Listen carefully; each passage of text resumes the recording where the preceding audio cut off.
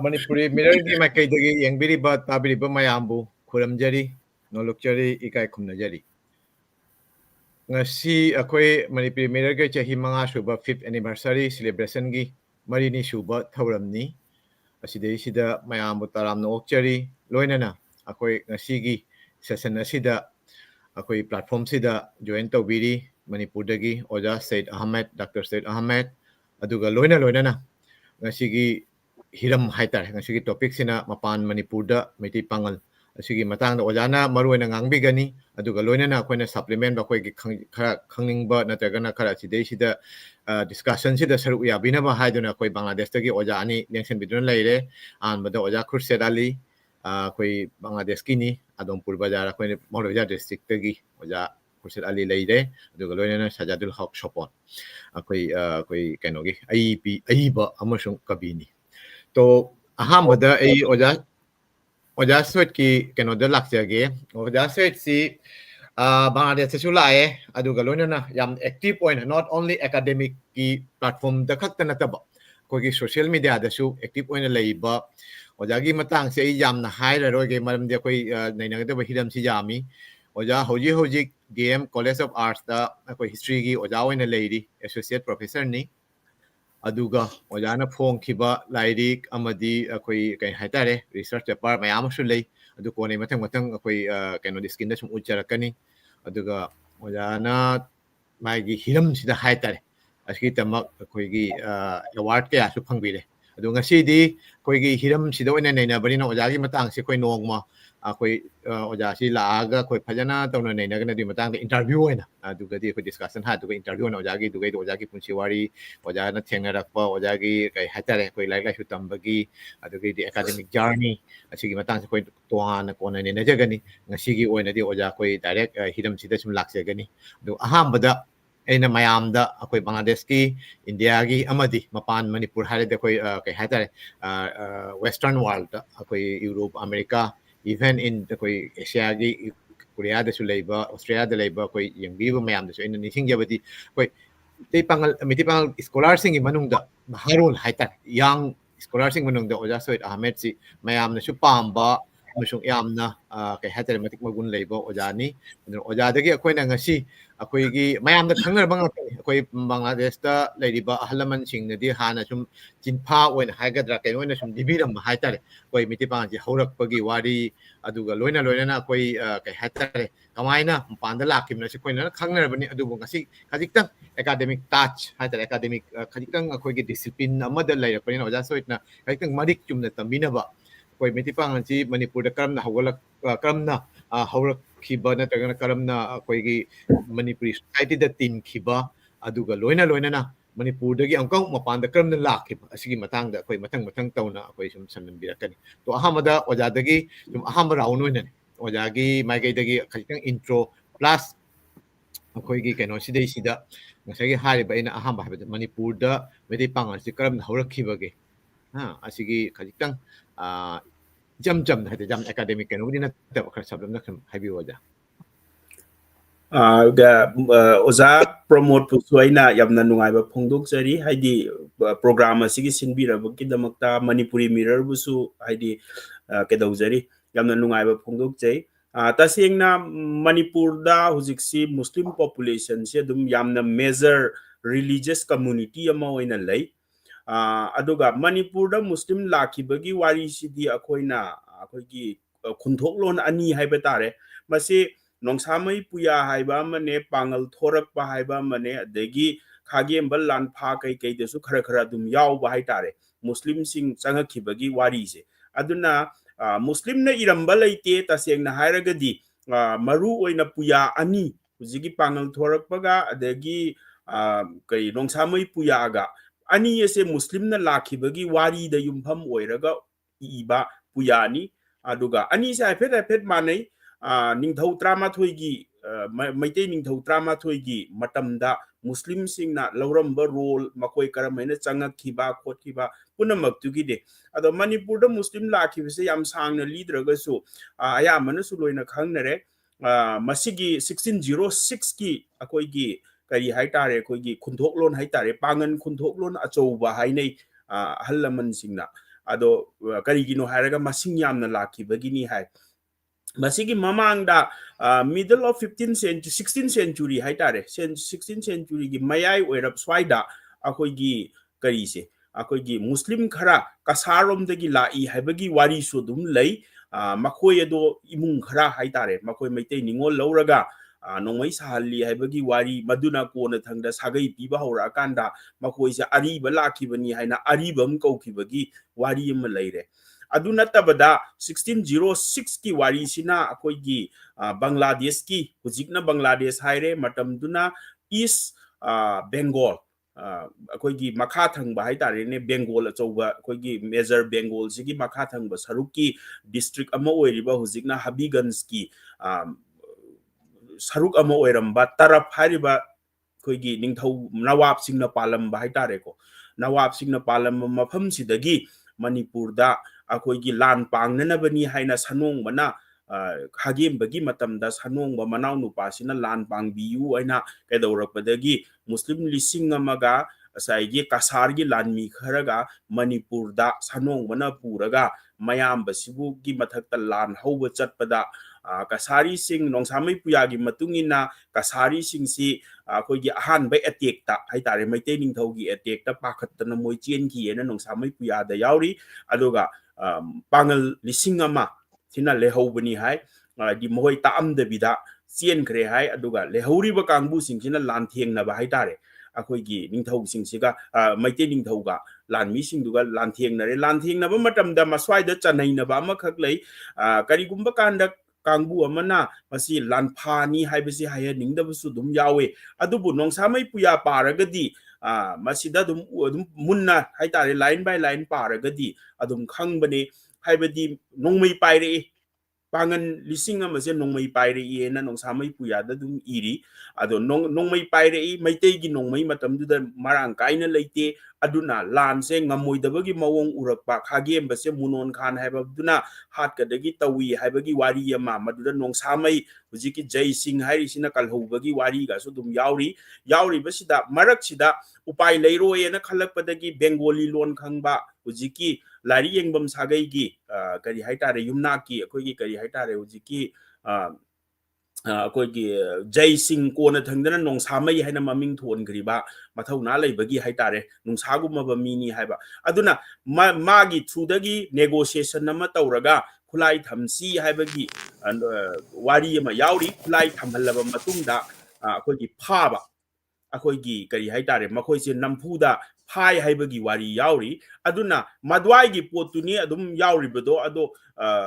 kangbu kharana haitare ko scholar kharana masi lanpha nate namthak tawraga phabani haibusu dum yawi adubu madupuna maktudi akoina isana nongsamai puya dum parakanda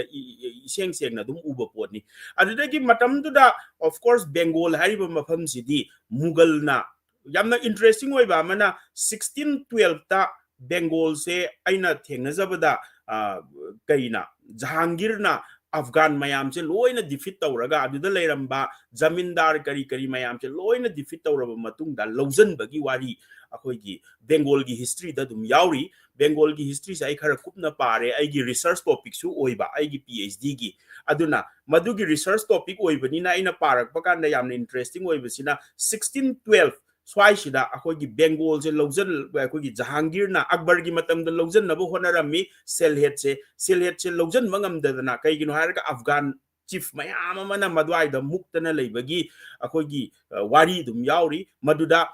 ultimately akoigi aroi bada Jahangir gi general ama Islam Khan aina akoigi Islam Khan sina nampuda magi haising badu ulaga lawjan ki bagi wari yauri aduna matamduda akoigi Mughal sing akoi Manipur da changaki bagi wari su dum Mughal haiba pot se dum yauri nongsamai puya da su dum Mughal mayum maina leirami ga hai adagi ningthau macha khara su changaki haibagi wari su dum lei ado madu supplement taunana ba aikoina nongsamai da palliba Mughal sangha aise akoigi Muslim gi office sibu Mughal sang naina akoigi palli chaitharul kumbaba da su Mughal sang naina Mangal sang haise aduna kitang advance oina makoina skill mayam ama puraga lakpanina samna re chapu sabagi oiro chapu sabase akoigi lamdam sida Manipur dana hana leiramba se chapu se koi kaini akoigi porters wheel sizinadabida chapu sarame chaina ubak machet amana yeiraga sabani ado nongsamai puyada yauribasina Bengal gi chapu khusaduni adagi che sabagi wari yauri Manipurda khagem bagi matamda Chinese na che saba tambi hai adu eragasu Bengal dagi che saba hai na che sabam mai na saga yama lairibase mase Bengal gi tradition oiram doini koi che saba gi tradition se khena doini somda saba ga China rom da saba ga khena ram gani aduna sugum bagi skill mayam ama adagi sasan loi bagi adagi pauling thok bagi wari ama mayam ama skill mayam ama Bengal lom dagi sangak pasing sina pairak pa skill du uraga akoi gi adagi thajabi amasu leirame haibadi moje mugal gi lamdagi laibani yamna chawkhatpa kangbu ni haibagi kok amasu matamdu dadi kaigino hairaga even Hindu bhawa India gi history da mugal gi mitau tamnarami ni Persian loan tamamini till 19th century bhawa da koi madrasa da even akoi Raja Ram Mohan Roy madrasa da koi gi tamami adagi mana iba lari Persian da irami ma si singina ta khudi sai mugal gi culture do loini imitate tawbani aduna Manipur da su mugal gara changa khibagi wari yauri 1615 da sai tharul kumbaba da yaubani 1615 da akoi kasar se mugal na lawjal matung da Manipur gi khagem ba si kauthu aga makoi na phana na ba tawbagi wari masi khagem ba langjai da yaubugum tawbani chena kullom gi hariba pot phunam sina takpadi sai gi mugal singse khagem ban lehenning bagi haibadi skill paiba kangbu ni adagi Manipur gi policy da so koin uba matamda khagem base kai nation builder ni gaina khogi oza gangumai kamai koin so hai kai gino hairaga ma se yamna haising bai batare ado magi social policy yam thagat le hujikan di yamna tamnare adagi magi matamda theory of kingship ka se khogi ningthau se ningthau amagi saktam je kamai no oigani ga haiba adagi industry mayam ma hang ba samna haida khoina teli dhau yon baga inaga magi matam daga hangami ba adagi mayang hisa sanga inaga hangi ba ad industry mayam ma hangi ade pangan phundrei ga ina pangan phundrei khet pa kangbu ga ina adagi chapu sa bagi phu sa ba ga ina hari ba skill tongan ba pai ba singse sai khagem bana utilize to ba hai tare makoi se harness tawraga makoi gi kanabu du lawna na bagi ado akoi khakta nate muslim khakta nate mana changjafam pirammi buse tongan ba Chinese leram bagi magi matam da Chinese settle tawhan ki bagi wari lei san sing changa ki bagi wari sudum lei bamon sing already kyam bagi matam dagi changa kre aduna matam dugi policy do akoi gi kari ne aina sum thengna zabada yamna interesting wari sina lalup sina yamna akoi backbone na moi ba hai tare Manipur gi economy plus military gi aduna mi yami matik akoi gi lamdi yam leire matam duda lalup ama yawbada kari akoi gi lawpari ani ra kaino pibugum tawbane gangumai gi laik taga yawi do adi lamsi am chauna piramme ba mi yam da ba aduga lamhang na yamna leiba nina Mapan dagi lakwa mi se lehelaga revenue su ka ba law bu adi westland mayam singche law bagi potama ani su bana Burmese na yam toina landarak pa na traga west rom dagi Bengal rom dagi tara iba landarak pa singse ngak na ba lalup se linghan ba darka lei haiba potse mase arke jhaljit ki light su tum yaw bani haiba di outsider singse masi lehalaga population hengat han ba aduga aikoi gi economy phagat han ba military strengthen tawba haiba policy ama adum aikoi na uba phangani madudi aduga hujiki midyeng de yengaga budi Mapan mayam pusalamme haibagi potuna totally different argument amo oire akoi na matam dugi situation du de yengba tabani kaigino hairaga garib niwas na pan ba swai daga di Burmese ka lan tawna ba se angak ba phangna tawna khre aduna lalup se yamna lingdradi adabani na yam pikraba akoi gi tampaki lamachet amada lalup amana Burmese ki lan achu mayam ama lan dara ising do thengnara ini adu ngamakta badagi saigi 1819 to 1820 26 phaugi saigi chahi tare khuntak pagi potu su la ini dana aduna aigi wakhandadi saigi akoina ngasi gi midyeng dagi sum yengaga akoina history se nainara ko matamda matam du da kai do bagi mahoi changa ino laihallina kari gino amana kari no haibagi pot amarom da sum chat ki budu maina su tawe ko gi argument singse ado matam du gi politics socio economic political situation da yengaga akoina history se nainaraga di hena mayek sengadra khalle aduna muslim sing changa aga 1606 ki matung da su akogi family masa changak pagi wari lei punamak tunani akogi muslim community ama Manipurda haitare ko changai ba adugi marakta akhoi gi Meitei dagi onjal lakhiba Muslim khara su dum yawe haiba pulap sina saba Muslim community ni haitare akhoi na Meitei Pangal hairaga Manipurda khara na Pangal su hai khara na Meitei Pangal su hai do Manipuri Muslim hai su hai na ba yawe sigi community se sumaina form tawrak pani aduga society economy de yengaga na saigi laiminaru rabani maru ani amna ngai bese nupi purak bagi case ani ra kaino khokne nongsamai puya da yauri se adagi haitare Bengal dagi nupi lakhi bese atai di loina ma Meitei ningol lobani na du imung amada Meitei ningol duna yum pura abanina Meitei gi influence am chauna lerak bai bese masana ta bani saigi cha doriba thakka doriba set ka doriba punamak se saigi nupi duna tawrak panina Meitei ningol gi macha masu oibanina ai khoida saigi chauna Meitei gi culture ama chauna ubdo akoina hujikpudi hoi islamization lakpa revivalist movement lakpa dagi budi sengbu ini adu tawrini si yadi haibagi pot lae matam amadadi ai wakhandadi asaigi Meitei ningol singduna imung purambanina makhoi gi londu lole Bengali kaukre aduga phije chakcha da bu oiro yumlei kairei da bu oiro punamak se saigi Meitei gi culture ama yam chauna mami tarammi haibadune aina swaida sum si kadang hana thamjaki ge yam nungaijare oja akoigi tentakna akoigi kai haitare akoigi khangning ba natragna mayamna yamna khawrangna ngai basini ojagi wahai singi tanaba ngasai so aina hajaki baduni Bangladesh ta leiriba akoigi Pangal isinau Meitei Pangal isinau singsi masing su yamde Bangladesh ta chi matang oja kurse ko haigani to makoigi manungda shu ngasai mioi bagi haunabini ojadi history gi oja su oibini khangwani akoigi isagi roots ꯑꯩꯒꯤ ꯍꯧꯔꯛꯐꯝꯁꯤ ꯀꯗꯥꯏꯗꯒꯤꯅꯣ ꯑꯩꯁꯤ ꯀꯅꯥꯅꯣ ꯍꯥꯏꯕꯒꯤ ꯑꯩꯈꯣꯏ ꯏꯃꯥ ꯏꯄꯥ ꯅꯨꯡꯁꯤꯕꯗꯧꯅ ꯏꯁꯥꯒꯤ ꯂꯝ ꯑꯩꯈꯣꯏ ꯕꯪꯒ꯭ꯂꯥꯗꯦꯁꯇ ꯄꯣꯛꯄꯅꯤ ꯕꯪꯒ꯭ꯂꯥꯗꯦꯁ ꯅꯨꯡꯁꯤꯖꯕ ꯑꯗꯨꯒ ꯂꯣꯏꯅ ꯃꯅꯤꯄꯨꯔꯤ ꯏꯃꯨꯡꯗ ꯄꯣꯛꯄꯅꯤꯕ ꯑꯩꯈꯣꯏ ꯃꯩꯇꯩ ꯏꯃꯨꯡꯗ ꯄꯣꯛꯂꯒ ꯃꯩꯇꯩꯒꯤ ꯖꯥꯇꯤꯒꯤ ꯍꯧꯔꯛꯐꯝ ꯑꯣꯏꯕ ꯃꯅꯤꯄꯨꯔꯕꯨꯁꯨ ꯅꯨꯡꯁꯤꯖꯕ ꯅꯠꯇ꯭ꯔꯣ ꯑꯁꯨꯃꯥꯏꯅ ꯑꯩꯈꯣꯏꯒꯤꯗꯨ ꯂꯥꯏꯔꯔꯝꯕ ꯌꯥꯏ ꯑꯩꯒꯤ ꯏꯃꯥꯗꯨ ꯑꯩꯒꯤ ꯍꯧꯔꯛꯐꯝꯗꯨ ꯑꯗꯨ ꯑꯣꯏꯔꯁꯨ ꯅꯨꯡꯁꯤꯕꯒꯤ ꯀꯩꯅꯣꯁꯤꯗ ꯁꯨꯝ ꯂꯩꯗꯣꯏꯅꯤ ꯑꯗꯨꯒꯨꯝꯅ ꯑꯩꯅ ꯄꯣꯛꯂꯛꯄ ꯅꯠꯇ꯭ꯔꯒ ꯑꯩꯅ ꯆꯪꯉꯛꯄ ꯑꯩꯒꯤ ꯀꯩꯅꯣ ꯍꯧꯔꯛꯄ ꯏꯃꯨꯡꯗꯨꯒꯤ ꯃꯥꯒꯤ ꯍꯧꯔꯛꯐꯝ ꯋꯥꯔꯤꯁꯨ ꯑꯩꯈꯣꯏ ꯂꯣꯏꯅ ꯈꯪꯅꯤꯡꯉꯤ ꯑꯗꯨꯒꯤꯗꯃꯛꯇꯅ ꯑꯣꯖꯥꯕꯨ ꯑꯩꯈꯣꯏꯅ ꯀꯣꯏꯁꯟꯖꯔꯛꯄꯁꯤ ꯌꯥꯝꯅ ꯊꯥꯒꯠꯆꯔꯤ ꯕꯪꯒ꯭ꯂꯥꯗꯦꯁꯀꯤ ꯃꯌꯥꯝꯒꯤ ꯃꯥꯏꯀꯩꯗꯒꯤꯁꯨ ꯃꯅꯤꯄꯨꯔꯤ ꯃꯤꯔꯔ ꯃꯌꯥꯝꯒꯤ ꯃꯥꯏꯀꯩꯗꯒꯤꯁꯨ ꯑꯣꯖꯥꯕꯨ ꯑꯃꯨꯛꯀꯁꯨ ꯏꯀꯥꯏ ꯈꯨꯝꯅꯖꯔꯤ ꯃꯇꯥꯡꯁꯤꯗ ꯑꯩꯈꯣꯏ ꯁꯖꯥꯠ ꯑꯣꯖꯥ ꯁꯖꯥꯠꯇ ꯂꯥꯛꯆꯒꯦ ꯁꯖꯥꯠꯁꯤ ꯈꯔꯛꯇꯪ ꯀꯔꯤꯒꯨꯝꯕ ꯑꯣꯖꯥ ꯁꯖꯥꯠꯀꯤ ꯀꯩꯅꯣꯗꯣ ꯑꯣꯀꯦ ꯚꯤꯗꯤꯑꯣ ꯑꯁꯤ ꯌꯥꯗ꯭ꯔꯒꯗꯤ ꯌꯥꯈꯤꯗ꯭ꯔꯦ ꯌꯥꯔꯒꯗꯤ ꯚꯤꯗꯤꯑꯣ ꯍꯥꯞꯄꯤꯌꯣ ꯑꯗꯨꯒ ꯃꯔꯛꯁꯤꯒ ꯑꯣꯖꯥꯒꯤꯁꯤ ꯊꯦꯝꯃꯦ ꯑꯣꯖꯥ ꯈꯨꯔꯁꯦꯠꯇ ꯑꯣꯏꯅ ꯂꯥꯛꯑꯁꯤ ꯑꯣꯖꯥ ꯈꯨꯔꯁꯦꯠ ꯑꯩꯈꯣꯏꯒꯤ ꯑꯣꯖꯥ ꯁꯣꯏꯠꯅꯁꯨ ꯈꯔ ꯇꯥꯛꯄꯤꯔꯦꯀꯣ ꯑꯗꯨꯒ ꯑꯣꯖꯥ ꯁꯣꯏꯠꯅ ꯇꯥꯛꯄꯤꯕꯁꯤꯒ ꯑꯣꯖꯥꯅ ꯍꯥꯟꯅ ꯑꯣꯖꯥ ꯈꯨꯔꯁꯦꯠ ꯍꯥꯟꯅ ꯈꯪꯉꯝꯕꯗꯨꯒ ꯑꯣꯖꯥꯒꯤꯁꯤꯅ ꯍꯥꯏꯔꯤꯁꯤꯒ ꯁꯨꯝ ꯑꯃꯠꯇ ꯑꯣꯏꯅ ꯎꯕ꯭ꯔꯥ ꯑꯗꯩ ꯕꯪꯒ꯭ꯂꯥꯗꯦꯁꯇꯅ ꯃꯩꯇꯩ ꯄꯥꯡꯒꯤ ꯃꯁꯤꯡꯁꯤꯅ ꯀꯔꯝ ꯇꯧꯕ ꯑꯁꯤꯒꯤ ꯃꯇꯥꯡꯁꯨ ꯖꯁ ꯋꯤꯊꯤꯟ 5 minutes ꯑꯣꯖꯥ ꯈꯨꯔꯁꯦꯠꯁꯤꯅ ꯑꯩꯈꯣꯏ ꯕꯪꯒ꯭ꯂꯥꯗꯦꯁꯀꯤ ꯑꯩꯈꯣꯏ ꯚꯥꯅꯨꯋꯥꯁꯇ ꯂꯩꯕꯅꯤ ꯚꯥꯅꯨꯋꯥꯁꯇꯒꯤ ꯌꯥꯎꯔꯛꯄꯅꯤ ꯁꯔꯨꯛ ꯌꯥꯕꯅꯤ ꯑꯣꯖꯥꯁꯤ ꯍꯥꯏ ꯁ꯭ꯀꯨꯜ ꯑꯃꯒꯤ ꯍꯦꯗ ꯇꯤꯆꯔ ꯍꯦꯗ ꯃꯥꯁꯇꯔꯅꯤ ꯍꯥꯏ ꯁ꯭ꯀꯨꯜ ꯑꯃ ꯄꯨꯕ ꯑꯗꯨꯒ ꯑꯉꯥꯡ ꯑꯣꯏꯔꯤꯉꯩꯗꯒꯤ ꯑꯩꯈꯣꯏ ꯁꯨꯝ ꯇꯤꯟꯅꯩꯒꯤꯗꯤ ꯁꯤꯅꯤꯌꯔꯁꯤꯡ ꯍꯥꯏꯇꯥꯔꯦ ꯁꯨꯝ ꯑꯩꯈꯣꯏ ꯃꯩꯇꯩꯂꯣꯟꯁꯤ ꯐꯖꯅ ꯉꯥꯡꯕ ꯑꯗꯨꯒ ꯂꯣꯏꯅꯅ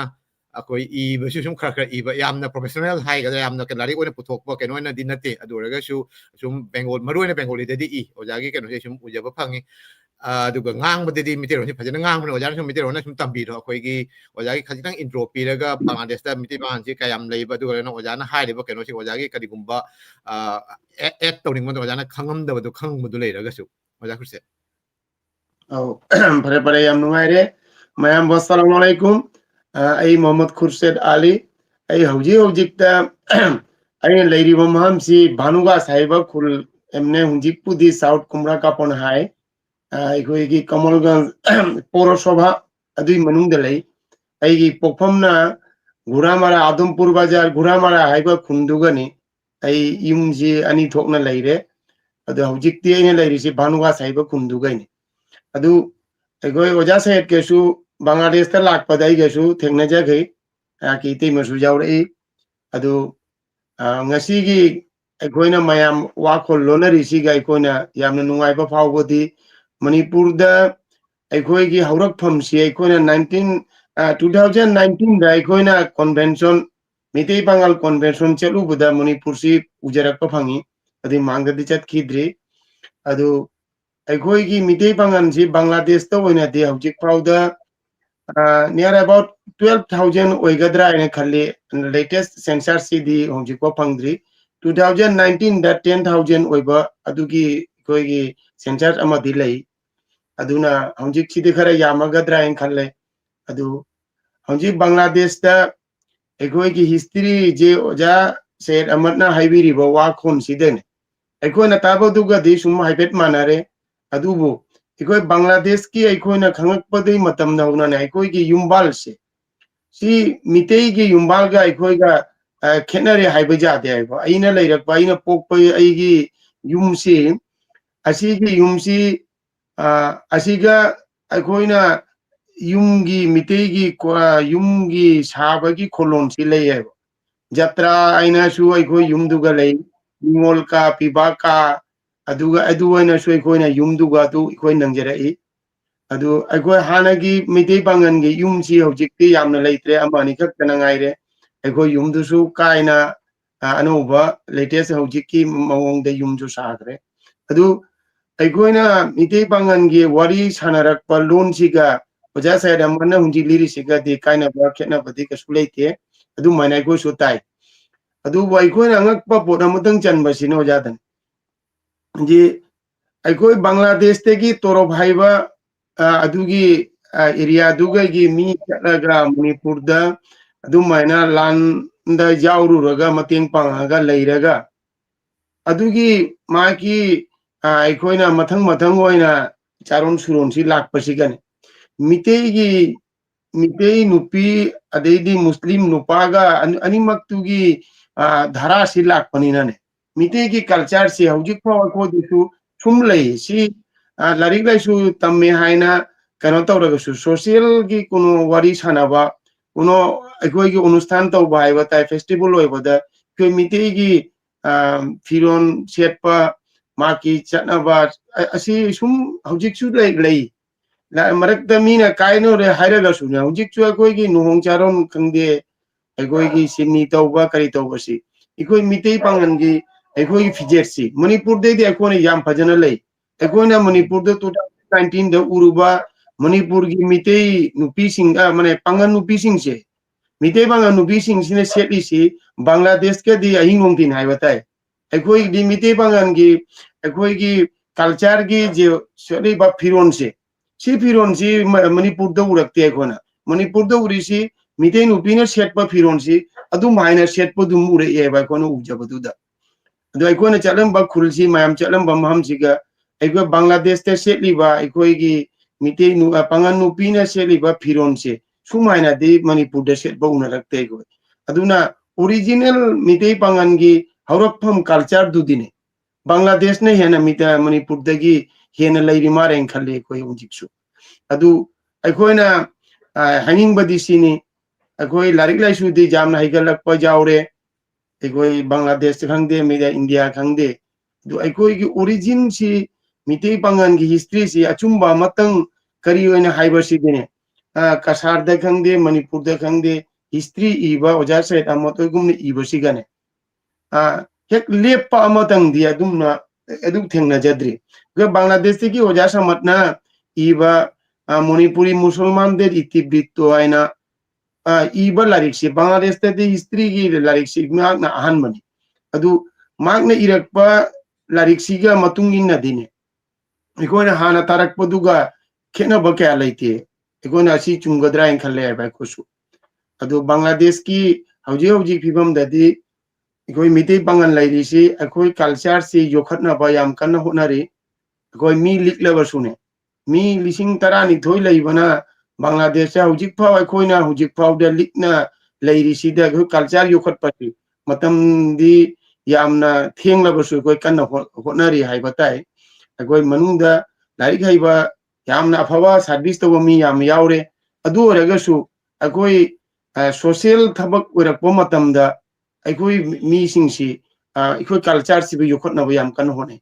nupa singsu na hujik budi yam modern lifestyle oiraga sune mayam tara tinna bade de gi chana bi firon si chena basi masi yamna kauna de honare hujik su mitei pangan nupi na di yamna hele pangan nupi ki culture si ꯃꯈꯣꯏꯒꯤ ꯐꯤꯔꯣꯟꯁꯤ ꯐꯤꯔꯣꯜ ꯁꯦꯠꯅꯔꯤꯁꯦ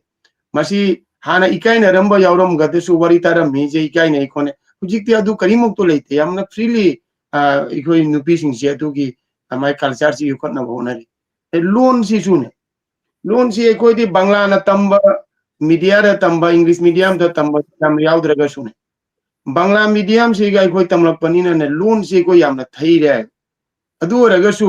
ꯍꯧꯖꯤꯛ ꯑꯩꯈꯣꯏꯒꯤ ꯕꯪꯒ꯭ꯂꯥꯗꯦꯁꯇ ꯀꯨꯅꯣ ꯙꯔনের ꯑꯣꯔꯒꯅꯥꯏꯖꯦꯁꯟꯅ ꯀꯨꯅꯣ ꯐꯪꯁꯟ ꯑꯃ ꯇꯧꯕ ꯇꯥꯔꯗꯤ ꯍꯩꯕ ꯍꯩꯇꯕ ꯑꯩꯈꯣꯏ ꯃꯁꯤ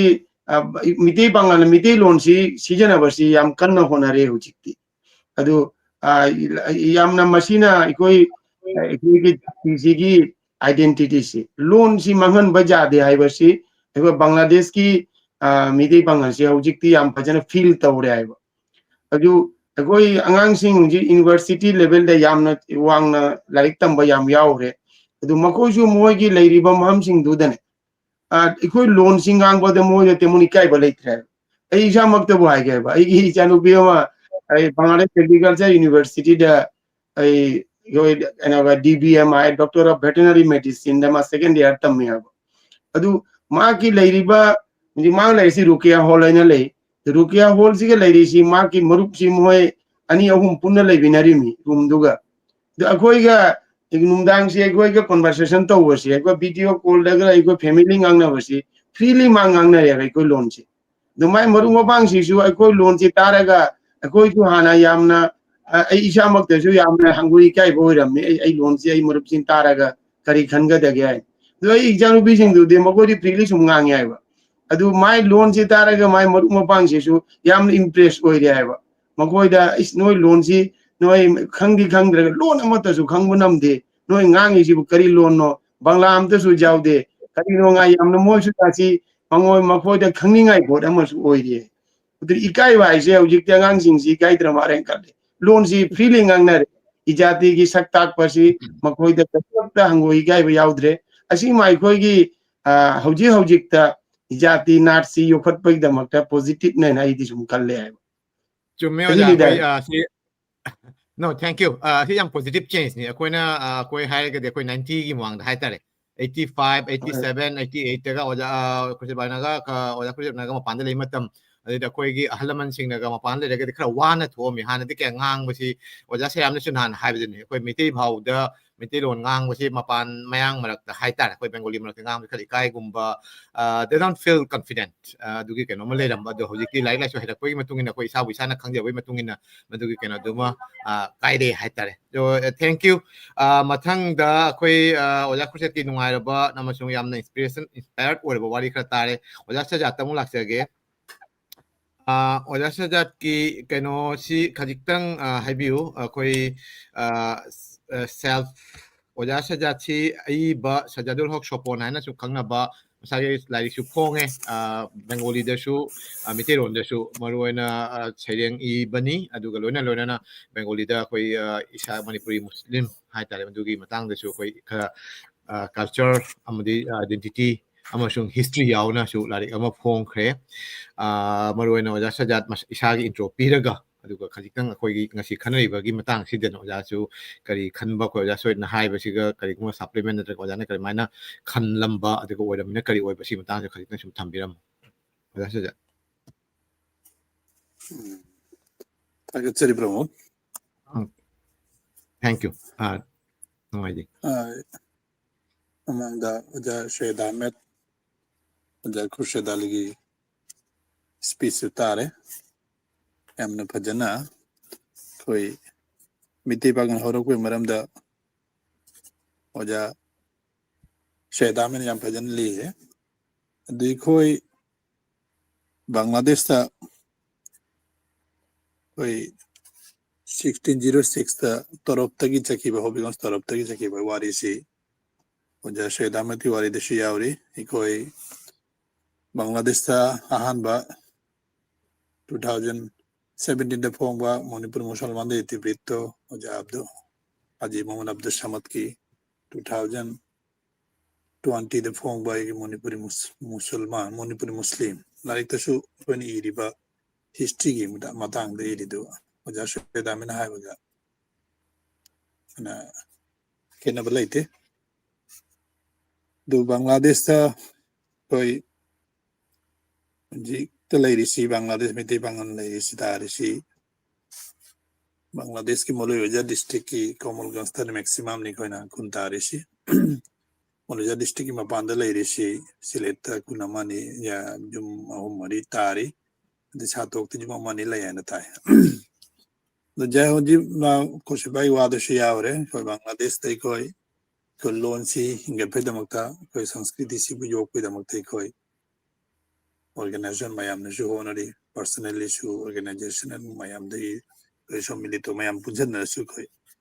Ikogi, Lonsi Buhing Nabana, Ikoi Honaje, Ado I am just coming to Monikoi, Saitogi Matanga, Bangal Saito Function and Sukoi organization of a linge, the issue of Babutiki Pampu Biri. Secretary Pampurishina Kabi Roshan Rabashi Saitogi Matanga Sanskriti Matang the Sugarok Lady Psidik getting a joke Chaukanabina eco organization Lingbani do next see monthly December monthly to 25 December they koi program of Pagtogana show the Shun Tauri Saito Sangsuki the Bangladesh the Lady Bagumiti Banganji missing the issue you could shed by Wadushi 2019 there census am tawi do 11,000 omni population of the matung the recognized census taudri lising money hela money matanga do ji matumam da ikoi na pi inga da rahan sing miti bangana na porichabe mibu mingonda sakbai porichabe the identity pibu piningam de ikai na rami Mite bang aja haining am dewa masum Bangla na Bengali Mapan thoge sum Bengali Bangla ko Muslim na ne sum koi porichoy pina rami hunjik ti adu ki kaino du laidre hunjik ti koi nije de gi ai bite bang ne haina porichoy pi adu mi na su yamna kaino na lawi hana iduna mi no na baba ga no laidre hunjik ti na wana lari lai su de chaklam na saito lai khale ki de su koi lari su ma phong amina mi na su hana sakmai khangna da sonjiti koi mite panganana laibashi Bangladesh to maximum koi lari lashu iba research to bishing the dikangya adunji koi mite bangdashu lairiban haron sulona like haliki taurisi Bengali the maximum idashu mite londushi ibagi hona bashi honore adagi Manipuri Bhasha School lay, Bhara Bhasha School, may the sugar Mite Pangal students to me, loan, Mite Mayek Tabedamata, and the Manipuri Bhasha Gobesana Institute na, the Mite Mayaki, Bhasha Utshavana, program Pantoi, the Su Bhashagi, Mite Mayak, Mite Loni Matang, the Su exam Amlawi, Adu the Su, the Mite Pangal student majority of Shorantawi. Participate tawi adu chuga ita adu koi loan gi chawkhat pe damak ta do amna achauba mateng amne ane khanje adu unjikta koi Bangladesh ta leire mite bangansi missing the liga shu lari la shu ta chawkhat labina samaj sanskriti shu chawkhat pagi uddugama lauramina mayam da shu unjik mite bangansi mayam na shu khangare hana missing liga shu lari la shu ta chawkhat labina bhalo bala ikagi bam position da laiba job toba yang position da laiba mi mayam thoe adu shu samaj ki damak ta shu highlights of hele aduni thank you No, just amatanga palambiu. Akoi hujiki pangal sahitya sangsad pong kano to base. Asagi Manipuri Muslim singi manungda ai bigi masing si liam bana hanadi thodokpa organizing haita loop oina. Kay haita akoi gi institution natragana jamna kano oina mapung phaba organization chumna gi akoi education gi cultural gi natragana social change gi kari gi asum organization ti mayam lei su lei ho su tung thola ken adu asigi khoi gi site gi loop oina Manipur da su lei ate aba ming di site mai miti pangan pandana to pa ming da miti pangan sing gi to oiba natrang Assam da su sum lei ꯑꯗꯨꯒ ꯕꯪꯒ꯭ꯂꯥꯗꯦꯁꯀꯤ ꯑꯣꯏꯅ ꯑꯣꯖꯥ ꯁꯦꯖꯥꯠ ꯑꯣꯏꯅ ꯍꯟꯗꯛ ꯄꯨꯊꯣꯛꯄ 2025ꯇꯅꯤꯀꯣ ꯍꯧꯖꯤꯛꯀꯤ ꯃꯥꯅꯤ ꯃꯥꯅꯤ ꯄꯥꯡꯒꯜ ꯁꯥꯏꯠ ꯇꯣ ꯑꯁꯨꯝꯅ ꯅꯤꯡꯁꯤꯡꯉꯛꯄꯒꯤ ꯃꯔꯝꯁꯦ ꯀꯔꯝꯅ ꯍꯥꯟꯅꯅ ꯀꯔꯤꯒꯤ ꯂꯩꯔꯝꯗ꯭ꯔꯤꯕꯅꯣ ꯍꯧꯖꯤꯛꯅ ꯀꯃꯥꯏꯅ ꯑꯩꯈꯣꯏꯒꯤ ꯏꯁꯥꯒꯤ ꯑꯣꯏꯕ ꯂꯨꯞ ꯑꯃ ꯁꯥꯍꯤꯇ꯭ꯌꯒꯤꯇ ꯑꯣꯏꯕ ꯂꯨꯞ ꯑꯃ ꯐꯣꯡꯗꯣꯔꯛꯄꯁꯦ ꯑꯁꯤꯒꯤ ꯃꯌꯣꯟ ꯇꯝꯃꯛꯄꯁꯦ ꯀꯔꯤꯒꯤꯗꯃꯛꯇꯅ ꯀꯃꯥꯏꯅ ꯑꯣꯏꯔꯛꯈꯤꯕꯅ ꯁꯝꯂꯞꯅ ꯖꯁ 2-3 minutes ꯑꯗꯨ ꯀꯣꯟꯅ ꯑꯩꯈꯣꯏ ꯅꯣꯡꯃꯕꯨꯗꯤ ꯋꯥꯔꯤ ꯁꯥꯟꯅꯁꯦ ꯑꯩꯅ ꯁꯨꯝ ꯈꯪꯅꯤꯡꯕ ꯍꯥꯏꯇꯥꯔꯦ ꯃꯌꯥꯝꯅꯁꯨ ꯈꯪꯅꯤꯡꯕ ꯑꯩꯈꯣꯏꯒꯤ ꯁꯃꯥꯖ ꯑꯩꯈꯣꯏꯒꯤ community develop ꯀꯤꯗꯃꯛꯇꯗꯤ organization ꯃꯌꯥꯝ ꯑꯃ ꯂꯩ education ꯃꯇꯥꯡꯗ Bangladesh Manipuri Institution Trust Manipuri Muslim Teachers Forum Chhatra Kalyan Porishad ꯑꯗꯨ education ꯃꯇꯥꯡꯗ ꯊꯕꯛ ꯁꯨꯔꯤ ꯑꯗ community develop ꯀꯤꯗꯃꯛꯇ ꯁꯃꯥꯖ ꯀल्याण ꯄꯣꯔꯤꯁꯣꯗ ꯂꯩ Bangladesh Manipuri Muslim Development Organization ꯂꯩ ꯀꯤꯗꯨ ꯁꯨꯗꯨ ꯁꯥꯍꯤꯇ꯭ꯌꯒꯤꯗꯃꯛꯇ ꯑꯂꯥꯗ organization ꯑꯃ ꯂꯤꯡꯈꯠꯂꯗꯤ ꯑꯩꯈꯣꯏꯒꯤ ꯂꯥꯏꯔꯤꯛ ꯂꯥꯏꯁꯨꯗ ꯂꯩꯈꯥ ꯂꯩꯈꯤ ꯇꯧꯕꯁꯤ ꯑꯩꯈꯣꯏ ꯑꯗꯨꯒꯤ ꯆꯣꯔꯆꯥ ꯄ꯭ꯔꯦꯛꯇꯤꯁꯇꯨ ꯑꯩꯈꯣꯏ ꯑꯔꯣ ꯍꯥꯏꯅ ꯕꯥꯔꯤ ꯌꯥꯀꯗꯥꯏꯕ ꯑꯗꯨꯒꯤ ꯋꯥꯈꯟꯗꯅꯤ ꯑꯩꯈꯣꯏꯅ ꯑꯩꯈꯣꯏ ꯑꯣꯔꯒꯅꯥꯏꯖꯦꯁꯟꯁꯤ ꯂꯤꯡꯕꯅꯤ ꯑꯦꯝꯅꯦ ꯂꯥꯏꯔꯤꯛ ꯑꯣꯏꯅ ꯐꯣꯡꯕꯗꯤ ꯕꯪꯒ꯭ꯂꯥꯗꯦꯁꯇ ꯍꯧꯖꯤꯛꯁꯨ ꯃꯤ ꯑꯍꯨꯝꯒꯤ ꯂꯥꯏꯔꯤꯛꯇꯅꯤ ꯐꯣꯡꯉꯤꯁꯤ ꯍꯥꯖꯤ ꯃꯣꯍꯝꯃꯗ ꯑꯕꯗꯨꯜ ꯁꯃꯗ ꯑꯩ ꯏꯁꯥꯃꯛ ꯁज्ꯖꯥꯗꯨꯜ ꯁꯣꯄꯣꯟ ꯀꯣꯕꯤ ꯔꯣꯁꯟ ꯅꯥꯕꯥꯁꯤꯒꯤ ꯂꯥꯏꯔꯤꯛ ꯐꯣꯡꯉꯤ ꯑꯇꯩꯁꯨ ꯃꯌꯥꯝ ꯏꯕ ꯂꯩ ꯀꯤꯟꯇꯨ ꯂꯥꯏꯔꯤꯛ ꯑꯣꯏꯅ ꯐꯣꯡꯗ꯭ꯔꯤ ꯑꯍꯟꯁꯤꯡꯗꯁꯨ ꯑꯩꯈꯣꯏ ꯑꯕꯗꯨꯜ ꯃꯣꯖꯤꯗ ꯆꯧꯙꯨꯔꯤ ꯑꯕꯗꯨꯜ ꯃꯣꯖꯤꯗ ꯂꯩꯈꯤꯗ꯭ꯔꯦ ꯑꯩꯈꯣꯏꯒꯤ ꯈꯨꯔꯁꯤꯠ ꯕꯥꯏꯁꯨ ꯏ ꯁꯝꯁꯟ ꯅꯍꯥꯔ ꯃꯤꯇꯥ ꯍꯨꯃꯥꯌꯨꯟ ꯔꯖꯥ ꯁꯨꯍꯦꯜ ꯅꯍꯥꯔꯣꯟꯗꯁꯨ ꯃꯌꯥꯝ ꯏꯕ ꯊꯣꯔꯛꯑꯦ ꯀꯤꯟꯇꯨ ꯂꯥꯏꯔꯤꯛ ꯑꯣꯏꯅ ꯐꯣꯡꯕꯒꯤ ꯀꯩꯅꯣꯗꯨ ꯂꯥꯛꯇ꯭ꯔꯤ ꯑꯗꯨ ꯑꯩꯈꯣꯏ ꯁꯥꯍꯤꯇ꯭য ꯄꯣꯔꯤꯁꯟ ꯑꯃ ꯂꯤꯡꯈꯠꯂꯗꯤ ꯂꯥꯏꯔꯤꯛ ꯂꯥꯏꯁꯨ ꯐꯣꯡꯕꯒꯤ ꯃꯇꯥꯡꯗ ꯃꯦꯒꯥꯖꯤꯟ ꯐꯣꯡꯕꯒꯤ ꯃꯇꯥꯡꯗꯁꯨ ꯑꯔꯣ inspiration ꯑꯣꯏꯅꯤ ꯑꯔꯣ ꯃꯌꯥꯝꯁꯨ ꯂꯥꯏꯔꯤꯛ ꯐꯣꯡꯕꯒꯤ ꯋꯥꯈꯟꯗꯨ ꯂꯥꯛꯀꯅꯤ ꯂꯥꯛꯅꯕ ꯍꯥꯏꯅ ꯑꯩꯈꯣꯏ ꯑꯗꯨ ꯑꯔꯣ ꯆꯥꯎꯈꯠꯅꯕ ꯍꯥꯏꯅ ꯁꯥꯍꯤꯇ꯭ꯌꯒꯤ ꯃꯇꯥꯡꯗ ꯑꯩꯈꯣꯏ ꯁꯤ ꯁꯥꯍꯤꯇ꯭য ꯁꯪꯒঠনꯁꯤ ꯑꯣꯔꯒꯅꯥꯏꯖꯦꯁꯟꯁꯤ ꯂꯤꯡꯕꯅꯤ thank you Okay. Thank you. ꯁꯤꯒꯤ ꯃꯇꯥꯡꯗ ꯑꯩꯈꯣꯏ ꯅꯣꯡꯃ ꯑꯣꯖꯥ ꯁꯖꯥꯠꯀꯁꯨ ꯋꯥꯔꯤ ꯁꯥꯟꯅꯒꯅꯤ ꯑꯩꯈꯣꯏ ꯕꯪꯒ꯭ꯂꯥꯗꯦꯁꯇ ꯃꯅꯤꯄꯨꯔꯤ ꯑꯏꯕꯤꯁꯤꯡꯒꯤ ꯃꯇꯥꯡꯗ ꯃꯅꯤꯄꯨꯔꯤ ꯃꯨꯁꯂꯤꯝꯁꯤꯡꯒꯤ ꯇꯣ ꯍꯧꯖꯤꯛ ꯑꯃꯨꯛ ꯑꯣꯖꯥ ꯁꯣꯏꯠꯇ ꯂꯥꯛꯆꯔꯒꯦ ꯉꯁꯥꯏꯒꯤ ꯃꯊꯪ ꯑꯣꯖꯥ ꯁꯖꯥꯠꯅꯁꯨ ꯑꯃꯁꯨꯡ ꯑꯣꯖꯥ ꯈꯨꯔꯁꯦꯠꯅꯁꯨ ꯍꯥꯏꯈꯤꯕꯅꯤ ꯕꯪꯒ꯭ꯂꯥꯗꯦꯁꯇ ꯂꯩꯔꯤꯕ ꯑꯩꯈꯣꯏ ꯃꯩꯇꯩ ꯄꯥꯉꯜꯁꯤꯡꯒꯤ ꯐꯤꯕꯝ ꯑꯃꯁꯨꯡ ꯃꯁꯤꯒꯤ ꯑꯣꯜꯂꯛꯏꯕ ꯀꯩꯅꯣꯁꯦ ꯇꯣ ꯑꯁꯤꯒꯩꯁꯤꯒ ꯆꯪꯁꯤꯟꯗ꯭ꯔꯤꯉꯩꯗ ꯍꯥꯏꯇꯥꯔꯦ ꯑꯣꯖꯥꯅ ꯉꯁꯥꯏ ꯃꯅꯤꯄꯨꯔꯗ ꯃꯩꯇꯩ ꯄꯥꯉꯜ ꯍꯧꯗꯣꯔꯛꯄꯒꯤ ꯑꯃꯁꯨꯡ ꯃꯍꯥꯛꯀꯤ ꯄꯥꯉꯜꯁꯤꯡꯒꯤ ꯊꯧꯗꯥꯡ ꯍꯥꯏꯒꯗ꯭ꯔꯥ ꯔꯣꯜ ꯅꯆꯤꯡꯕ ꯑꯗꯩꯗꯤ ꯀꯜꯆꯔꯦꯜ ꯑꯥꯏꯗꯦꯟꯇꯤꯇꯤ ꯑꯗꯩꯗꯤ ꯂꯦꯡꯒ꯭ꯋꯦꯖꯀꯤ ꯃꯇꯥꯡꯁꯨ ꯄꯟꯕꯤꯔꯝꯃꯦ ꯊꯣꯏꯗꯣꯛꯅ ꯁꯤꯗ ꯉꯁꯤꯗꯤ ꯌꯥꯝꯅ ꯗꯤꯞꯂꯤ ꯌꯥꯝ ꯃꯅꯨꯡ ꯍꯛꯆꯤꯟꯅ ꯌꯥꯝꯅ ꯀꯩꯅꯣ ꯈꯨꯃꯥꯡ ꯆꯥꯎꯁꯟꯅꯗꯤ ꯋꯥꯔꯤ ꯁꯥꯟꯅꯕꯒꯤ ꯈꯨꯗꯣꯡꯆꯥꯕꯗꯨ ꯉꯝꯖꯔꯔꯣꯏ ꯇꯧꯕꯇꯕꯨ ꯃꯇꯨꯡꯗ ꯀꯔꯤꯒꯨꯝꯕ ꯍꯪꯅꯤꯡꯕ ꯂꯩꯔꯁꯨ ꯁꯨꯝ ꯍꯪꯕꯤꯔꯛ ꯑꯩꯈꯣꯏ ꯀꯣꯟꯅ ꯅꯣꯡꯃ ꯁꯤꯒꯤ ꯁꯦꯁꯟꯁꯤ ꯍꯥꯏꯇꯥꯔꯦ ꯁꯤꯒꯤ ꯏꯂꯥꯕꯣꯔꯦꯠ ꯇꯧꯕ ꯑꯣꯏꯅ ꯑꯩꯈꯣꯏ ꯃꯩꯇꯩ ꯄꯥꯉꯜꯒꯤ ꯃꯇꯥꯡꯗ ꯅꯣꯠ ꯑꯣꯟꯂꯤ ꯍꯤꯁꯇ꯭ꯔꯤ ꯀꯜꯆꯔ ꯑꯗꯩꯗꯤ ꯇ꯭ꯔꯦꯗꯤꯁꯟ ꯄꯨꯝꯅꯃꯛꯀꯤ ꯃꯇꯥꯡꯗ ꯑꯩꯈꯣꯏ ꯁꯤꯔꯤꯁ ꯑꯃ ꯑꯣꯏꯅ ꯄꯥꯡꯊꯣꯛꯆꯒꯦ ꯈꯜꯂꯤ ꯑꯣꯖꯥ ꯁꯩꯠꯀꯨꯝꯕ ꯑꯩꯈꯣꯏꯒꯤ ꯔꯤꯁꯣꯔꯁ ꯄꯥꯔꯁꯟ ꯀꯩ ꯍꯥꯏꯇꯥꯔꯦ ꯂꯥꯔꯅꯦꯠ ꯄꯥꯔꯁꯟ ꯃꯌꯥꯝꯁꯨ ꯑꯩꯈꯣꯏ ꯈꯧꯔꯥꯡ ꯉꯥꯏꯖꯔꯤ ꯃꯈꯣꯏ ꯋꯥꯁꯤꯡꯁꯨ ꯇꯥꯁꯤ ꯃꯊꯪ ꯑꯩꯈꯣꯏ ꯁꯨꯝ ꯅꯩꯅꯖꯔꯛꯀꯅꯤ ꯑꯗꯨ ꯉꯁꯤꯒꯤ ꯑꯣꯏꯅ ꯍꯧꯖꯤꯛꯇꯤ ꯑꯣꯖꯥ ꯁꯨꯝ ꯃꯄꯥꯟ ꯂꯝꯗ ꯃꯅꯤꯄꯨꯔꯒꯤ ꯃꯄꯥꯟ ꯂꯝꯗ ꯄꯥꯉꯜꯁꯤꯡꯁꯤꯅ ꯈꯨꯟꯗꯥꯔꯛꯄꯒꯤ ꯁꯨꯝ ꯁꯝꯂꯞꯄ ꯑꯩꯈꯣꯏ ꯋꯥꯔꯤꯗꯤ ꯁꯨꯝ ꯈꯪꯉꯤ ꯑꯩꯈꯣꯏ ꯆꯍꯤ ꯇꯔꯦꯠ ꯈꯨꯟꯗꯥꯔꯛꯄꯗ ꯑꯩꯈꯣꯏ ꯃꯩꯇꯩ ꯀꯩ ꯍꯥꯏꯇꯥꯔꯦ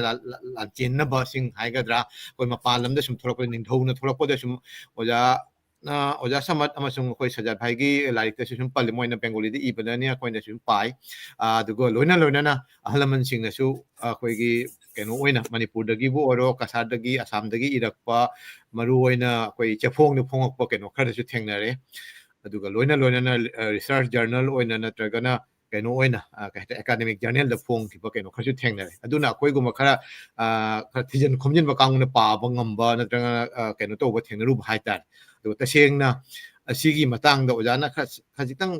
ꯇꯦꯟꯇꯛꯅ ꯍꯥꯏꯇꯥꯔꯦ ꯃꯄꯥꯟ ꯂꯝꯗ ꯀꯃꯥꯏꯅ ꯈꯨꯟꯗꯥꯔꯛꯈꯤꯕ ꯑꯗꯨꯒ ꯂꯣꯏꯅꯅ ꯃꯈꯣꯏꯒꯤ ꯍꯧꯖꯤꯛꯀꯤ ꯑꯣꯏꯔꯤꯕ ꯑꯁꯥꯝꯒꯤ ꯇ꯭ꯔꯤꯄꯨꯔꯥꯒꯤ ꯑꯣꯖꯥꯅ ꯁꯨꯝ ꯆꯠꯊꯣꯛꯎꯔꯕꯅꯤꯅ ꯕꯪꯒ꯭ꯂꯥꯗꯦꯁꯇꯁꯨ ꯌꯧꯔꯝꯃꯦ ꯁꯤꯒꯤ ꯃꯇꯥꯡꯗ ꯁꯝꯂꯞꯄ ꯈꯖꯤꯛꯇꯪ ꯍꯥꯏꯕꯤꯌꯨ ꯑꯥꯎꯠꯁꯥꯏꯠ ꯍꯥꯏꯇꯥꯔꯦ ꯃꯅꯤꯄꯨꯔꯒꯤ ꯃꯄꯥꯟꯗ ꯈꯨꯟꯗꯥꯔꯤꯕ ꯃꯩꯇꯩ ꯄꯥꯉꯜꯁꯤꯡꯁꯤꯒꯤ ꯃꯇꯥꯡꯗ ꯑꯗꯨꯒ ꯂꯣꯏꯅ ꯑꯣꯖꯥ ꯈꯨꯔꯁꯤꯠꯅꯁꯨ ꯍꯥꯏꯈꯤꯕ ꯀꯩꯅꯣꯁꯤꯡꯒꯤ ꯔꯤꯃꯥꯔꯛ ꯍꯥꯏꯇꯥꯔꯦ ꯃꯈꯣꯏꯒꯤ ꯃꯇꯥꯡꯗꯁꯨ ꯈꯔ ꯁꯨꯝ ꯊꯝꯕꯤꯔꯝꯃꯨ ꯑꯗꯨꯒ ꯁꯤꯒꯩꯁꯤꯒ ꯑꯣꯖꯥ ꯀꯣꯟꯅ ꯑꯩ ꯁꯨꯝ ꯄꯨꯁꯟꯖꯔꯛꯀꯦ ꯁꯤꯒꯤ ꯀꯩꯅꯣꯁꯤꯁꯨ ꯁꯨꯝ ꯇꯨꯡꯗ ꯅꯩꯅꯒꯗ꯭ꯔꯥ ꯍꯧꯖꯤꯛ ꯑꯣꯏꯅ ꯅꯩꯅꯒꯗ꯭ꯔꯥ ꯑꯩꯈꯣꯏꯒꯤ ꯚ꯭ꯌꯨꯋꯥꯔ ꯑꯃꯅ ꯍꯪꯉꯛꯄ ꯃꯥꯏ ꯃꯃꯤꯡꯁꯤꯗꯤ ꯐꯖꯅ ꯈꯪꯖꯗ꯭ꯔꯦ ꯔꯦꯛꯁ ꯀꯣꯏꯖꯝ ꯃꯥꯁꯤ ꯑꯩꯈꯣꯏꯒꯤ ꯃꯅꯤꯄꯨꯔꯤ ꯃꯤꯔꯔ ꯌꯨꯇ꯭ꯌꯨꯕ ꯆꯦꯅꯦꯜꯗꯒꯤ ꯐꯪꯉꯛꯄ ꯀꯩꯅꯣꯅꯤ ꯍꯪꯉꯛꯄ ꯋꯥꯍꯪꯅꯤ ꯃꯥꯅ ꯇꯁꯦꯡꯅ ꯍꯥꯏꯅꯤꯡꯕꯁꯤ ꯃꯃꯥꯡꯉꯩꯗ ꯑꯩꯈꯣꯏ ꯃꯩꯇꯩ ꯄꯥꯉꯜꯒ ꯃꯩꯇꯩꯒ ꯂꯩꯅꯔꯝꯕ ꯃꯔꯤꯁꯤ ꯍꯧꯖꯤꯛꯇꯤ ꯈꯔ ꯈꯦꯠꯅꯕꯒꯨꯝꯕ ꯑꯣꯏꯅ ꯎꯔꯦ ꯑꯁꯤ ꯀꯃꯥꯏꯅ ꯑꯃꯨꯛ ꯍꯟꯖꯤꯜꯂꯛꯄ ꯌꯥꯒꯗꯅꯤ ꯍꯥꯏꯕꯒꯤ ꯋꯥꯍꯪꯁꯤꯅꯤ ꯌꯥꯝꯅ ꯀꯩ ꯍꯥꯏꯇꯥꯔꯦ ꯃꯇꯝꯒꯤ ꯑꯣꯏꯕ ꯋꯥꯍꯪ ꯍꯥꯏꯇꯥꯔꯦ ꯑꯁꯤꯒꯤ ꯀꯩꯅꯣꯁꯤꯁꯨ ꯑꯩꯈꯣꯏ ꯀꯣꯟꯅ ꯅꯩꯅꯒꯅꯤ elaborate ꯌꯥꯝ ꯇꯧꯕꯗꯤ ꯅꯨꯡꯉꯥꯏꯔꯔꯣꯏ ꯑꯣꯖꯥ ꯁꯨꯝ ꯈꯔ ꯊꯝꯕꯤꯔꯝ ꯑꯗꯨꯒ ꯂꯣꯏꯅꯅ ꯉꯁꯥꯏ ꯃꯄꯥꯟ ꯂꯝꯗ ꯃꯅꯤꯄꯨꯔꯤ ꯃꯨꯁꯂꯤꯝꯁꯤꯡꯅ ꯈꯨꯟꯗꯥꯔꯛꯄꯒꯤ ꯋꯥꯔꯤ ꯑꯗꯨꯒ ꯂꯣꯏꯅꯅ ꯃꯈꯣꯏꯒꯤ ꯀꯩꯅꯣꯒꯤ ꯑꯥꯏꯗꯦꯟꯇꯤꯇꯤ ꯑꯦꯟ ꯀꯜꯆꯔꯦꯜ ꯀꯩꯅꯣꯁꯦ ꯑꯩꯈꯣꯏ ꯉꯥꯛꯅ ꯆꯠꯄꯒꯤ ꯃꯇꯥꯡꯁꯦ ꯑꯣꯖꯥꯅ ꯁꯨꯝ ꯊꯦꯡꯅꯔꯛꯄꯗꯨ ꯈꯖꯤꯛꯇꯪ ꯄꯥꯎꯗꯝꯕꯤꯁꯤ ꯊꯦꯡꯛ ꯌꯨ ꯑꯣꯖꯥ ꯀꯩꯅꯤ ꯑꯩꯁꯦ ꯑꯅꯤ ꯊꯣꯛꯅ ꯑꯣꯖꯥꯅ ꯍꯥꯏꯔꯤꯗꯨꯃꯥꯏꯅ ꯑꯍꯥꯟꯕꯒꯤꯁꯤꯗꯤ ꯑꯩꯈꯣꯏꯒꯤ ꯃꯅꯤꯄꯨꯔꯗꯒꯤ ꯃꯩꯇꯩ ꯄꯥꯡꯒꯜꯁꯦ ꯃꯄꯥꯟ ꯂꯝꯗ ꯃꯔꯨ ꯑꯣꯏꯅ ꯆꯠꯈꯤꯕꯒꯤ ꯃꯇꯥꯡꯁꯤꯃ ꯑꯩ ꯐꯥꯔꯁꯇ ꯍꯥꯏꯐꯦꯠꯇꯪ ꯄꯟꯖꯒꯦ ꯌꯥꯝ ꯇꯦꯟꯇꯛꯅ ꯃꯔꯨ ꯑꯣꯏꯅ ꯑꯩꯈꯣꯏ ꯑꯗꯨꯝ ꯈꯪꯉꯦ ꯃꯩꯇꯩ ꯄꯥꯡꯒꯜ ꯃꯩꯇꯩꯕꯨꯗꯤ ꯌꯥꯝ ꯉꯜꯂꯦ ꯆꯠꯈꯤꯕꯁꯦ ꯃꯩꯇꯩꯒꯤ ꯆꯠꯈꯤꯕꯒꯤ ꯋꯥꯔꯤꯗꯤ ꯑꯩꯅ ꯌꯥꯝꯅ ꯄꯟꯗ꯭ꯔꯒꯁꯨ ꯁꯝꯅ ꯍꯥꯏꯔꯕꯗ ꯑꯩꯈꯣꯏꯅ ꯕꯔꯃꯤꯁꯁꯤꯡꯒ ꯑꯁꯥꯃꯤꯁꯁꯤꯡꯒ ꯑꯗꯒꯤ ꯅꯤꯡꯊꯧꯔꯦꯜ ꯍꯥꯏꯇꯥꯔꯦ ꯀꯁꯥꯔꯒ ꯑꯗꯩ ꯇ꯭ꯔꯤꯄꯨꯔꯥꯒꯤ ꯅꯤꯡꯊꯧꯒꯤ ꯐꯦꯃꯤꯂꯤꯒ ꯑꯩꯈꯣꯏꯒꯤ ꯃꯦꯇ꯭ꯔꯤꯃꯣꯅꯤꯌꯦꯜ ꯑꯦꯂꯥꯏꯟꯁ ꯍꯥꯏꯇꯥꯔꯦꯅꯦ ꯅꯤꯡꯊꯧꯒꯤ ꯃꯁꯦꯟꯒꯤ ꯂꯧꯅ ꯂꯩꯅꯕꯒꯤ ꯄꯣꯠ ꯑꯃ ꯌꯥꯝ ꯆꯥꯎꯅ ꯂꯩ ꯑꯩ ꯍꯟꯗꯛ ꯑꯁꯥꯝꯗ ꯆꯠꯆꯔꯨꯏ ꯑꯁꯥꯝꯗ ꯈꯨꯟ ꯑꯅꯤ ꯂꯩ ꯑꯩꯈꯣꯏꯒꯤ ꯀꯧꯔꯥꯡꯒꯤꯅꯤ ꯀꯔꯤꯁꯤꯅ ꯑꯩꯈꯣꯏꯒꯤ ꯃꯍꯥꯔꯥꯅꯤꯁꯤꯅ ꯑꯩꯈꯣꯏꯒꯤ ꯃꯥ ꯃꯌꯨꯝ ꯄꯥꯟꯕꯗ ꯄꯨꯈꯤꯕ ꯃꯅꯥꯏ ꯃꯁꯟ ꯃꯌꯥꯝꯗꯨꯅ ꯈꯨꯟꯗꯥꯍꯟꯈꯤꯕ ꯂꯝꯅꯤꯅ ꯑꯩ ꯍꯟꯗꯛ ꯆꯠꯆꯔꯨꯏ ꯑꯗꯨꯗꯁꯨ ꯈꯨꯟ ꯌꯥꯝ ꯆꯥꯎꯅ ꯂꯩ ꯑꯗꯨꯃꯥꯏꯅ ꯑꯩꯈꯣꯏꯒꯤ ꯀꯔꯤ ꯍꯥꯏꯇꯥꯔꯦ ꯑꯩꯈꯣꯏꯒꯤ ꯅꯤꯡꯊꯧꯒꯤ ꯃꯆꯥ ꯃꯁꯨ ꯊꯥꯖꯈꯤꯕꯗ ꯑꯩꯈꯣꯏꯒꯤ ꯃꯅꯥꯏ ꯃꯁꯟ ꯃꯌꯥꯝ ꯑꯃ ꯄꯨꯔꯒ ꯃꯐꯝꯗꯨꯗ ꯂꯩꯈꯤꯕꯒꯤ ꯈꯨꯟꯗꯥꯈꯤꯕꯒꯤ ꯋꯥꯔꯤ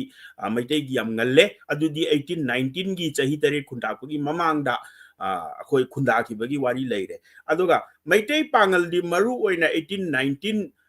ꯑꯗꯨꯒ 1826 ꯐꯥꯎꯒꯤ ꯑꯩꯈꯣꯏꯅ ꯈꯪꯅꯔꯤꯕ ꯆꯍꯤ 8 ꯈꯨꯟꯗꯥꯛꯄꯒꯤ ꯃꯇꯝꯗ ꯆꯠꯄ ꯑꯣꯏꯒꯅꯤ ꯍꯥꯏꯕꯁꯤꯅ ꯃꯄꯨꯡ ꯑꯣꯏꯅ ꯑꯩ ꯊꯝꯖꯒꯦ ꯑꯗꯨꯒ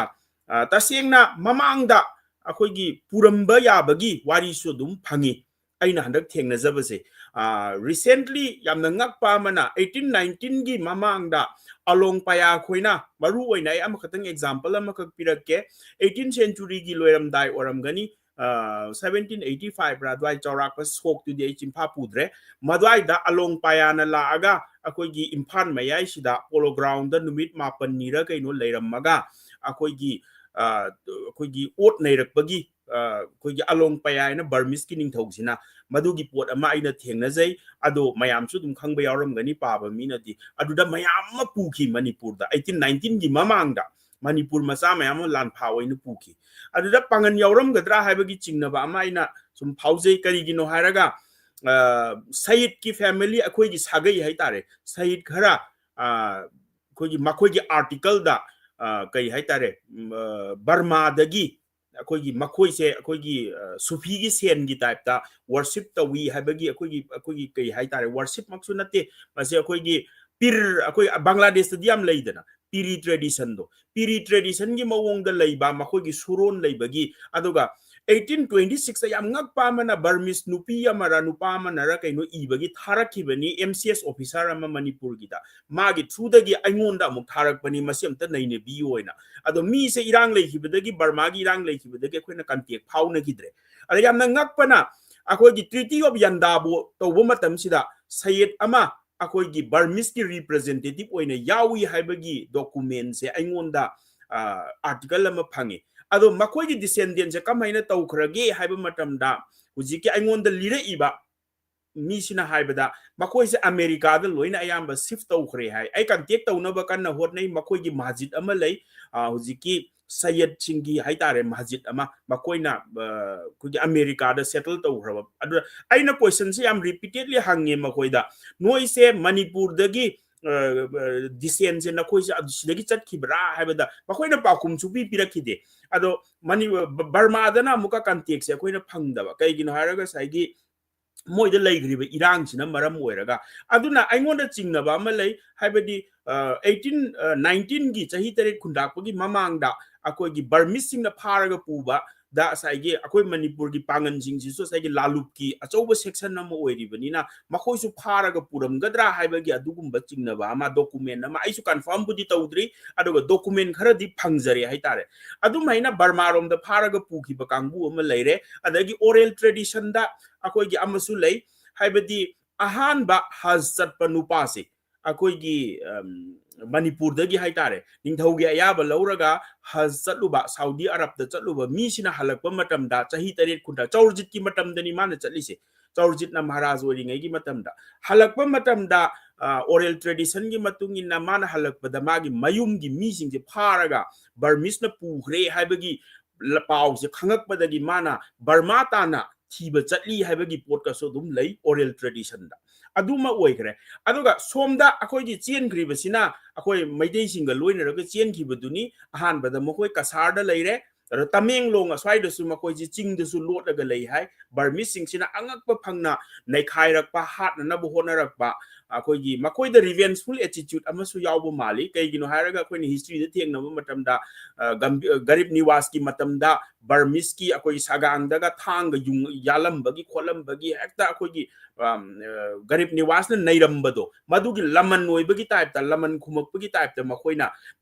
Meitei haba natraga Manipuri haba tampak ta leiriba jati singse masi muthat khrage haibagi pot amada afang hat pagi wari mayam madudi khoi swai du li nei Mapan da di khangde kai gino hara murok tharaga yum manung da thong lonjalaga hat li gaina Burmese na de nungpak ta angang je tharaga hat li gaina adagi yairi lengaga puki gaina makhubak ta khutlaga khoi yairi sina lengaga puba adagi ahan sing sina makhoi na kanar roidaba sing sina hatu ambagi wari adugum bagi wari mayam ama thieng nei aduga Manipur gi history da di Quaidagi tamthiba phase haitare ko Manipuri sing na phase tawba ada chawna phase tawriba se Meitei amadi Meitei Pangal ni tampak ta leibani na ado makoi se pulap chenmin nei chenba se kasarom da chele kharana Burma rom da pharaga pukhre ada kasar dagi aina sum thijabada makoi se khara mana amuka Tripura yauna chelubusu yaure Tripura dagi amuka akoi gi Bangladesh yaukre hujiki Bangladesh haitare matam du selhit ni ado selheta akoi gi Amjad Ali haibra kaino zamindar mana makoi se longla haiba mafam dal laihalli adubu pangan singsina Meitei ga pulap leiminabana nungai gani haibagi khanbagi ra kari gino makoi se mafam do lamdu pibudo thadu amaga longla dagi akoi gi Banuga somda sangsan graga Meitei singa pulap leiminarubagi wari ni ado masibudi mayamna loina khangaba pot ngaktani aduga aina thengnajabase yamna phajana irambada article ama khak oza naurem sana zawbagi akogi edited volume number 4 da akoina mana diaspora nei na basida akogi oza Khairuddin nei na kanano di masa khangdre Bangladesh tagi matam Meitei Pangal lamana ibani magi article da hujiki Amjad Ali adu yauri adugi wari mayam dusu aduna madu mayam du khaktani wari haibabu adubu kasar di yam chawna lehore Gambir Singh na ko na thangda Manipur gi tampak se Burmese ta thokraba matungda amu hana kawi hai kawbada mayam amudi lae atai di loina mak asomda leiragi na lehobuduni ada aina khanbada maswai da kijitang history sida aina chingnajaba se Amjad Ali sigina kaidawu matam se khara thenge Amjad Ali se aina magi history se thengnaba matamda magi website ka Facebook page su leiba male moi family sigi petham para bra kaino asigi yam maming chatba zamindar oibani na mase ado nawab so hainei hai ado magi page se yenga matamda Amjad Ali hariba nupa sidi akoi gi 1819 gi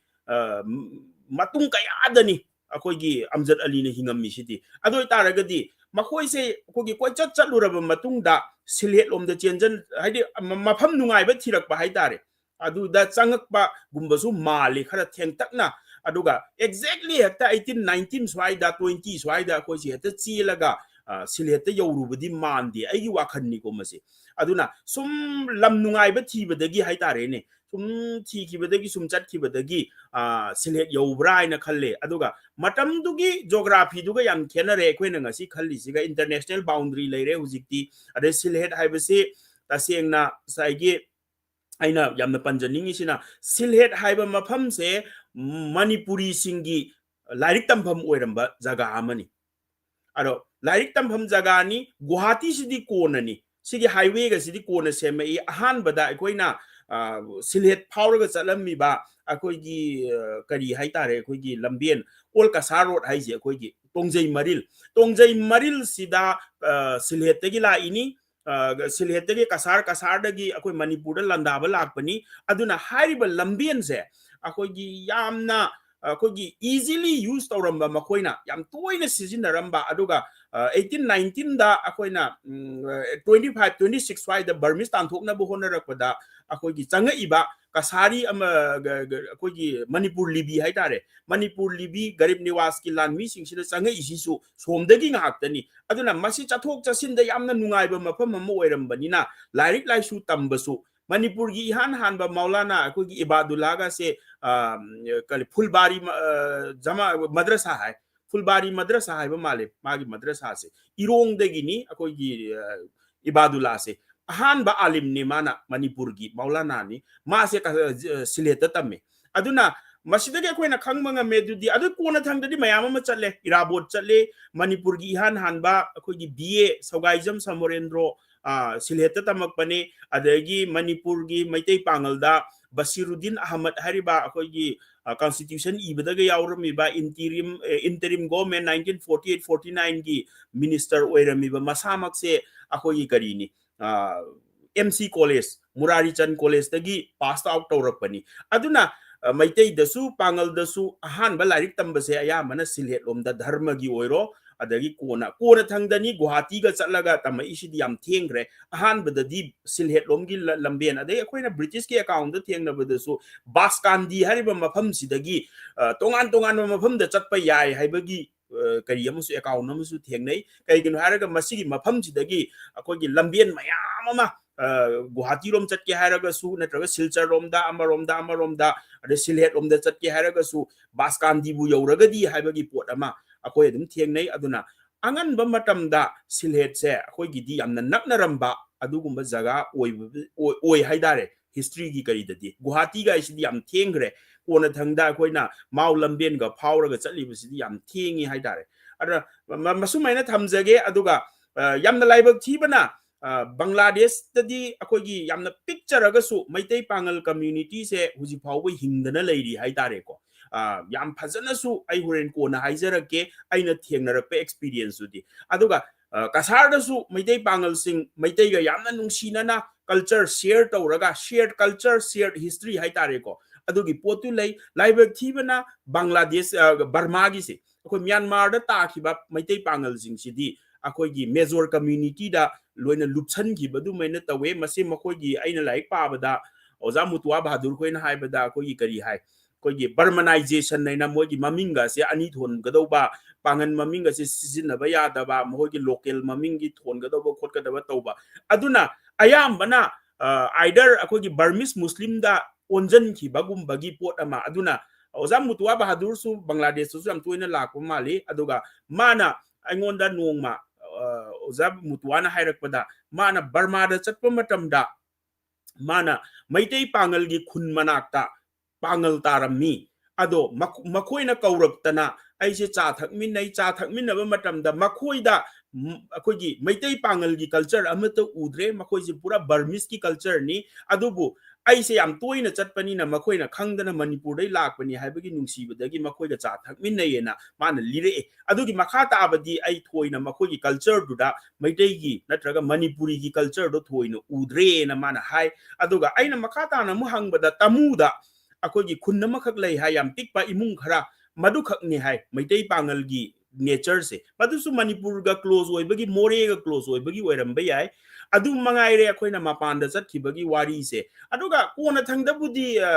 England da akogi Meitei Pangal citizen oikiba akogi leire 1947 gi akogi ningtam adwai da akogi partition gi matamda chatkhiba Meitei Pangal ada settle tawkiba leire adagi hujikki Saudi Arab tasu akogi sangai impham dagi Meitei Pangal ama sigre magi descendants sing macha masu sing lehauri sumaina budi lei aduga aina Bangladesh chatpagi trip se maru aina isi 2024 da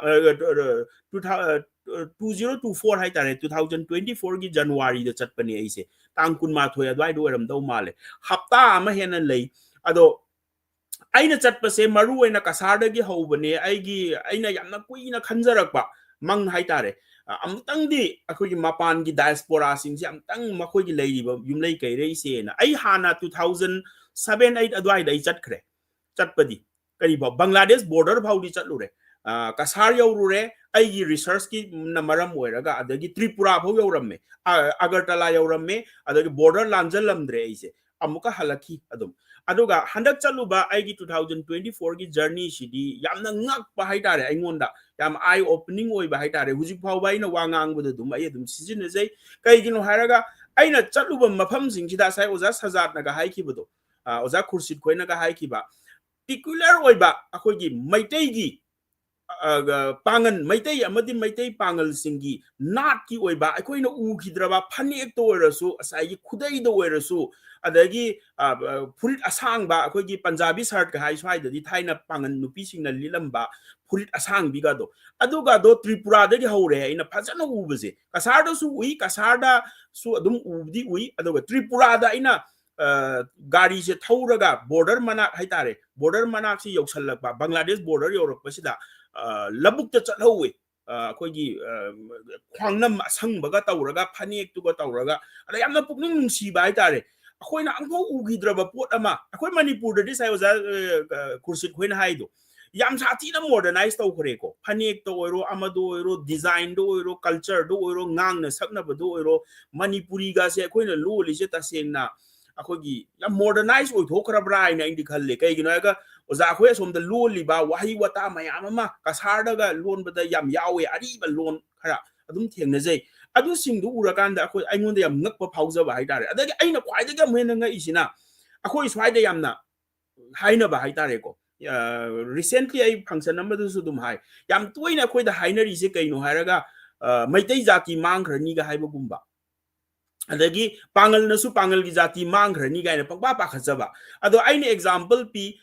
tripura da mi lising taret khak lei pangan se makhoi na hairak bagi matungin na pangal lising taret khak tani hai luhong ba ma so yaure mafam du da ado sagai ju oile ramme ai sagai oile ramme luhong bam se ana yam lu na taw wari watai sana da khona da ada aina nga lising taret se chahi chani rom sure 1819 dagi hujik pau 2024 pau da chahi chani sujale chahi chani ga supna manga boiramani sigi sida akoi gi identity crisis su leite mang ba su leite maitai ga maitai pangal ga yamna sathi na nungsi na ba mawong da asai gi ai bhaw nga ini asai gi oza sajat khoi ga oza promote khoi ga lainari ba mari ga se yam sathi na akoi gi khangna chana ba hakta akoi gi yumlo na ba gi kari ama akoi na ubu phangi masigi pot se manipur da di khara wana thoe akoi community amagi sakhang mai khang na ba natragana kai do base akoi gi alien gi type ta tongan ba moinu unare akoi swai dadi aduna yamna ngak pa haitare oza khoi da uri ba dagi aina chatpa da su thengnarak pa adagi oza khoi gi da luhong bu su yaure adampur da yaure oza masjid na puraga ai se luhong ba ma su yahole maduda maitai pangal gi luhong bodo aduda setnari ba dress lang yam sathi na akoi gi unique oi gre akoi gi hana gi akoi di da amta u hidre madu singdo ado ada loina mak uri haiba tare ko aduga maru oina aina yam ngak pa se thabal chong ba luhong ba da numdang da thabal chong ba se akoi gi sida di aina khangak ba da bhawa leiramdre halaman budi liramme thabal chong amme khulang isai sa amme ama tawramme luhong ba se numit ani tawe numdang se mayam thoktana nupa nupi akoi gi isai langsai sakna dana awai akhum tawnabi khotnabi thaina gi wari oina tai adubu taseng naina bangladesh yorura kanda adampur da luhong ba yaw ba kanda di sai gi particular oi ba aina sai tarak pa lirak pa larik ta parak pa punamak do sai gi mitna u ba haitare pakhang macha mayam naga ko gi thabal ga chung ba madumak na khoi gi nupa nupi hekta khut pai na raga yamna mawong ta da mawong da budi nati makhoi na tawri bodo awi islamic ki niyom su dum ngai adi to khai na phamin na raga maduda kaido bu mayam do aduna yamna unique oi ba akoi gi maitai pangal gi culture do bangladesh su re kasar da soi hana su ugre handak soi ure dum chap manai aduga loan lida akoi gi ari ba loan kaya am su dum season ari ba male hujik se aduga madu mayam duni aduna yamna nga oza sajat khoina oza khursit oza samat makhoi mayam nai koi pu puraga uhalle ado ai matam yamna kuina leidi leiramde dhaka yorubuda matam khara mangre aina dhaka yoning badagi ana dhaka se ai history ga related kitang oi ba haitare ada kona de ai haijara kem aina panning ba ma khatang dilai manipur da pangal gi revivalism haitare revivalist sama लाइब से चाही तरेट खुंडाक या मरी लेने नैना article अमदसु इजबनी कईगिनो हायरगा Pongal से सुथोक थोउदबा Mapanda ado thura kanda asaigi ayo rokanda 1819 gi chahi tare khunda kusida pangan singsina muslim singa thengna rokanda muslim mama se kamaina tawi haiba poche moina masa khangakpa hala kanda maduna revivalist ki ihowa malakpa maulana tamhanning bagi alim tamhanning bagi pot lakpa khotpa madusu yamna interesting oibra ina di khalle aduna chahi tare khunda pase eye opening ni hai adagi meitei gi research scholar ama igi imanaba manasu hai chahi tare khunda pa halak badagi di Manipur da yamna angakpa society culture religion da hong ama lai na hai masi hairaga swai gi de ngakpen swai da losan jage Thagachari oja kai hatare mayam chu yamna koi yeng bi ba viewer pun chu thagachari koi ngasi yeng si mapam si yam Bangladesh India gi mapam pun mak te yeng si Bangladesh ka India ga de numidang chu obe mayam si sum pam yeng na ba haitare tabi ba thank you mayam na su share to bi di aduga lona koi si kana khara matam si thabak matam oina tawre America Canada si kana koi ayuk nungthin oina tawre khajitang de but still kind of few viewers de sum le to yang video viewer pun mo su le yang thagachari aduga lona ngasi gi kano si viewer sing manok ta koi oja sing oja thokcha bi bo han bi koi gi Bangladesh Manipur dagi aduga lona Bangladesh gi oja seram yauna koi gi oja mani abujam ade di Manipur gi lai samra mala yauna mayam comments to birakpa ate mafam dagi su mayam na like and share to gi tamak thaja bai thagachari masin kai khum da jari to oja shoit ki wari si yamaga su ngasai gi mapung di Mapan Manipur da leiriba Meitei Pangal sing si ngasi su ngasai masagi nat haigadra koi identity culture ngak na chatli Manipur dagi di hena makoina hena phajana kai haitare thammi ngai hoi mapan da ngasai oja khurse na si oja sa jana swai ba mapan haidi akoi gi leiriba bhanuwas ko mafam do gi thoga Bengali singi marakta natraga laik la su tamba natraga thabaki my professional journey thabaki chatpa matam da khajitang ikai ba natraga khajitang kai haitare hesitate tauba aduga loina khara nungaitaba feelings tagi masagi identity loina hadoktabagi chanabi mo di leirabi mangai but very rare ni khara khaktani koi laik naun hogolakbagi aham koi angang ching pakhang pharakpadi kai bu misa bo isani kai jaba bi misa singna ma si lot laga de nungai jabagi matam do haitare ei si pangan ni ei si meitei ni hairaga mayam haide moina dominant to bani to Bengali sing na kari khangi da ba ha adugi kano de hojikti laik lai su sum chang na oja khurset na libi ki ba mai masanupi phau akoina ngam du masanupi sing na maya mamana bi sing gi mawang da ongthok na haitare with ka haitare proudly the ka haitare ngamjabado adu akoina thamba akoina culture akoi gi tradition akoi gi lon si ngak na thambagi kaino ni haina khanje mahei ni haina khalli to yam nungai oja mathang oja khurset amasung oja sajata mate just oja site te hakting potha su oina ni ko koina oja sing da ke mate hai ngang te leiraga oja se su wani aduna asidei sida kari guma supplement tawning bo leiraga di oja khurse sum changchan birau khajitang oja gi oja so ki wari sitara ga domna kari khanba adu sum khajitang mate ama sum line amani tang hai da mi amani tang sum haibiram oja khurse yam thagachari aja oja sayed na liri ba wari si da ko jam na puning oja si Bangladesh te la ko matam si ei Adhampur bazar de union gi mamang duga oja si gi ei ge di Facebook te sum sakmai di khangna ban du akta uru go de wahi oja si mapan gi mi ma le ina sum oja si bu ei khangi hai bu gum khali ina hai bu de ei dunia na du ge sum khangna ba idi mu su yaw re adu ge chatla nai koi Upali bank ki maka gi hotel lu ga pamana oja ga sum cha ko mun thakpi na re oja na matam pi gi dram ni na yum da pu su nam gi adu oja wi am thagachari amukan ugosi de yam nungai adu ujana sai libo wari si gane sai oja ikoi gi pitim pasha haiwa maham dugi jamidar ki amjot ali si ali na hamang halaga ali amjot aina hai ma ki jamindar si yam na chaw no leramba jamidar punumak te chaw bani Bangladesh ta ma ki maham jidagi ne hoji ikone le ba bhanuga asige lak pasi ojana libiri si ke yam na karim te khena balaite adu makpo iko mitei pangan ga ikoi si Manipur de su punna laibinarami haisi masigi mari oina su asige oigadra en khalli aikoina tabina si khulsi punna sum tabine aikoini yangwa aikoi promunna koina lairibine kunaga aikoi di noya potton aikoi gi aikoi guramara bondor ga si sum nakna na sum laibina adu mayang singju mayam laibinari mi adu bu ai khoi si kari oina khanba iko turen si manak si da ta basi gane mitei pangan si sum adu maina sum ta punna punna ta bina basi adu ai khoi si mam amde lak pani ai basi basi ke thaja ba musu leide adu ge hujik ai khoi bangladesh ta ori se uja se na ai basi gane ai khoi makna ai khoi na 1982 dane MC college ta ka basi adu matang da kasar de gi oja khairuddin inspector khairuddin ai khangne adu marksi aina kanoda goi kano train de lak pina matam de uja si una base du uja si ne kam to jai bu magna lun ngang base bangla si tu thing na ngang yai ba adu aina du hang bo uja si na manipur gi mi oraga india gi mi oraga bangla si suksing si gaino pa ai di MC college da bangla honors ta tambai me pass to bai khairuddin inspector khairuddin hai tu ne ai kasar ki ne adu ojana adu gi yam libiram me ai je manipur dagi kasar de lakpa mayam MC college ta tambagi wari si oja se nai basi gani singa pe wani du agoi MC college ta ikuna tamma matam de se manipur dagi mi lakpa si adu moi loan si bangla si yam sieng na ngangba adu aina ihoina mite loan ngang basi ga oja kharuddin ai bai nang ji mayang on gi dore rai ene oja ai di koi si loan adram ni na karati loan si thai rai ai adu jaro loan tam de lagi ne loan tam de wa jaro nang si adu mai no oja se na khar swing fan pipi do gune mite loan si tambar si ai si tam de wa jadre no wakhan na mudi su matu la ye ban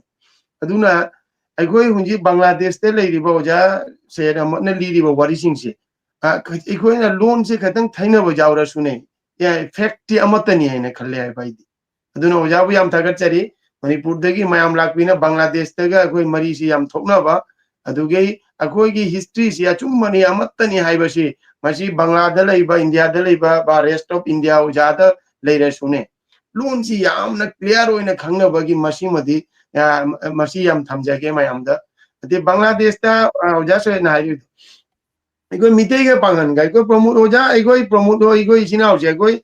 mana mitei ne pangan ne na si igoi da karing da khena ba leite igoi na haurak pa ju leite haujik ju leite adu leiga da su mande igoi si jam nei nu si chana na lei manipur de jam tang la sune igoi mitei pangan karing mana da cha cha ho om di pun thabi ne adu oja se da bon la ku de su igoi mitei mayam lei ba ju se igoi punna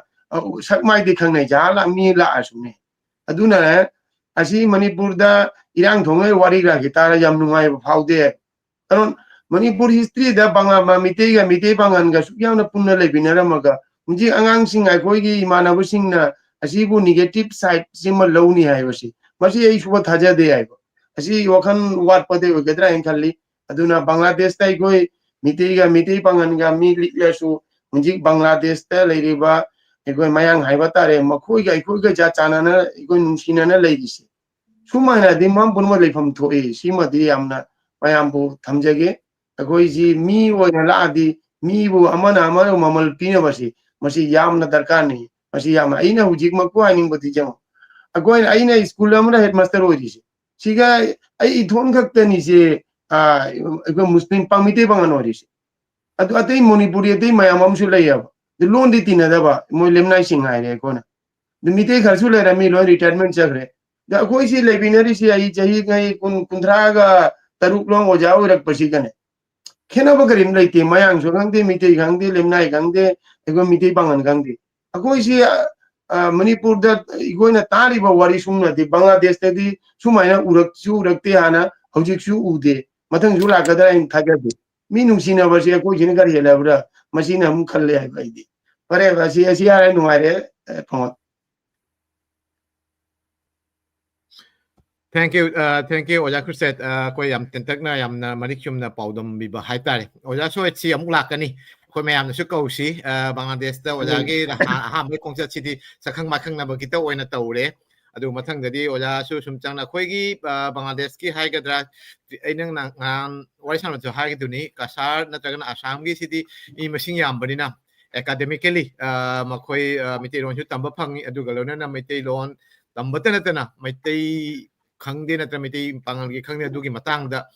thijin ba khomjin ba academically institutionally PhD tawbu oiro natragana masters ta subject una lauraga madugi matang da research tawbu oiro aduga loinana asigi matang da akoigi seminar pangthokpa asigi tongan ba kenomadi leiko ngamjaba hatai adugi thak tu yona but in Bangladesh maruina Bangladesh amasung Tripura dadi oja khoina khara laaga ngasai hariba oja sajatna iba natragana oja kurseti ka thotopulari ona di phongdri but very small aduga khoi oja samana isi masana pamjabadagi ne but oja oina laga khara phajana with the discipline aduga loinana khara angang sing oja sajat oigi makha haitara khara angang sing sing manung da khara thijan ningba nara khangning jaru gasu akoi English da bu oiro mite ron da bu oiro akoi Bangladesh tamai adu rasa mite ron pa ba iba ngambani na akoi mite ron da phajana iba ngamme aba like ngang madi khara khajitang di khenare Manipur adu gasu akoi sum hotnari to asigi khudong chawa si akoi da leitabana akoi na khangningba hainingba natragana pamjaraga su tasengna mamutan haida with discipline puthokpasi ngambasi khara wani aduna oja sajadona Bengali dona iri baduni adede oja samadona iri adu ngasi karigumba mari si naksanaragadi not only organization natragana sakhang makhang nabadena ta academically institutionally karam na koi pungjai ba ise sakpasing tammidana koi Bangladesh ta gi chatna khangdan Manipuri la na sum tawba adum haina ngasai gi oja oina tawribo organization bu or oja sajad oina kem tawribo organization sing si mari si thamnaraga ngasai gi Bangladesh ta leihori ba mari ju Manipur da amuk khar provoke to phat in positive way provoke to Manipur da sumain to basi koi nuai te koi oja khuchen na haido Bangladesh ta khangda asam na miti miti pa si phajana nungchin na kan le sumain koi chi kari tawraga siam ba yagi adugi keno ngasai koi gi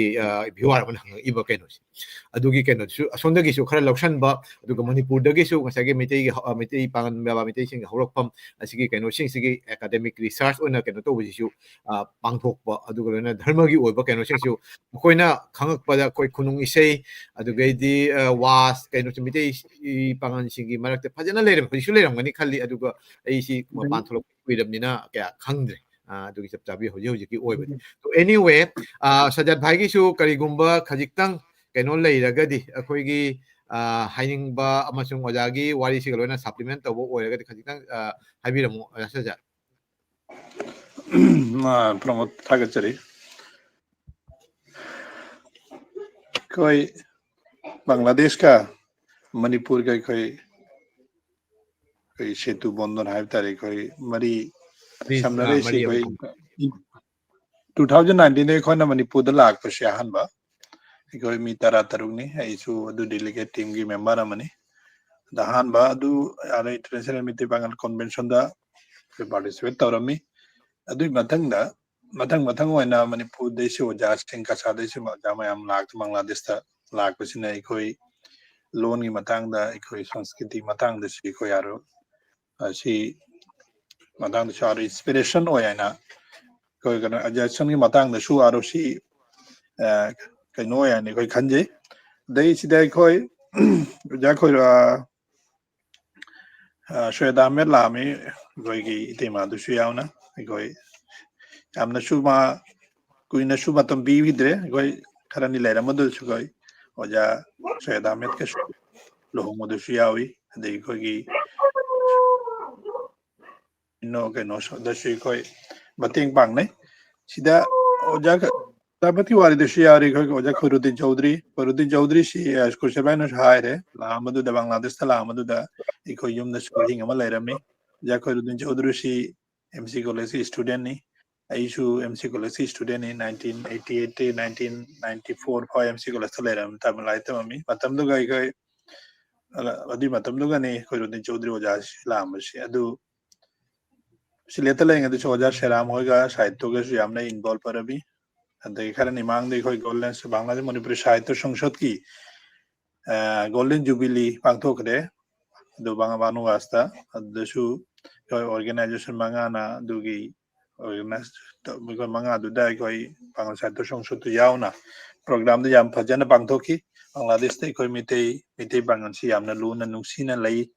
koi organization mayam de su koi amana help taunadra adegi ka Sahitya Sangsad ta du koi nije isamak su yauri aisu Haji Abdul Samad sahab su yauri koi Sahitya Sangsad ki member amni koi su ado yamna nungsina Bangladesh ta koi Meitei Pangal si koi yamna nungsina lai haibasi ai ꯌꯥꯝꯅ ꯀꯩꯅꯣ ꯑꯣꯏꯅ ꯍꯥꯏꯅꯤꯡꯉꯤ ꯑꯣꯖꯥ ꯁꯣꯌꯗꯥꯃꯦꯁꯨ ꯎꯗꯨꯅ ꯆꯠꯈ꯭ꯔꯝꯃꯤ ꯕꯪꯒ꯭ꯂꯥꯗꯦꯁꯇ ꯑꯩꯈꯣꯏ ꯀꯝꯅ ꯅꯨꯡꯁꯤꯅ ꯂꯩꯅꯩ ꯍꯥꯏꯕꯁꯤ ꯑꯩꯈꯣꯏ ꯑꯣꯖꯥ ꯄ꯭ꯔꯃꯣꯗꯀꯁꯨ ꯑꯩꯒꯤꯗꯤ 1 year junior ꯑꯩꯈꯣꯏ ꯌꯥꯝꯅ ꯃꯔꯨ ꯑꯣꯏꯅ ꯌꯥꯝꯅ ꯀ꯭ꯂꯣꯖ ꯑꯣꯏꯅ ꯇꯤꯟꯅꯩꯌꯦꯕ ꯍꯥꯟꯅꯗꯤ ꯃꯥ ꯀꯦꯅꯥꯗꯥꯗ ꯂꯩ ꯆꯠꯇ꯭ꯔꯤꯉꯩꯗ ꯕꯪꯒ꯭ꯂꯥꯗꯦꯁꯇ ꯂꯩꯉꯩꯗꯁꯨ ꯑꯗꯨ ꯃꯥꯅ ꯃꯅꯤꯄꯨꯔꯤ ꯃꯤꯔꯔꯁꯨ ꯌꯥꯝ ꯊꯥꯒꯠꯆꯩ ꯌꯥꯝ ꯐꯖꯕ ꯊꯧꯔꯝꯁꯤ ꯂꯧꯈꯠꯄꯒꯤꯗꯃꯛꯇ ꯊꯥꯒꯠꯆꯩ Thank you. ꯑꯩꯈꯣꯏꯒꯤ ꯑꯣꯖꯥ ꯁꯖꯥꯠꯅ ꯈꯔ ꯄꯅꯤꯡ ꯆꯨꯝꯅ ꯃꯇꯦꯛ ꯑꯃꯇꯪ ꯍꯥꯏꯕꯤꯕꯁꯤ ꯇꯁꯦꯡꯅ ꯑꯣꯖꯥ ꯁꯣꯏꯇ ꯑꯃꯨꯛ ꯂꯥꯛꯆꯒꯦꯀꯣ ꯑꯩꯈꯣꯏ ꯀꯩꯅꯣꯁꯤ ꯃꯇꯝꯁꯤ ꯍꯧꯈꯤꯕꯗꯤ ꯈꯪꯍꯧꯗꯦ ꯄꯨꯡ 1:15 ꯌꯧꯔꯦ ꯑꯗꯣ ꯑꯩꯈꯣꯏ more 30 minutes ꯐꯥꯎ ꯑꯩꯈꯣꯏ ꯀꯩꯅꯣ ꯇꯧꯁꯤ ꯋꯥꯔꯤꯁꯤꯁꯨ ꯃꯊꯪ ꯅꯨꯡꯉꯥꯏꯔꯤ ꯑꯁꯤꯗꯩꯁꯤꯗ ꯉꯁꯥꯏꯒꯤ ꯑꯣꯖꯥ ꯁꯖꯥꯠ ꯑꯣꯖꯥ ꯈꯨꯔꯁꯦꯠ ꯑꯣꯏꯅ ꯄꯟꯕꯗꯁꯨ ꯌꯥꯎꯔꯦ ꯕꯪꯒ꯭ꯂꯥꯗꯦꯁꯇ ꯂꯩꯔꯤꯕ ꯑꯃꯗꯤ ꯃꯄꯥꯟꯗ ꯂꯩꯔꯤꯕ ꯀꯩꯅꯣꯁꯤꯡꯁꯤꯅ ꯑꯩꯈꯣꯏ ꯃꯅꯤꯄꯨꯔꯒ ꯑꯩꯈꯣꯏꯒꯤ ꯇꯥꯏꯠ ꯑꯞ ꯑꯣꯏꯔꯛꯄꯁꯦ ꯈꯔꯗꯤ ꯊꯦꯡꯉꯦ 2019 ꯕ 2015ꯒꯤ ꯃꯈꯥꯗ ꯍꯥꯏꯇꯥꯔꯦ ꯑꯩꯈꯣꯏꯒꯤ ꯑꯣꯔꯒꯅꯥꯏꯖꯦꯁꯟ ꯂꯨꯞ ꯑꯃꯒ ꯁꯝꯅꯕꯒꯤ ꯅꯠꯇ꯭ꯔꯒꯅ ꯀꯩꯅꯣ ꯌꯥꯝꯅ ꯑꯣꯔꯒꯅꯥꯏꯖ ꯋꯦꯗ ꯃꯔꯤ ꯂꯩꯅꯔꯛꯄꯁꯦ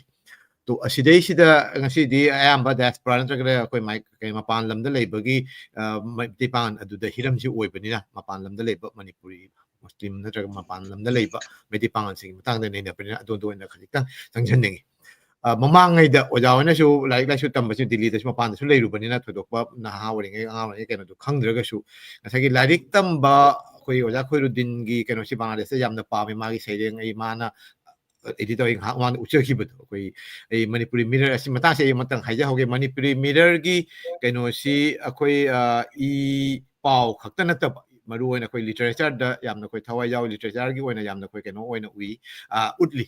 ꯊꯝꯃꯤ ꯍꯥꯏꯇꯥꯔꯦ ꯃꯔꯨꯑꯣꯏꯅ ꯂꯥꯏꯔꯤꯛ ꯂꯥꯏꯁꯨ ꯐꯣꯡꯕ ꯈꯣꯠꯄ ꯑꯃꯗꯤ ꯀꯩꯅꯣ ꯇꯧꯕꯁꯦ ꯑꯗꯨꯒꯤ ꯀꯩꯅꯣꯗ ꯊꯝꯃꯤ ꯑꯁꯤꯒꯩꯁꯤꯒ ꯂꯩꯔꯤꯕ ꯂꯥꯏꯔꯤꯛꯁꯤ ꯑꯩꯈꯣꯏꯒꯤ ꯕꯪꯒ꯭ꯂꯥꯗꯦꯁꯇ ꯃꯔꯨꯑꯣꯏꯅ ꯑꯩꯅ ꯃꯅꯤꯄꯨꯔꯤ ꯃꯤꯔꯔꯗ ꯂꯥꯏꯔꯤꯛ ꯑꯃꯁꯨꯡ ꯃꯦꯒꯥꯖꯤꯟ ꯍꯥꯏꯇꯥꯔꯦ ꯃꯦꯒꯥꯖꯤꯟ ꯆꯦꯐꯣꯡ ꯄꯨꯝꯅꯃꯛꯁꯤ ꯌꯥꯎꯔꯛ ꯑꯩꯈꯣꯏꯅ ꯏ ꯕꯨꯛ ꯑꯣꯏꯅ ꯗꯤꯖꯤꯇꯦꯜ ꯐꯣꯔꯃꯦꯠꯇ ꯊꯝꯕꯅꯤ ꯃꯔꯨꯑꯣꯏꯅ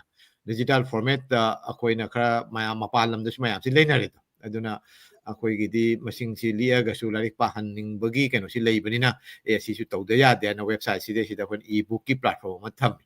ꯑꯗꯨꯒ ꯃꯅꯤꯄꯨꯔꯒꯤꯁꯨ ꯈꯔ ꯁꯨꯝ ꯍꯥꯞꯆꯤꯜꯂꯛꯀꯅꯤ ꯍꯧꯖꯤꯛ ꯑꯃꯅꯤꯗꯤ ꯍꯥꯞꯆꯤꯜꯂꯦ ꯑꯇꯩꯁꯨ ꯑꯐꯪꯕ ꯀꯩꯅꯣꯁꯤꯡꯁꯦ ꯑꯁꯤꯁꯨ ꯁꯨꯝ ꯍꯥꯞꯆꯤꯜꯂꯛꯀꯅꯤ ꯑꯣꯖꯥ ꯈꯣꯏꯔꯨꯗꯤꯟꯒꯤ ꯉꯁꯤ ꯑꯙꯨꯅꯤꯛ ꯃꯅꯤꯄꯨꯔꯤ ꯀꯣꯕꯤꯇꯥ ꯍꯥꯏꯅ ꯃꯥꯒꯤ ꯂꯥꯏꯔꯤꯛꯁꯤ ꯑꯩꯈꯣꯏ ꯑꯣꯖꯥ ꯈꯣꯏꯔꯨꯗꯤꯟꯒ ꯑꯗꯩꯗꯤ ꯑꯣꯖꯥ ꯑꯃꯒ ꯀꯩꯅꯣ ꯇꯧꯔꯒ ꯐꯣꯡꯕꯅꯤ ꯄꯨꯊꯣꯛꯄꯅꯤ ꯑꯁꯤꯒꯤ ꯀꯩꯅꯣꯁꯤ ꯑꯁꯤꯗꯩꯁꯤꯗ ꯃꯍꯥꯛꯀꯤ ꯀꯩꯅꯣꯁꯤ ꯁꯩꯔꯦꯡꯁꯤ ꯕꯦꯡꯒꯣꯂꯤꯗ ꯍꯟꯗꯣꯛꯄꯁꯤ ꯉꯜꯂꯤꯉꯩ ꯃꯇꯝꯗꯅꯤꯀꯣ ꯁꯤꯒꯩꯁꯤ ꯁꯧꯒꯥꯏꯖꯝ ꯕ꯭ꯔꯣꯖꯦꯁꯣꯔ ꯁꯤꯡꯍꯣ ꯃꯈꯣꯏ ꯑꯅꯤꯅ ꯍꯟꯗꯣꯛꯄ ꯑꯁꯨꯃꯥꯏꯅ ꯃꯃꯥꯡꯉꯩꯗꯗꯤ ꯌꯥꯝꯅ ꯀꯩꯅꯣꯒꯤꯅ ꯀꯩ ꯍꯥꯏꯇꯥꯔꯦ ꯄꯥꯔꯁꯟ ꯇꯨ ꯄꯥꯔꯁꯟ ꯑꯗꯨꯒꯤ ꯃꯔꯤꯗꯤ ꯁꯨꯝ ꯂꯩꯅꯔꯝꯕ ꯉꯁꯥꯏꯒꯤ ꯍꯥꯏꯔꯤꯕ ꯀꯩꯅꯣꯁꯤ ꯑꯗꯨꯒ ꯑꯣꯔꯒꯅꯥꯏꯖꯦꯁꯟꯒꯤ ꯊꯥꯛꯇꯗꯤ ꯀꯌꯥ ꯂꯩꯔꯝꯗꯕꯅꯤꯅ ꯑꯩꯈꯣꯏꯒꯤ ꯃꯅꯨꯡꯗ ꯃꯔꯤꯁꯤ ꯁꯥꯒꯠꯄ ꯈꯔ ꯋꯥꯔꯝꯃꯤ ꯑꯗꯨꯒ ꯇꯧꯕꯇꯕꯨ ꯉꯁꯥꯏ ꯑꯣꯖꯥ ꯁꯦꯖꯥꯠ ꯑꯣꯖꯥ ꯈꯨꯔꯁꯦꯠꯅꯁꯨ ꯄꯟꯈ꯭ꯔꯦ ꯃꯔꯤ ꯕꯪꯒ꯭ꯂꯥꯗꯦꯁꯇꯒꯤ ꯆꯠꯈꯤꯕ ꯑꯩꯈꯣꯏꯒꯤ ꯅꯍꯥꯔꯣꯟꯁꯤꯡ ꯃꯅꯤꯄꯨꯔꯗ ꯂꯩꯕ ꯑꯗꯒꯤ ꯍꯜꯂꯛꯑꯒ ꯕꯪꯒ꯭ꯂꯥꯗꯦꯁꯇ ꯂꯥꯛꯄ ꯃꯈꯣꯏꯅ ꯑꯃꯨꯛ ꯋꯥꯔꯤꯁꯤ ꯂꯤꯕ ꯑꯗꯨꯒꯤ ꯀꯩꯅꯣꯃꯗꯤ ꯁꯨꯝ ꯂꯩꯕ ꯑꯁꯨꯃꯥꯏꯅ ꯃꯔꯤꯁꯤ ꯁꯝꯅꯔꯛꯄꯗꯒꯤꯗꯤ ꯈꯔꯗꯤ ꯍꯧꯖꯤꯛ ꯃꯄꯨꯡ ꯐꯥꯅ ꯏꯟꯇꯔꯅꯦꯁꯅꯦꯜ ꯀꯟꯐꯔꯦꯟꯁ ꯇꯧꯔꯛꯄ ꯃꯩꯇꯩ ꯄꯥꯡꯒꯜꯒꯤ ꯑꯗꯨꯗꯒꯤ ꯐꯦꯁꯕꯨꯛꯀꯤ ꯊ꯭ꯔꯨꯗꯒꯤ ꯑꯣꯏꯔꯣ ꯑꯇꯩ ꯁꯣꯁꯤꯌꯦꯜ ꯃꯦꯗꯤꯌꯥꯗꯒꯤ ꯑꯣꯏꯔꯣ ꯅꯛꯁꯟꯅꯕꯁꯤ ꯑꯣꯏꯔꯦ ꯍꯧꯖꯤꯛ ꯄꯥꯟꯗꯝꯁꯦ ꯃꯔꯨꯑꯣꯏꯅ ꯑꯩꯅ ꯍꯪꯖꯅꯤꯡꯉꯤꯕ ꯅꯠꯇ꯭ꯔꯒ ꯅꯩꯅꯅꯤꯡꯉꯤꯕ ꯍꯤꯔꯝꯁꯤꯗꯤ ꯃꯃꯥꯡꯉꯩꯗꯅ ꯀꯔꯤꯒꯤ ꯂꯩꯔꯝꯗ꯭ꯔꯤꯕ ꯑꯩꯈꯣꯏꯒꯤ ꯃꯩꯇꯩꯁꯤꯡꯒꯤ ꯀꯜꯆꯔꯒꯤ ꯅꯠꯇ꯭ꯔꯒ ꯁꯥꯍꯤꯇ꯭ꯌꯒꯤ ꯀꯩꯅꯣꯗꯗꯤ ꯈꯔ ꯑꯣꯖꯥ ꯀꯩꯅꯣꯅꯁꯨ ꯍꯥꯏ ꯑꯣꯖꯥ ꯁꯖꯥꯠꯅꯁꯨ ꯉꯔꯥꯡ ꯑꯩꯈꯣꯏ ꯑꯣꯖꯥ ꯑꯦ ꯀꯦ ꯁꯦꯔꯥꯝꯅꯁꯨ ꯄꯟꯕꯤ ꯑꯣꯖꯥ ꯈꯩꯔꯨꯗꯤꯟ ꯍꯣꯏ ꯂꯥꯛꯈꯤꯕ ꯑꯗꯩ ꯑꯁꯥꯝꯗꯒꯤ ꯑꯣꯖꯥ ꯇꯥꯍꯤꯔꯣꯏ ꯀꯩ ꯂꯥꯛꯈꯤꯕ ꯂꯩꯔꯦ ꯑꯗꯨꯒ ꯄꯥꯡꯒꯜꯁꯤꯡꯒꯤ ꯃꯅꯨꯡꯗ ꯈꯖꯤꯛꯇꯪ ꯑꯩꯈꯣꯏꯒꯤ ꯁꯨꯃꯥꯏꯅ ꯑꯣꯔꯒꯅꯥꯏꯖꯦꯁꯟ ꯁꯝꯅꯕꯒꯤ ꯋꯥꯠꯂꯝꯕꯒꯤ ꯃꯔꯝꯁꯤꯁꯨ ꯈꯖꯤꯛꯇꯪ ꯄꯟꯕꯤꯔꯝꯃꯨ ꯑꯗꯨꯒ ꯂꯣꯏꯅꯅ ꯑꯁꯤꯅ ꯄꯥꯁ ꯑꯣꯏꯔꯦꯀꯣ ꯄ꯭ꯔꯦꯖꯦꯟꯇꯗꯤ ꯍꯧꯖꯤꯛ ꯃꯔꯤ ꯂꯩꯅꯔꯦ ꯐ꯭ꯌꯨꯆꯔꯗ ꯑꯁꯨꯃꯥꯏꯅ ꯂꯨꯞꯁꯤꯡꯁꯤ ꯁꯝꯖꯟꯅꯔꯒ ꯀꯔꯤ ꯇꯧꯕ ꯌꯥꯕ ꯑꯩꯈꯣꯏꯁꯤ ꯂꯣꯏꯁꯤꯜꯂꯛꯄꯅꯤꯅ ꯈꯔ ꯐ꯭ꯌꯨꯆꯔꯗ ꯂꯥꯛꯑꯁꯤ ꯑꯩꯈꯣꯏ ꯄꯥꯁ ꯍꯥꯏꯕꯕꯨꯗꯤ ꯅꯠꯇꯦ ꯑꯗꯨꯒ ꯇꯨꯡꯒꯤ ꯃꯥꯡꯒꯤ ꯋꯥꯔꯤꯁꯨ ꯊꯝꯃ ꯑꯩꯈꯣꯏ ꯇꯨꯡꯗ ꯏꯟ ꯐ꯭ꯌꯨꯆꯔꯗ ꯑꯩꯈꯣꯏ ꯀꯔꯤ ꯇꯧꯕ ꯌꯥꯕ ꯑꯩꯈꯣꯏ ꯑꯣꯖꯥꯁꯤꯡꯅꯁꯨ ꯈꯔ ꯍꯥꯏꯕꯤꯕ ꯂꯩꯔꯦ ꯑꯣꯖꯥ ꯈꯨꯔꯁꯦꯠ ꯈꯪꯅ ꯑꯣꯖꯥ ꯁꯖꯥꯠꯅꯁꯨ ꯑꯄꯥꯝꯕ ꯈꯔ ꯂꯩꯔꯦ ꯑꯁꯤꯒꯨꯝꯕꯁꯤ ꯃꯥꯡꯗ ꯊꯝꯃꯒ ꯑꯩꯈꯣꯏ ꯑꯣꯔꯒꯅꯥꯏꯖꯦꯁꯟꯁꯤꯡ ꯑꯃꯁꯨꯡ ꯏꯟꯗꯤꯕꯤꯖꯨꯋꯦꯜꯒꯤ ꯃꯥꯏꯀꯩꯗꯒꯤꯁꯨ ꯑꯩꯈꯣꯏꯒꯤ ꯃꯔꯤꯁꯤ ꯁꯥꯒꯠꯂꯒ ꯄꯦꯟ ꯃꯩꯇꯩ ꯄꯥꯡꯒꯜ ꯅꯠꯇ꯭ꯔꯒ ꯑꯩꯈꯣꯏ ꯇꯁꯦꯡꯅ ꯍꯥꯏꯔꯗꯤ ꯃꯅꯤꯄꯨꯔꯤꯁꯤꯡꯒꯤ ꯃꯅꯨꯡꯗ ꯑꯄꯨꯟꯕ ꯑꯃ ꯁꯥꯒꯠꯄ ꯇꯥꯔꯒꯗꯤ ꯀꯔꯤ ꯇꯧꯐꯝ ꯊꯣꯛꯄ ꯉꯁꯥꯏꯒꯤ ꯁꯦꯃꯤꯅꯥꯔ ꯅꯠꯇ꯭ꯔꯒ ꯁꯤꯝꯄꯣꯖꯤꯌꯝ ꯅꯠꯇ꯭ꯔꯒꯅ ꯀꯟꯚꯦꯟꯁꯟ ꯇꯧꯕꯗꯨꯅ ꯄꯣꯏꯟ ꯑꯃꯈꯛꯇꯅꯤ ꯑꯗꯨ ꯅꯠꯇꯅ ꯑꯇꯩ ꯀꯔꯤꯁꯨ ꯇꯧꯕ ꯌꯥꯕ ꯑꯗꯨꯁꯨ ꯈꯖꯤꯛꯇꯪ ꯊꯝꯕꯤꯔꯝꯃꯨ ꯑꯣꯖꯥ ꯁꯣꯏ ꯉꯁꯥꯏꯒꯤ ꯑꯩꯅ ꯍꯥꯏꯕꯗꯣ ꯑꯍꯥꯟꯕꯗ ꯑꯩꯈꯣꯏꯒꯤ ꯃꯔꯤꯁꯤ ꯈꯔ ꯊꯦꯡꯅ 2019 2015ꯒꯁꯤ ꯉꯜꯂꯤꯉꯩ ꯃꯇꯝꯗꯗꯤ ꯑꯩꯈꯣꯏ 2000 ꯑꯩꯈꯣꯏ ꯃꯤꯇꯩ 80ꯗꯒꯤ 90ꯗꯒꯤ ꯍꯧꯅ ꯐꯖꯅ ꯂꯨꯞꯀ ꯁꯝꯅꯕꯒꯤ ꯃꯔꯤ ꯂꯩꯅꯕ ꯀꯩꯅꯣꯁꯤ ꯂꯩꯔꯦ ꯄꯥꯡꯒꯜꯁꯤꯒꯤ ꯃꯅꯨꯡꯗ ꯈꯔ ꯊꯦꯡꯈꯤꯕꯒꯤ ꯃꯔꯝꯁꯦ ꯑꯁꯤꯁꯤ ꯀꯔꯤꯒꯤꯅꯣ ꯑꯗꯨꯒ ꯂꯣꯏꯅꯅ ꯃꯊꯪꯗ ꯏꯟ ꯐ꯭ꯌꯨꯆꯔꯗ ꯀꯔꯝ ꯍꯥꯏꯅ ꯑꯇꯩꯁꯨ ꯍꯦꯟꯅ ꯅꯛꯁꯟꯅꯕ ꯌꯥꯕ ꯑꯃꯁꯨꯡ ꯀꯔꯤ ꯇꯧꯕ ꯌꯥꯕ ꯑꯅꯤ ꯊꯣꯛꯅ ꯈꯔ ꯊꯝꯕꯤꯔꯝꯃꯣ ꯑꯣꯖꯥ ꯁꯣꯏ ꯑꯩ ꯍꯥꯏꯐꯦꯠꯇꯪ ꯀꯩꯗꯧꯖꯔꯛꯀꯦ ꯇꯁꯦꯡꯅ ꯃꯁꯤ ꯄꯨꯟꯕꯁꯤ ꯑꯩꯈꯣꯏꯅ ꯁꯨꯝ ꯊꯦꯡꯅꯖꯕꯗ ꯌꯥꯝꯅ ꯉꯜꯂꯤꯉꯩꯗꯒꯤꯕꯨꯗꯤ ꯉꯁꯥꯏꯒꯤ ꯄꯝꯌꯥꯜ ꯒꯥꯏꯅ ꯄꯥꯟ ꯃꯅꯤꯄꯨꯔ ꯃꯨꯚꯃꯦꯟ ꯑꯩꯈꯣꯏꯒꯤ ꯄꯨꯁꯜꯂꯛꯅꯕ ꯍꯣꯠꯅꯕ ꯑꯗꯒꯤ ꯃꯃꯥꯡꯗ ꯍꯤꯖꯝ ꯏꯔꯥꯕꯣꯠꯅ ꯑꯩꯈꯣꯏꯒꯤ ꯃꯄꯥꯟꯗꯒ ꯀꯟꯐꯔꯦꯟꯁ ꯇꯧꯔꯒ ꯑꯩꯈꯣꯏꯒꯤ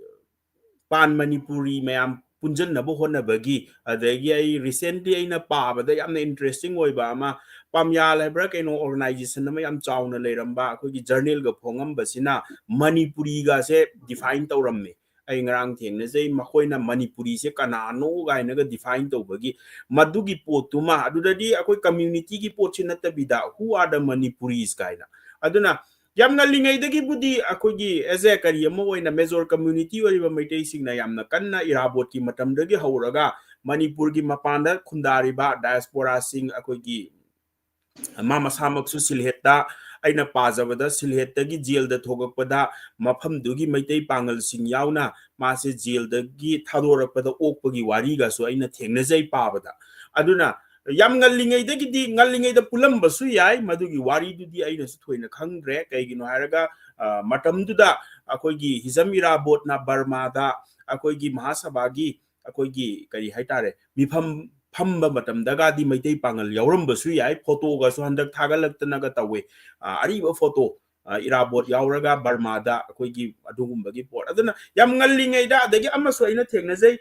ꯁꯨꯝ ꯏꯟꯐꯣꯔꯃꯦꯁꯟ ꯑꯃ ꯑꯣꯏꯅ ꯑꯩꯈꯣꯏꯒꯤ ꯇꯤ.ꯁꯤ. ꯍꯣꯠꯁꯟꯒꯤ ꯂꯥꯏꯔꯤꯛꯇ ꯑꯣꯏꯔꯕ ꯃꯥꯜꯂꯦ ꯑꯩꯅ ꯊꯦꯡꯅꯖꯕꯁꯦ ꯑꯩꯈꯣꯏꯒꯤ ꯃꯩꯇꯩꯁꯤꯡꯒꯤ ꯖꯒꯣꯏ ꯁꯥꯕ ꯉꯁꯥꯏ ꯑꯣꯖꯥ ꯄ꯭ꯔꯃꯣꯗꯅꯁꯨ ꯍꯥꯏꯕꯤꯈꯤꯕꯗꯣ ꯊꯥꯏꯅ ꯍꯥꯏꯕꯗꯤ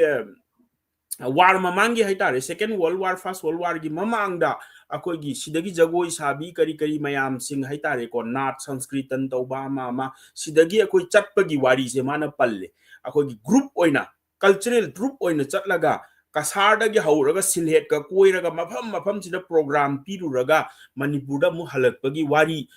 ꯇꯤ.ꯁꯤ. ꯍꯣꯠꯁꯟꯒꯤ ꯂꯥꯏꯔꯤꯛꯇ ꯄꯜꯂꯦ ꯑꯩꯅ ꯔꯤꯁꯦꯟꯠꯂꯤ ꯄꯥꯕꯅꯤ ꯑꯗꯨꯗ ꯊꯦꯡꯅꯖꯕꯅꯤ ꯌꯥꯝꯅ ꯉꯛꯑꯦ ꯀꯩꯒꯤꯅꯣꯗ ꯃꯇꯝꯗꯨꯗꯒꯤ ꯍꯧꯅ ꯑꯩꯈꯣꯏꯒ ꯀꯜꯆꯔꯦꯜ ꯀꯟꯇꯦꯛ ꯑꯃꯗꯤ ꯇꯧꯔꯝꯃꯦ ꯑꯗ ꯃꯩꯇꯩ ꯄꯥꯡꯒꯜꯒꯤ ꯄꯣꯠꯁꯤꯅ ꯉꯁꯥꯏꯒꯤ ꯊꯣꯏꯅꯗꯤ ꯈꯪꯗ꯭ꯔꯦ ꯀꯩꯒꯤꯅꯣ ꯍꯥꯏꯔꯒ ꯃꯨꯁꯂꯤꯝꯁꯦ ꯃꯅꯤꯄꯨꯔꯗ ꯍꯥꯏꯇꯥꯔꯦ ꯃꯩꯇꯩ ꯄꯥꯡꯒꯜꯁꯦ ꯈꯤꯖꯤꯛꯇꯪ ꯑꯦꯖꯨꯀꯦꯁꯅꯦꯜꯂꯤ ꯑꯩꯈꯣꯏꯒꯤ ꯕꯦꯛꯋꯥꯔꯗ ꯑꯣꯏꯔꯒ ꯐꯅ ꯀꯨꯏꯅ ꯂꯩꯔꯨꯔꯦ ꯍꯥꯏꯇꯥꯔꯦ ꯑꯗꯣ ꯍꯧꯖꯤꯛꯄꯨꯗꯤ ꯑꯩꯈꯣꯏꯒꯤ ꯊꯣꯛꯂꯛꯑꯦ ꯀꯝꯃ꯭ꯌꯨꯅꯤꯇꯤꯁꯦ ꯑꯣꯄꯟ ꯑꯞ ꯇꯧꯔꯦ ꯍꯥꯏꯇꯥꯔꯦ ꯃꯌꯥꯝ ꯃꯔꯛꯇ ꯇꯤꯜꯂꯛꯇꯅ ꯃꯦꯟ ꯁ꯭ꯇ꯭ꯔꯤꯝꯗ ꯌꯥꯎꯔꯛꯑꯦ ꯑꯗꯣ ꯑꯩꯈꯣꯏꯅ ꯑꯉꯥꯡ ꯑꯣꯏꯔꯤꯉꯩ ꯃꯇꯝꯗꯗꯤ ꯃꯨꯁꯂꯤꯝ ꯀꯝꯃ꯭ꯌꯨꯅꯤꯇꯤꯁꯦ ꯑꯩꯈꯣꯏꯒꯤ ꯂꯥꯏꯔꯤꯛ ꯂꯥꯏꯁꯨ ꯇꯝꯗꯕ ꯑꯩꯈꯣꯏꯒꯤ ꯑꯌꯥꯝꯕꯅ ꯑꯦꯒ꯭ꯔꯤꯀꯜꯆꯔꯗ ꯌꯨꯝꯐꯝ ꯑꯣꯏꯔꯒ ꯂꯩꯕ ꯑꯗꯨꯒꯨꯝꯕ ꯁꯣꯁꯥꯏꯇꯤ ꯑꯃ ꯑꯣꯏꯅ ꯇꯧꯔꯝꯃꯦ ꯑꯗꯨꯕꯨ ꯌꯥꯝ ꯆꯦꯟꯖ ꯂꯥꯛꯄꯗꯨꯗꯒꯤꯗꯤ ꯑꯇꯣꯞꯄ ꯃꯤꯗꯤꯌꯝ ꯃꯌꯥꯝ ꯑꯃ ꯆꯪꯁꯤꯜꯂꯛꯑꯦ ꯐꯦꯁꯕꯨꯛꯀꯤ ꯑꯗꯒꯤ ꯁꯣꯁꯤꯌꯦꯜ ꯃꯤꯗꯤꯌꯥꯒꯤ ꯀꯜꯆꯔ ꯑꯃ ꯆꯪꯉꯛꯄꯗꯒꯤꯗꯤ ꯀꯟꯇꯦꯛꯁꯦ ꯍꯥꯏꯇꯥꯔꯦꯀꯣ ꯑꯗꯣ ꯑꯩꯅ ꯑꯍꯥꯟꯕ ꯁꯤꯜꯍꯦꯠ ꯌꯥꯝ ꯆꯠꯅꯤꯡꯈꯤꯕꯒꯤ ꯋꯥꯔꯤꯁꯦ ꯇꯁꯦꯡꯅ ꯑꯩꯅ ꯔꯤꯁꯔꯁ ꯇꯧꯔꯤꯉꯩꯗ ꯑꯩꯈꯣꯏꯒꯤ ꯂꯤꯂꯣꯡꯗ ꯂꯥꯏꯔꯤꯛ ꯏꯕ ꯑꯃ ꯂꯩꯔꯝꯃꯦ ꯍꯧꯖꯤꯛꯁꯨ ꯂꯩꯔꯤ ꯑꯩ ꯔꯤꯁꯦꯟꯠꯂꯤ ꯑꯩ ꯃꯥ ꯎꯅꯕ ꯆꯠꯂꯨꯏ ꯃꯥ ꯅꯥꯔꯦꯅ ꯒꯨꯋꯥꯍꯥꯇꯤꯗ ꯄꯨꯈ꯭ꯔꯦꯅ ꯃꯥꯅ ꯇꯔꯀꯣ ꯑꯐꯒꯥꯟꯒꯤ ꯆꯥꯗꯥ ꯅꯧꯗꯥ ꯍꯥꯏꯅ ꯂꯥꯏꯔꯤꯛ ꯑꯃꯈꯛ ꯂꯥꯏꯔꯤꯛꯁꯦ ꯏꯕ ꯃꯇꯝꯗ ꯃꯥꯅ ꯁꯤꯜꯍꯦꯠ ꯆꯠꯄꯒꯤ ꯋꯥꯔꯤ ꯃꯥꯒ ꯋꯥꯔꯤ ꯁꯥꯟꯅꯕ ꯃꯇꯝꯗ ꯂꯤꯔꯛꯑꯦ ꯁꯤꯜꯍꯦꯠꯀꯤ ꯄꯥꯡꯒꯟꯒꯤ ꯈꯨꯟ ꯃꯌꯥꯝꯒꯤ ꯌꯥꯝ ꯀꯨꯏꯅ ꯃꯥꯅ ꯂꯤ ꯃꯗꯨꯗ ꯑꯩꯉꯣꯟꯗ ꯌꯥꯝꯅ ꯏꯟꯇꯔꯦꯁꯇꯤꯡ ꯑꯣꯏꯈꯤ ꯂꯝꯁꯦ ꯆꯠꯅꯤꯡꯕꯒꯤ ꯑꯩꯉꯣꯟꯗ ꯐꯥꯎꯈꯤ ꯑꯗꯨꯕꯨ ꯃꯇꯝꯗꯨꯗ ꯑꯩꯈꯣꯏꯒꯤ ꯑꯗꯨꯝ ꯈꯪꯉꯤꯁꯤꯅꯤ ꯀꯟꯇꯦꯛ ꯌꯥꯝ ꯋꯥꯠꯂꯦ ꯃꯅꯤꯄꯨꯔꯁꯤꯡꯅ ꯕꯪꯒ꯭ꯂꯥꯗꯦꯁ ꯆꯠꯄ ꯈꯣꯠꯄꯒ ꯑꯗꯒꯤ ꯕꯔꯃꯥ ꯆꯠꯄꯒꯥꯏꯁꯦ ꯌꯥꯝꯅ ꯃꯅꯨꯡ ꯍꯟꯅ ꯆꯪꯁꯤꯟꯕꯒꯥꯏꯁꯦ ꯍꯧꯖꯤꯛ ꯈꯛꯀꯤ ꯋꯥꯔꯤꯅꯤ ꯑꯗꯨꯅ ꯃꯁꯤ ꯄꯨꯝꯅꯃꯛꯁꯦ ꯇꯁꯦꯡꯅ ꯃꯨꯁꯂꯤꯝꯅ ꯈꯔ ꯊꯦꯡꯉꯦ ꯀꯜꯆꯔꯦꯜ ꯀꯟꯇꯦꯛꯁꯦ ꯑꯗꯨꯕꯨ ꯑꯩꯅ ꯄꯟꯕ ꯌꯥꯕꯗꯤ 2019ꯗ ꯑꯝꯄꯨꯋꯥ ꯍꯥꯏꯔꯤꯕ ꯑꯣꯔꯒꯅꯥꯏꯖꯦꯁꯟꯗꯨꯅ ꯏꯍꯥꯟ ꯍꯥꯟꯅ ꯏꯟꯇꯔꯅꯦꯁꯅꯦꯜ ꯀꯟꯐꯔꯦꯟꯁ ꯑꯃ ꯇꯧꯋꯦ ꯑꯩ ꯏꯁꯥꯃꯛ ꯍꯥꯟꯅ ꯖꯦꯅꯔꯦꯜ ꯁꯦꯀ꯭ꯔꯦꯇꯔꯤ ꯑꯣꯏꯖꯔꯝꯃꯦ ꯑꯣꯔꯒꯅꯥꯏꯖꯦꯁꯟꯁꯤꯒꯤ ꯑꯗꯣ ꯑꯩꯈꯣꯏꯒꯤ ꯃꯇꯝꯗꯨꯒꯤ ꯁꯦꯀ꯭ꯔꯦꯇꯔꯤ ꯑꯕꯗꯨꯜ ꯁꯂꯥꯝ MCS ꯔꯤꯇꯥꯌꯔꯠ MCS ꯑꯣꯐꯤꯁꯔꯁꯤꯅ ꯃꯥꯅ ꯁꯦꯀ꯭ꯔꯦꯇꯔꯤ ꯄꯨꯔꯀꯥꯟꯗ ꯑꯩꯈꯣꯏ ꯀꯟꯇꯦꯛ ꯇꯧꯋꯦ ꯑꯗꯨꯗꯅꯤ ꯑꯩꯈꯣꯏꯒꯤ ꯇꯤꯝ ꯑꯃ laaga sida akoi seminar ama tawe report ama suaina I powder dum happy buduni aduda oza rausanara khoi adagi ato pa mayam ama laktana saireng paba history paba adagi Bangladesh ki aduda ikoi se sakhang mai khang nabagi pot ama lai madagi kui dana matam du March 2019 gi date 2 ga 3 ga dane ado tawbase han base akoi international conference adugi makha tarak pada December 22 23 2019 da or mane amukok na muktawe international conference palace compound tawe ahan bagi aina sai haiki besidana akoi ining thau yawe ining thau masamak na wari mayam amali mana kasarom da chatlu bada Meitei Pangal thengnarakpagi wari syllabus ta Meitei Pangal gi hapaga mayam khangmin na ba khomin na ba nungsina leigadawni adagi sagai hapiyu kopiyu mayam ama mana liramme matam numitu da lecture du da adagi muslim gi tawba yaba pot mayam ama Meitei Pangal singi haitare aduga ani subagi palace compound sidana ko gi honorable matam dugi CM oza biren masamak yauraga tawbani adusu yam phajai ai samak yawe jalan na maru oina akoi gi SM jalan amukokina luchinga tawbani aduda oza samat khoi kai khoi lae oza khurshid su lae aduda akoi thengna jai adubu taseng na akoi na yam close oina yumda kaida pudana khotana chaminna ba kominna ba gi matam budi phangkhide adagi ahum suba ama sina Adampur da tawba male December 25 28 ki akoi 2022 da madu ai invitation phange matam da writers union haibu organization amagi president oi aingonda baton thare adu bu khuyau na ba madagi ai chatpa ngam haude adu ai nungai ta ba ma dum leibadagi ai na 2024 da amuk chatpani aduna taseng na haragadi akoi na Sangai festival huzik recently loi gre Sangai festival da mamang da akoi gi Bangladesh ta khunda khraba Meitei sing akoi sida lakna na bagi flight ka tawraga makoi se sida participate tawhan bagi program ama adum sille Sangai festival da ado ai ta seng na Meitei Pangal khaki haibadu so ai haijaningde kai gino haraga yamna pikna taba kasar Assam da some 2.5 Meitei Pangal su yame dum 80,000 nom leire ga hai kasar da aduna Meitei ga pullaga di 3 lakhs 4 lakhs hairo exact population budi khangdre adagi Tripura da lising tare rom lei hai oza khoi gi Bangladesh ta pangan Meitei Pangal traum doi ama trying to traum doi hai tare adagi atopa community Meitei gi ka punjal laga makoi sing se ta se na koina Sangai festival da Bangladesh dagi Burma dagi akoina invite tawri sumaina tau taragadi sahi khudingi huji akoina Sangai festival tawbu matam da sugum bagi contact ama government na sinbi raga akoi se cultural contact ama haitare ne sinbi ragadi he na phagadaw bune adoga hoi civil organization amana sin bai ba se madu paisa yam chauna changi madugi leifam chafam ama hotel langdel ama madugi paisa dusu achouba khara samani haitare Bangladesh ta bu sinbo boiro sida su sinbo boiro aduna Sangai festival se future da haitare ko ai suggestion haitare ai na ai bu hayo haitaragadi Sangai festival natraga any other cultural program ama tawba matam da saigi invite tawraga representative lakhanbiu haibagi adugumba adoga government na madugi leifam chafam piraga Meitei Pangal amadi Pangal sing literary field bu oiro culture da bu oiro adagi exhibit tawbagi akoigi bagi cultural exhibit tawbudo oiro punamak se akoina swaida government gi initiative ki makhada tawtaragadi hena close oigani adagi government na intervene tawraga akoina ozaga tharaga Meitei mek tamba bu oiro Manipuri paba bu oiro adagi literature asom da sinba bu oiro Manipuri sahitya parishan na budi dum tawe ai oza AK Seramna lakpase ai program yauza howe akoigi GN Dance Academy da tawba program da ado oza khoi toina lae ado akoina haisina sagi community mayam asom da leiri base one monolith community amoina ama khaktang oina uraga akoina Manipuri haraga madu diaspora singse akoina sahi amada amukta oiragasu mi nifu ama yankhai ama chama ama government na sinbiraga invite tawbiba taragadi asaigi tawrambadagi huji ngamkhidre 2022 dagi makhata na ngamkhidre kasarda sinni na tawbu male ado sillagadi am phai handak recently ai yummakta da la amme kasargi timmama makoi la amme aduga ai da leiraga makoi chief minister unaki governor unaki makoi Manipuri language adagi changakpada Meitei Pangal singda akoigi ꯀꯔꯤ ꯍꯥꯏꯇꯥꯔꯦ ꯑꯩꯈꯣꯏꯒꯤ inner line permit ꯎꯠꯄꯒꯤ ꯃꯁꯤꯒꯤꯁꯦ ꯂꯧꯊꯣꯛꯄꯤꯌꯨ ꯈꯣꯠꯄꯤꯌꯨ ꯃꯌꯥꯝ ꯑꯃ ꯂꯥꯛꯑꯦ ꯁꯨꯒꯨꯝꯕꯒꯤ ꯄꯣꯠ ꯑꯗꯨꯝ ꯍꯥꯏꯅꯕ ꯑꯗꯣ ꯄꯨꯝꯅꯃꯛ ꯑꯁꯦ ꯉꯁꯥꯏꯒꯤ ꯒꯣꯔꯃꯦꯟꯅ ꯏꯁꯨꯁꯦ ꯄꯥꯏꯈꯠꯄꯤꯔꯒ ꯃꯄꯥꯟꯗ ꯂꯩꯔꯤꯕꯁꯤꯡꯁꯦ ꯀꯜꯆꯔ ꯑꯩꯈꯣꯏꯕꯨ ꯌꯥꯝꯅ ꯀꯤ ꯀꯩꯒꯤꯅꯣ ꯍꯥꯏꯔꯒ ꯕꯪꯒ꯭ꯂꯥꯗꯦꯁꯁꯤ ꯉꯁꯥꯏꯒꯤ ꯂꯩꯔꯤꯕ ꯁꯤꯆꯨꯋꯦꯁꯟꯗꯨꯗ ꯃꯈꯣꯏꯒꯤ ꯂꯦꯡꯒ꯭ꯋꯦꯖꯀꯁꯦ ꯃꯥꯡꯈ꯭ꯔꯒ ꯀꯜꯆꯔꯒꯁꯦ ꯃꯥꯡꯈ꯭ꯔꯒꯗꯤ ꯀꯥꯏꯅ ꯃꯅꯤꯄꯨꯔꯗ ꯇꯧꯔꯤꯕ ꯉꯁꯥꯏꯒꯤ ꯃꯣꯗꯔꯅꯥꯏꯖꯦꯁꯟꯒꯤ ꯏꯍꯧꯁꯦ ꯂꯥꯛꯇꯥꯔꯗꯤ ꯕꯪꯒ꯭ꯂꯥꯗꯦꯁꯇꯁꯨ ꯑꯗꯨꯝ ꯃꯥꯡꯖꯜꯂꯛꯀꯅꯤ ꯀꯩꯁꯨ ꯉꯛꯅꯤꯡꯉꯥꯏ ꯑꯣꯏꯗꯦ ꯀꯁꯥꯔꯗꯁꯨ ꯑꯗꯨꯝ ꯃꯥꯡꯉꯛꯀꯅꯤ ꯑꯗꯨꯅ ꯍꯧꯖꯤꯛ ꯑꯣꯖꯥ ꯑꯩꯈꯣꯏꯅꯁꯨ ꯏꯟꯇꯔꯦꯁ ꯂꯩꯔꯒ ꯑꯩꯈꯣꯏꯒꯤ ꯏꯃꯥ ꯂꯣꯟ ꯑꯩꯈꯣꯏꯒꯤ ꯃꯩꯇꯩ ꯄꯥꯡꯒꯜꯁꯤꯡꯅ ꯏꯃꯥ ꯂꯣꯟꯕꯨ ꯍꯤꯡꯍꯟꯅꯕ ꯍꯣꯠꯅꯔꯛꯏꯕ ꯑꯗꯒꯤ ꯐꯤꯖꯦꯠ ꯆꯥꯛꯆꯥꯗ ꯑꯩꯈꯣꯏꯅ ꯍꯥꯏꯗꯤ ꯑꯣꯖꯥ ꯈꯨꯔꯁꯤꯠꯅ ꯍꯥꯏꯗꯣ ꯑꯩꯈꯣꯏꯅ ꯍꯦꯟꯅꯕꯨ ꯍꯦꯟꯅ ꯃꯑꯣꯡ ꯇꯥꯅ ꯑꯩꯈꯣꯏꯅ ꯉꯥꯛꯏꯒ ꯍꯥꯏꯁꯦ ꯁꯤ ꯌꯥꯝꯅ ꯊꯥꯒꯠꯅꯤꯡꯉꯥꯏꯅꯤ ꯍꯥꯏꯇꯥꯔꯦ ꯇꯁꯦꯡꯅꯗꯤ ꯑꯩꯗꯤ ꯌꯥꯝꯅ ꯉꯛꯏ ꯀꯩꯒꯤꯅꯣ ꯍꯥꯏꯔꯒ ꯆꯍꯤ 200ꯔꯣꯝꯁꯦ ꯕꯦꯡꯒꯣꯂꯤ ꯃꯨꯁꯂꯤꯝ ꯃꯌꯥꯝꯗꯨꯒꯤ ꯃꯔꯛꯇ ꯃꯩꯇꯩ ꯄꯥꯡꯒꯜ ꯂꯩꯅ ꯏꯁꯂꯥꯝ ꯆꯠꯄ ꯙꯔꯃꯁꯦ ꯃꯥꯡꯗꯗꯅ ꯂꯩꯔꯛꯏꯁꯤꯁꯨ ꯌꯥꯝꯅ ꯉꯛꯅꯤꯡꯉꯥꯏꯅꯤ ꯃꯁꯤꯁꯨ ꯑꯗꯣ ꯃꯁꯤꯗ ꯌꯥꯝꯅ ꯆꯥꯎꯅ ꯑꯩꯅ ꯀ꯭ꯔꯦꯗꯤꯠ ꯄꯤꯅꯤꯡꯕꯁꯦ ꯃꯩꯇꯩꯁꯤꯡꯒ ꯂꯩꯃꯤꯟꯅꯕꯒꯤ ꯑꯣꯏꯒꯗ꯭ꯔꯥ ꯍꯥꯏꯅ ꯈꯜꯂꯤ ꯅꯠꯇꯕ ꯇꯥꯔꯒꯗꯤ ꯇꯣꯈꯥꯏꯅꯒ ꯂꯩꯔꯒꯗꯤ ꯃꯤ ꯂꯤꯁꯤꯡ ꯃꯇꯝꯗꯨꯗ ꯍꯧꯖꯤꯛ 13 ꯍꯥꯏꯕꯩ ꯋꯥꯅꯤ ꯃꯇꯝꯗꯨꯗ 1000 ꯑꯃ ꯑꯣꯏꯔꯝꯕꯁꯨ ꯌꯥꯏ 1000 ꯑꯃ ꯍꯥꯏꯔꯤꯁꯦ ꯌꯥꯝ ꯅꯥꯏꯇꯣꯝꯅ ꯂꯩꯔꯝꯕ ꯇꯥꯔꯒꯗꯤ ꯕꯦꯡꯒꯣꯂꯤ ꯑꯦꯕꯖꯣꯔꯕ ꯇꯧꯈꯤꯕꯒꯤ ꯆꯥꯟꯁꯁꯨ ꯌꯥꯝꯅ ꯋꯥꯡꯉꯤ ꯍꯥꯏꯇꯥꯔꯦ ꯑꯗꯨꯅ ꯉꯁꯥꯏꯒꯤ ꯃꯩꯇꯩ ꯄꯥꯡꯒꯜꯒ ꯃꯩꯇꯩꯒ ꯑꯅꯤ ꯄꯨꯟꯖꯟꯅꯔꯒ ꯂꯩꯕꯗꯨꯅ ꯉꯁꯥꯏꯒꯤ ꯃꯥꯒꯤ ꯑꯥꯏꯗꯦꯟꯇꯤꯇꯤꯗꯣ ꯄ꯭ꯔꯤꯖꯔꯕ ꯇꯧꯕ ꯉꯝꯕ꯭ꯔꯥ ꯍꯥꯏꯅ ꯈꯜꯂꯤ ꯑꯗꯨꯒ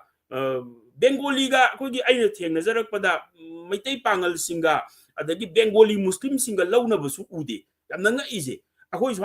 ꯁ꯭ꯋꯥꯏꯗꯅꯕꯨ ꯍꯦꯟꯅ ꯂꯧꯅꯔꯕ꯭ꯔꯥ ꯈꯜꯂꯤ ꯀꯩꯒꯤꯅꯣ ꯃꯣꯏꯗ ꯑꯗꯨꯛ ꯌꯥꯝꯅ ꯀ꯭ꯂꯣꯖ ꯑꯣꯏꯅ ꯙꯔꯃꯁꯨ ꯃꯥꯟꯅꯔꯤꯕ ꯄꯣꯠꯇꯨꯗ ꯂꯧꯅꯗꯕꯤꯗ ꯂꯦꯡꯒ꯭ꯋꯦꯖꯁꯨ ꯃꯄꯥꯟꯗ ꯊꯣꯛꯑꯒꯕꯨꯗꯤ ꯍꯣꯏ ꯕꯦꯡꯒꯣꯂꯤ ꯑꯗꯨꯗꯤ ꯀꯁꯥꯔꯗꯁꯨ ꯑꯗꯨꯝ ꯇꯧꯋꯦ ꯀꯁꯥꯔꯗ ꯌꯨꯝꯗꯒꯤ ꯊꯣꯛꯈꯤꯕ ꯃꯇꯝꯗ ꯃꯩꯇꯩ ꯄꯥꯡꯒꯜꯁꯤꯡꯁꯦ ꯕꯦꯡꯒꯣꯂꯤ ꯂꯣꯜꯂꯦ ꯃꯩꯇꯩꯁꯨ ꯕꯦꯡꯒꯣꯂꯤ ꯂꯣꯜꯂꯦ ꯑꯗꯨꯒ ꯌꯨꯝ ꯍꯦꯛ ꯍꯟꯖꯜꯂꯛꯄꯒ ꯃꯅꯤꯄꯨꯔꯤꯗ ꯑꯗꯨꯝ ꯂꯣꯜꯂꯦ ꯑꯩ ꯀꯁꯥꯔꯗꯗꯤ ꯐꯅ ꯀꯨꯏꯅ ꯂꯩꯔꯨꯔꯦ ꯑꯗꯨꯅ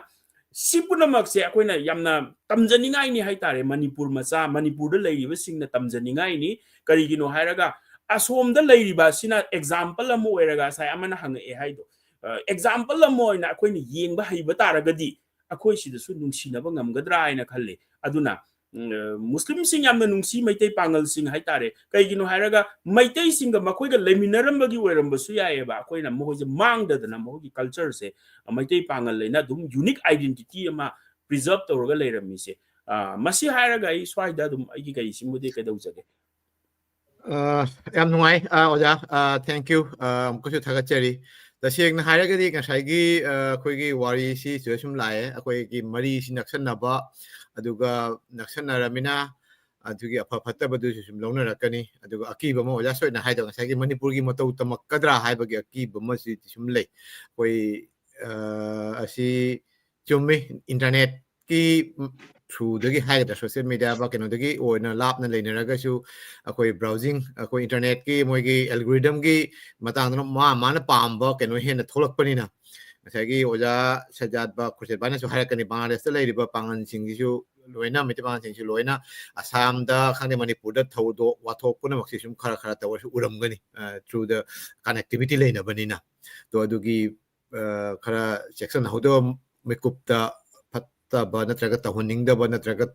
ꯀꯩ ꯍꯥꯏꯇꯥꯔꯦ ꯎꯍꯟꯅꯤꯡꯗꯕ ꯀꯌꯥ ꯑꯃꯁꯨ ꯎꯔꯝꯒꯅꯤ ꯇꯣ ꯑꯦꯅꯤꯋꯦ ꯑꯗꯨꯗꯤ ꯑꯩꯈꯣꯏꯅ ꯈꯥꯝꯃꯨꯕ ꯉꯝꯗꯦ ꯑꯗꯨꯇꯕꯨ ꯉꯁꯥꯏꯒꯤ ꯑꯣꯖꯥꯅ ꯍꯥꯏꯔꯤꯕ ꯑꯐꯕꯗꯨꯁꯨ ꯑꯩꯈꯣꯏ ꯇꯝꯁꯤ ꯑꯗꯨꯒ ꯅꯛꯁꯟꯅꯕ ꯑꯃ ꯂꯩꯔꯒꯗꯤ ꯑꯁꯤꯒꯤꯁꯨ ꯑꯇꯩꯁꯨ ꯍꯦꯟꯅ ꯆꯥꯎꯈꯠꯂꯛꯄ ꯑꯗꯨꯒ ꯄꯨꯟꯅ ꯋꯥꯈꯜ ꯈꯟꯅꯕ ꯑꯐꯕꯁꯤꯡꯗꯨ ꯇꯝꯃꯒ ꯑꯗꯨ ꯍꯦꯟꯅ ꯁꯟꯗꯣꯛꯅꯕꯒꯤ ꯈꯨꯗꯣꯡꯆꯥꯕꯗꯨ ꯂꯧꯁꯤ ꯑꯁꯤꯅꯤ ꯑꯣꯖꯥꯒꯤ ꯄꯥꯟꯗꯝꯁꯤ ꯊꯦꯡꯛ ꯌꯨ ꯑꯣꯖꯥ ꯃꯊꯪ ꯑꯩꯈꯣꯏꯒꯤ ꯑꯁꯤ ꯔꯥꯎꯟꯁꯤꯅ ꯁꯨꯝ ꯂꯣꯏꯁꯤꯜꯂꯅꯤ ꯑꯣꯖꯥ ꯁꯖꯥꯠ ꯑꯃꯁꯨꯡ ꯑꯣꯖꯥ ꯈꯨꯔꯁꯦꯠ ꯇꯣ ꯑꯗꯨꯅ ꯑꯣꯖꯥ ꯑꯩꯈꯣꯏ ꯉꯁꯤ ꯃꯅꯤꯄꯨꯔꯤ ꯃꯤꯔꯔꯒꯤ ꯆꯍꯤ 5 ꯁꯨꯔꯛꯄ ꯍꯥꯏꯇꯥꯔꯦ ꯍꯧꯗꯣꯔꯛꯄꯗꯒꯤ ꯑꯣꯖꯥ ꯈꯨꯔꯁꯦꯠ ꯑꯃꯁꯨꯡ ꯑꯣꯖꯥ ꯈꯨꯔꯁꯦꯠꯁꯦ ꯑꯩꯈꯣꯏ ꯁꯔꯨꯛ ꯌꯥꯗꯨꯅ ꯂꯥꯛꯏ ꯑꯩꯈꯣꯏ ꯃꯇꯥꯡꯗ ꯃꯔꯨꯑꯣꯏꯅ ꯑꯩꯈꯣꯏ ꯕꯪꯒ꯭ꯂꯥꯗꯦꯁꯀꯤ ꯍꯤꯔꯝ ꯀꯌꯥꯗ ꯋꯥꯔꯤ ꯁꯥꯟꯅꯖꯩ ꯑꯗꯨꯒ ꯑꯣꯖꯥ ꯈꯨꯔꯁꯦꯠ ꯑꯃꯁꯨꯡ ꯑꯣꯖꯥ ꯁꯖꯥꯠ ꯃꯈꯣꯏ ꯑꯅꯤꯃꯛ ꯁꯔꯨꯛ ꯌꯥꯕꯤꯈꯤ ꯑꯩꯈꯣꯏ ꯃꯅꯤꯄꯨꯔꯤ ꯃꯤꯔꯔꯒꯤ ꯊꯧꯔꯝ ꯀꯌꯥꯗ ꯑꯗꯨꯒ ꯉꯁꯥꯏꯒꯤ ꯅꯨꯡꯉꯥꯏꯇꯕ ꯊꯧꯗꯣꯛ ꯃꯅꯤꯄꯨꯔꯗ ꯊꯣꯛꯈꯤꯕ 2023ꯒꯤ ꯃꯦꯒꯤ ꯊꯧꯗꯣꯛꯁꯤꯗꯒꯤ ꯑꯩꯈꯣꯏꯁꯨ ꯈꯔ ꯃꯄꯥꯟꯗ ꯂꯩꯕ ꯑꯩꯈꯣꯏꯁꯨ ꯈꯔ ꯈꯖꯤꯛꯇꯪ ꯅꯨꯡꯉꯥꯏꯇꯕ ꯃꯌꯥꯝꯅ ꯁꯨꯃꯥꯏꯅ ꯃꯅꯤꯄꯨꯔ ꯏꯃꯥ ꯂꯝꯗꯝ ꯃꯅꯤꯄꯨꯔꯅ ꯋꯥꯔꯒ ꯑꯩꯈꯣꯏꯅ ꯀꯃꯥꯏꯅ ꯍꯔꯥꯎ ꯅꯨꯡꯉꯥꯏꯕ ꯅꯠꯇ꯭ꯔꯒ ꯑꯇꯩ ꯄ꯭ꯔꯣꯒ꯭ꯔꯥꯝ ꯄꯥꯡꯊꯣꯛꯀꯅ ꯑꯩꯈꯣꯏ ꯐꯥꯎꯗ ꯈꯖꯤꯛꯇꯪ ꯕꯦꯛ ꯇꯧꯕ ꯍꯥꯏꯇꯥꯔꯦ ꯑꯩꯈꯣꯏꯅ ꯃꯇꯝꯁꯦ ꯈꯖꯤꯛꯇꯪ ꯂꯧꯔꯒ ꯑꯩꯈꯣꯏ ꯍꯥꯟꯅꯗꯧꯅ ꯊꯥꯒꯤ ꯆꯍꯤ ꯊꯥ 3ꯒꯤ ꯊꯥꯒꯤ ꯆꯌꯣꯜꯒꯤ ꯄꯥꯡꯊꯣꯛꯑꯝꯕꯗꯣ ꯑꯩꯈꯣꯏ ꯈꯖꯤꯛꯇꯪ ꯄꯥꯡꯊꯣꯛ ꯈꯔ ꯂꯦꯞꯄꯨꯔꯦ ꯈꯔꯅꯤꯁꯤ 2024-23 ꯑꯩꯁꯨ ꯃꯄꯥꯟ ꯂꯝꯗ ꯃꯔꯨꯑꯣꯏꯅ ꯕꯪꯒ꯭ꯂꯥꯗꯦꯁ ꯏꯟꯗꯤꯌꯥꯗ ꯀꯣꯏꯊꯣꯛꯎꯕ ꯑꯗꯨꯅ ꯈꯖꯤꯛꯇꯪꯗꯤ ꯂꯠꯂꯨꯔꯦ ꯑꯗꯨ ꯑꯣꯏꯔꯒꯁꯨ ꯑꯩꯈꯣꯏꯒꯤ ꯂꯥꯏꯚ ꯗꯤꯁꯀꯁꯟ ꯅꯠꯇ꯭ꯔꯒꯅ ꯑꯩꯈꯣꯏꯒꯤ ꯂꯦꯛꯆꯔꯒꯨꯝꯕ ꯑꯩꯈꯣꯏ ꯀꯩ ꯍꯥꯏꯗ꯭ꯔꯥ ꯑꯣꯟꯂꯥꯏꯟꯗ ꯑꯩꯈꯣꯏꯒꯤ ꯑꯣꯗꯤꯑꯣ ꯚꯤꯗꯤꯑꯣ ꯑꯣꯏꯅ ꯀꯩꯅꯣ ꯇꯧꯕ ꯉꯝꯗ꯭ꯔꯁꯨ ꯑꯗꯨꯒ ꯀꯩꯅꯣ ꯑꯣꯏꯅꯗꯤ ꯄ꯭ꯔꯤꯟ ꯀꯩꯅꯣ ꯀꯩ ꯍꯥꯏꯇꯥꯔꯦ ꯑꯏꯕ ꯑꯣꯏꯅꯗꯤ ꯄ꯭ꯔꯤꯟꯇꯤꯡ ꯅꯠꯇ꯭ꯔꯒꯅ ꯑꯩꯈꯣꯏ ꯆꯨꯝꯅꯒꯤ ꯋꯦꯕꯁꯥꯏꯠꯇ ꯑꯩꯈꯣꯏ ꯅꯨꯡꯇꯤꯒꯤ ꯅꯣꯡꯃꯒꯤ ꯇꯠꯇꯅ ꯑꯩꯈꯣꯏ ꯁꯨꯝ ꯀꯩꯅꯣ ꯊꯕꯛ ꯆꯠꯊꯔꯤ ꯃꯐꯝ ꯃꯐꯝꯗ ꯂꯩꯔꯤꯕ ꯄ꯭ꯔꯣꯒ꯭ꯔꯥꯝ ꯑꯁꯥꯝꯗꯕꯨ ꯑꯣꯏꯔꯣ ꯃꯅꯤꯄꯨꯔꯗꯕꯨ ꯑꯣꯏꯔꯣ ꯇ꯭ꯔꯤꯄꯨꯔꯥꯗꯕꯨ ꯑꯣꯏꯔꯣ ꯑꯩꯈꯣꯏꯒ ꯃꯔꯤ ꯂꯩꯅꯕ ꯃꯔꯨꯑꯣꯏꯅ ꯄꯣꯖꯤꯇꯤꯚ ꯄꯥꯎ ꯍꯥꯏꯇꯥꯔꯦ ꯄꯣꯖꯤꯇꯤꯚ ꯄꯥꯎꯁꯤ ꯁꯟꯗꯣꯛꯅꯕ ꯍꯣꯠꯅꯖꯩ ꯇꯣ ꯊꯦꯡꯛ ꯌꯨ ꯑꯁꯤꯅꯤ ꯑꯩꯈꯣꯏ ꯃꯅꯤꯄꯨꯔꯤ ꯃꯤꯔꯔꯒꯤ ꯁꯝꯂꯞꯄ ꯑꯩꯈꯣꯏ ꯆꯍꯤ 5 ꯁꯨꯔꯦ ꯑꯗꯨꯒ ꯂꯣꯏꯅꯅ ꯑꯩꯈꯣꯏ ꯃꯇꯥꯡ ꯃꯇꯥꯡꯗ ꯑꯩꯈꯣꯏ ꯑꯣꯖꯥꯁꯤꯡꯒꯤ ꯃꯅꯨꯡꯗ ꯑꯣꯖꯥ ꯁꯖꯥꯠ ꯈꯨꯔꯁꯦꯠ ꯚꯥꯏꯇ ꯅꯠꯇꯅ ꯑꯁꯥꯝꯗꯒꯤꯁꯨ ꯑꯣꯖꯥ ꯇꯥꯍꯤꯔ ꯑꯗꯩꯗꯤ ꯑꯣꯖꯥ ꯕꯣꯗꯨꯅꯦꯁꯥ ꯑꯗꯨꯗꯒꯤꯗꯤ ꯃꯦꯗꯥꯝ ꯕꯣꯗꯨꯅꯦꯁꯥ ꯑꯗꯨꯒ ꯂꯣꯏꯅꯅ ꯑꯗꯨꯒ ꯑꯩꯈꯣꯏ ꯑꯣꯖꯥ ꯍꯥꯃꯤꯠ ꯑꯣꯏꯁꯨ ꯁꯔꯨꯛ ꯌꯥꯕꯤꯈꯤ ꯏꯚꯦꯟ ꯃꯅꯤꯄꯨꯔꯗꯒꯤꯁꯨ ꯑꯍꯃꯦꯗ ꯑꯗꯨꯒ ꯂꯣꯏꯅꯅ ꯖꯤꯔꯤꯗꯒꯤꯁꯨ ꯑꯣꯖꯥ ꯃꯌꯥꯝ ꯁꯔꯨꯛ ꯌꯥꯈꯤ ꯑꯁꯨꯃꯥꯏꯅ ꯑꯩꯈꯣ ꯂꯣꯟ ꯑꯃꯠꯇ ꯉꯥꯡꯕꯅꯤ ꯃꯔꯨꯑꯣꯏꯅ ꯃꯅꯤꯄꯨꯔꯤ ꯃꯤꯔꯔꯁꯦ ꯑꯩꯈꯣꯏ ꯃꯩꯇꯩꯂꯣꯟꯗ ꯑꯣꯏꯅ ꯁꯟꯗꯣꯛꯄꯅꯤꯅ ꯃꯔꯨꯑꯣꯏꯅ ꯑꯩꯈꯣꯏ ꯕꯪꯒ꯭ꯂꯥꯗꯁꯨ ꯇꯧꯕꯕꯨꯗꯤ ꯑꯗꯨꯒ ꯃꯩꯇꯩꯂꯣꯟꯗ ꯑꯣꯏꯅ ꯑꯌꯥꯝꯕ ꯑꯩꯈꯣꯏ ꯄ꯭ꯔꯣꯒ꯭ꯔꯥꯝꯁꯤ ꯁꯟꯗꯣꯛꯏ ꯇꯣ ꯑꯁꯤꯒꯤ ꯈꯨꯗꯣꯡꯆꯥꯕꯁꯤ ꯂꯧꯖꯕꯅꯤ ꯇꯣ ꯉꯁꯤꯒꯤ ꯄ꯭ꯔꯣꯒ꯭ꯔꯥꯝꯁꯤꯗ ꯁꯔꯨꯛ ꯌꯥꯔꯤꯕ ꯃꯌꯥꯝ ꯑꯃꯨꯛꯀꯁꯨ ꯍꯟꯅ ꯊꯥꯒꯠꯆꯔꯤ ꯂꯣꯏꯅꯅ ꯑꯩꯈꯣꯏ ꯌꯦꯡꯕꯤꯔꯤꯕ ꯄꯨꯝꯅꯃꯛꯄꯨꯁꯨ ꯇꯥꯕꯤꯔꯤꯕ ꯃꯌꯥꯝꯕꯨꯁꯨ ꯑꯗꯨꯒ ꯀ꯭ꯂꯣꯖꯤꯡ ꯔꯤꯃꯥꯔꯛ ꯑꯣꯏꯅ ꯍꯥꯏꯇꯥꯔꯦ ꯑꯣꯖꯥ ꯈꯨꯔꯁꯦꯠ ꯀ꯭ꯂꯣꯖꯤꯡ ꯔꯤꯃꯥꯔꯛ ꯑꯣꯖꯥ ꯁꯣꯏꯅꯁꯨ ꯄꯥꯎꯗꯝꯕ ꯍꯥꯏꯇꯥꯔꯦ ꯑꯩꯈꯣꯏ ꯕꯪꯒ꯭ꯂꯥꯗꯦꯁꯇ ꯂꯥꯛꯑꯝꯕ ꯃꯅꯤꯄꯨꯔꯗ ꯑꯣꯖꯥ ꯑꯣꯏꯅ ꯆꯠꯂꯨꯕ ꯑꯗꯨꯒꯤ ꯃꯇꯥꯡꯁꯨ ꯈꯔ ꯁꯨꯝ ꯇꯝꯕꯤꯔꯦ ꯇꯣ ꯑꯁꯤꯒꯤ ꯃꯇꯥꯡꯗꯁꯨ ꯑꯣꯖꯥꯒꯤ ꯀꯣꯃꯦꯟ ꯂꯩꯔꯒꯗꯤ ꯈꯖꯤꯛꯇꯪ ꯍꯥꯏꯕꯤꯌꯨ ꯑꯗꯨꯒ ꯂꯣꯏꯅ ꯃꯅꯤꯄꯨꯔꯤ ꯃꯤꯔꯔꯒꯤ 5 ꯑꯩꯈꯣꯏ 5th anniversary ꯉꯁꯤꯁꯤꯅ ꯃꯅꯤꯅꯤ ꯁꯨꯕ ꯀꯩꯅꯣꯅꯤ ꯑꯁꯤꯒꯤ ꯁꯤ ꯂꯣꯏꯔꯒ ꯃꯊꯪꯗ ꯑꯩꯈꯣꯏ ꯙꯀꯥꯗ ꯍꯥꯏꯇꯥꯔꯦ ꯙꯀꯥꯗ ꯑꯩꯈꯣꯏ ꯏꯟ ꯄꯥꯔꯁꯟ ꯍꯥꯏꯕ꯭ꯔꯤꯠ ꯃꯣꯗꯇ ꯑꯩꯈꯣꯏ ꯑꯣꯟꯂꯥꯏꯟꯗ ꯑꯩꯈꯣꯏ ꯈꯔ ꯁꯔꯨꯛ ꯌꯥꯒꯅꯤ ꯂꯣꯏꯅꯅ ꯃꯄꯥꯟ ꯃꯅꯤꯄꯨꯔꯗ ꯂꯩꯕ ꯅꯠꯇ꯭ꯔꯒꯅ ꯑꯩꯈꯣꯏ ꯕꯪꯒ꯭ꯂꯥꯗꯦꯁꯀꯤ ꯃꯄꯥꯟꯗ ꯂꯩꯕ ꯄꯨꯝꯅꯃꯛꯁꯨ ꯑꯩꯈꯣꯏ ꯖꯨꯝꯒꯤ ꯂꯤꯡꯛ ꯑꯃꯁꯨ ꯑꯩꯈꯣꯏ ꯊꯝꯒꯅꯤ ꯑꯗꯨꯗꯒꯤ ꯃꯌꯥꯝꯁꯨ ꯁꯨꯝ ꯁꯔꯨꯛ ꯌꯥꯕ ꯌꯥꯒꯅꯤ ꯑꯗꯨꯒ ꯏꯟ ꯄꯥꯔꯁꯟ ꯑꯣꯏꯅꯗꯤ ꯙꯀꯥꯗ ꯂꯩꯕ ꯕꯪꯒ꯭ꯂꯥꯗꯦꯁꯀꯤ ꯅꯍꯥꯔꯣꯟꯁꯤꯡ ꯑꯍꯜꯁꯤꯡ ꯃꯔꯨꯑꯣꯏꯅ ꯑꯩꯈꯣꯏ ꯀꯦꯄꯤꯇꯦꯜ ꯁꯤꯇꯤꯅꯤ ꯑꯗꯨꯗ ꯂꯩꯕ ꯃꯌꯥꯝꯁꯤꯡꯁꯤꯒ ꯁꯔꯨꯛ ꯌꯥꯕꯤꯗꯨꯅ ꯄꯨꯟꯅ ꯀ꯭ꯂꯣꯖꯤꯡ ꯁꯤꯔꯤꯃꯣꯅꯤꯁꯤ ꯄꯥꯡꯊꯣꯛꯀꯅꯤ ꯙꯀꯥꯗ ꯏꯟ ꯄꯥꯔꯁꯟ ꯑꯣꯏꯅ ꯑꯗꯨꯗꯁꯨ ꯃꯌꯥꯝ ꯁꯔꯨꯛ ꯌꯥꯕꯤꯌꯨ ꯃꯌꯥꯝꯒꯤ ꯋꯥꯍꯪ ꯄꯥꯎꯈꯨꯝꯁꯨ ꯑꯩꯈꯣꯏ ꯑꯗꯨꯒꯤ ꯁꯦꯁꯟ ꯑꯃꯁꯨ ꯊꯝꯖꯒꯅꯤ ꯑꯁꯤꯅꯤ ꯑꯩꯈꯣꯏ ꯂꯣꯏꯁꯤꯟꯕ ꯊꯧꯔꯝꯁꯤꯅ ꯇꯥꯡ 5 ꯗꯤꯁꯦꯝꯕꯔꯒꯤ ꯇꯥꯡ 5 ꯏꯔꯥꯏ ꯅꯨꯃꯤꯠꯇ ꯇꯥꯔꯦ ꯑꯩꯈꯣꯏ ꯕꯪꯒ꯭ꯂꯥꯗꯦꯁꯀꯤꯗꯤ ꯏꯔꯥꯏ ꯅꯨꯃꯤꯠꯁꯤ ꯐ꯭ꯔꯥꯏꯗꯦꯁꯤ ꯗꯦ ꯑꯣꯐꯅꯤ ꯑꯗꯨꯅ ꯗꯦ ꯑꯣꯐꯇ ꯑꯣꯏꯅ ꯊꯝꯃꯦ ꯑꯗꯨ ꯃꯄꯥꯟ ꯏꯟꯗꯤꯌꯥꯒꯤ ꯑꯣꯏꯅꯗꯤ ꯈꯔ ꯅꯨꯡꯉꯥꯏꯔꯗ꯭ꯔꯥ ꯈꯪꯗꯦ ꯇꯧꯕꯇꯕꯨ ꯑꯩꯈꯣꯏ ꯅꯨꯡꯊꯤꯟꯗ ꯑꯣꯏꯅ ꯑꯩꯈꯣꯏ ꯊꯕꯛ ꯂꯣꯏꯁꯤꯜꯂꯛꯄ ꯄꯨꯡ 3 ꯍꯧꯒꯅꯤ ꯑꯗꯨꯒ ꯋꯥꯔꯤ ꯋꯥꯇꯥꯏ ꯅꯠꯇ꯭ꯔꯒꯅ ꯑꯩꯈꯣꯏ ꯆꯞ ꯆꯥꯕꯤ ꯃꯦꯏꯟ ꯄ꯭ꯔꯣꯒ꯭ꯔꯥꯝꯗ ꯑꯩꯈꯣꯏ ꯄꯨꯡ 3 ꯑꯣꯏꯒꯅꯤ ꯕꯪꯒ꯭ꯂꯥꯗꯦꯁꯀꯤꯅ ꯄꯨꯡ 3 ꯏꯟꯗꯤꯌꯥꯒꯤꯅ ꯄꯨꯡ 3:30 ꯁꯨꯝ ꯇꯥꯔꯅꯤ ꯇꯣ ꯑꯁꯤꯅꯤ ꯑꯩꯈꯣꯏꯒꯤ ꯁꯝꯂꯞꯄ ꯄ꯭ꯔꯣꯒ꯭ꯔꯥꯝ ꯍꯧꯖꯤꯛ ꯑꯔꯣꯏꯕ ꯑꯣꯏꯅ ꯍꯥꯏꯇꯥꯔꯦ ꯀꯣꯟꯀ꯭ꯂꯨꯖꯟ ꯔꯤꯃꯥꯔꯛ ꯑꯩꯈꯣꯏ ꯄꯨꯡ 1:40 ꯌꯧꯔꯛꯇꯧꯔꯦ ꯁꯣ ꯋꯤꯊꯤꯟ ꯄꯨꯡ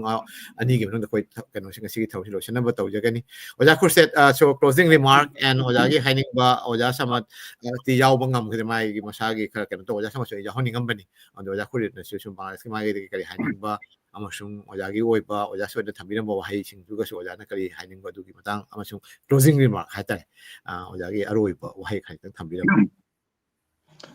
ꯊꯥꯒꯠꯆꯔꯤ ꯄ꯭ꯔꯕꯨꯟ ꯉꯁꯥꯏ ꯋꯥꯔꯤ ꯁꯥꯟꯅꯕ ꯃꯌꯥꯝꯁꯤ ꯌꯥꯝꯅ ꯑꯩꯈꯣꯏꯅ ꯈꯟꯕꯗ ꯍꯧꯖꯤꯛ ꯁꯤꯒꯤ ꯄ꯭ꯔꯣꯒ꯭ꯔꯥꯝꯁꯤꯗ ꯌꯦꯡꯉꯤꯕ ꯃꯤ ꯃꯌꯥꯝꯁꯨ ꯌꯥꯝꯅ ꯀꯥꯟꯅꯕ ꯑꯣꯏꯒꯗ꯭ꯔꯥ ꯍꯥꯏꯅ ꯈꯜꯂꯤ ꯑꯗꯨ ꯉꯁꯤꯒꯤ ꯄ꯭ꯔꯣꯒ꯭ꯔꯥꯝꯁꯤꯒ ꯑꯩꯈꯣꯏꯅ ꯍꯥꯏꯅꯤꯡꯕꯗꯤ ꯃꯅꯤꯄꯨꯔ ꯃꯤꯔꯔꯕꯨ ꯌꯥꯝ ꯊꯥꯒꯠꯆꯔꯤ ꯑꯁꯤꯒꯨꯝꯂꯕ ꯄ꯭ꯂꯦꯠꯐꯣꯔꯝ ꯑꯃꯗ ꯑꯣꯖꯥ ꯁꯩꯌꯦꯗ ꯑꯍꯃꯗ ꯀꯨꯝꯕ ꯅꯠꯇ꯭ꯔꯒ ꯌꯦꯡꯕꯤꯔꯤꯕ ꯃꯌꯥꯝꯁꯤ ꯑꯩꯈꯣꯏꯒ ꯁꯛꯃꯥꯏ ꯈꯪꯅꯕ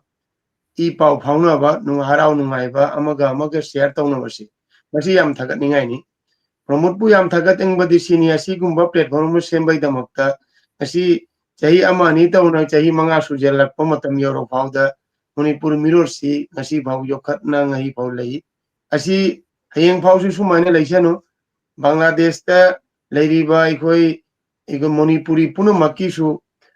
ꯃꯤꯔꯣꯜ ꯍꯥꯏꯕꯁꯤꯗꯤ ꯃꯤꯡꯁꯦꯜ ꯑꯩꯈꯣꯏꯅ ꯌꯦꯡꯕꯗ ꯁꯛꯃꯥꯏ ꯈꯪꯅꯕ ꯑꯗꯨꯃꯥꯏꯅ ꯄꯨꯟꯁꯤ ꯆꯨꯞꯄ ꯂꯩꯕ ꯑꯣꯏꯁꯅꯨ ꯑꯗꯨꯒꯩ ꯑꯩꯈꯣꯏ ꯕꯪꯒ꯭ꯂꯥꯗꯦꯁ ꯅꯠꯇꯅ ꯑꯇꯩ ꯃꯄꯥꯟꯗ ꯂꯩꯔꯤꯕ ꯑꯩꯈꯣꯏ ꯃꯩꯇꯩ ꯄꯥꯉꯜ ꯃꯅꯤꯄꯨꯔꯤ ꯃꯨꯁꯂꯤꯝꯁꯤꯡ ꯄꯨꯝꯅꯃꯛꯄꯨ ꯑꯩꯈꯣꯏꯅ ꯍꯥꯏꯅꯤꯡꯕꯗꯤ ꯀꯩꯅꯣ ꯂꯣꯟꯅꯔꯤꯕ ꯂꯣꯟꯁꯤꯡꯁꯤ ꯑꯩꯈꯣꯏ ꯂꯥꯏꯔꯤꯛ ꯂꯥꯏꯁꯨꯁꯤ ꯑꯩꯈꯣꯏꯅ ꯃꯥꯡꯗ ꯆꯥꯎꯈꯠꯇ꯭ꯔꯒꯗꯤ ꯑꯣꯖꯥ ꯁꯩꯌꯦꯗ ꯑꯍꯃꯗꯀ ꯑꯩꯈꯣꯏ ꯈꯪꯅꯔꯤꯁꯤ ꯑꯣꯟꯂꯥꯏꯟ ꯄ꯭ꯂꯦꯠꯐꯣꯔꯝꯗ ꯈꯪꯅꯕ ꯑꯩꯈꯣꯏꯅ ꯐꯦꯁꯕꯨꯛꯇ ꯃꯔꯤ ꯃꯇꯥꯡ ꯊꯣꯛꯅꯕꯅ ꯑꯣꯖꯥ ꯁꯩꯌꯦꯗ ꯑꯍꯃꯗꯁꯦ ꯑꯩꯈꯣꯏꯒ ꯃꯔꯤ ꯌꯥꯝꯅ ꯅꯛꯁꯟꯅꯔꯦꯅ ꯈꯟꯕꯅꯤ ꯑꯗꯨꯅ ꯑꯉꯥꯡꯁꯤꯡ ꯂꯥꯏꯔꯤꯛ ꯂꯥꯏꯁꯨ ꯇꯝꯍꯟꯕꯗ ꯌꯥꯝ ꯊꯋꯥꯏ ꯊꯥꯕ ꯇꯥꯏ ꯑꯩꯈꯣꯏ ꯀꯜꯆꯔꯦꯜ ꯊꯕꯛꯁꯤꯗ ꯌꯥꯎꯍꯟꯕ ꯇꯥꯏ ꯑꯩꯈꯣꯏꯅ modern style si ga angang sing tamal le hairaga aigi nat khon si punumak si khangandra badi mathang da aigi loan si loan bada makoi kai ba phaurakani aikoi gi set ba fijot punumak si makoi sening la hoy aduna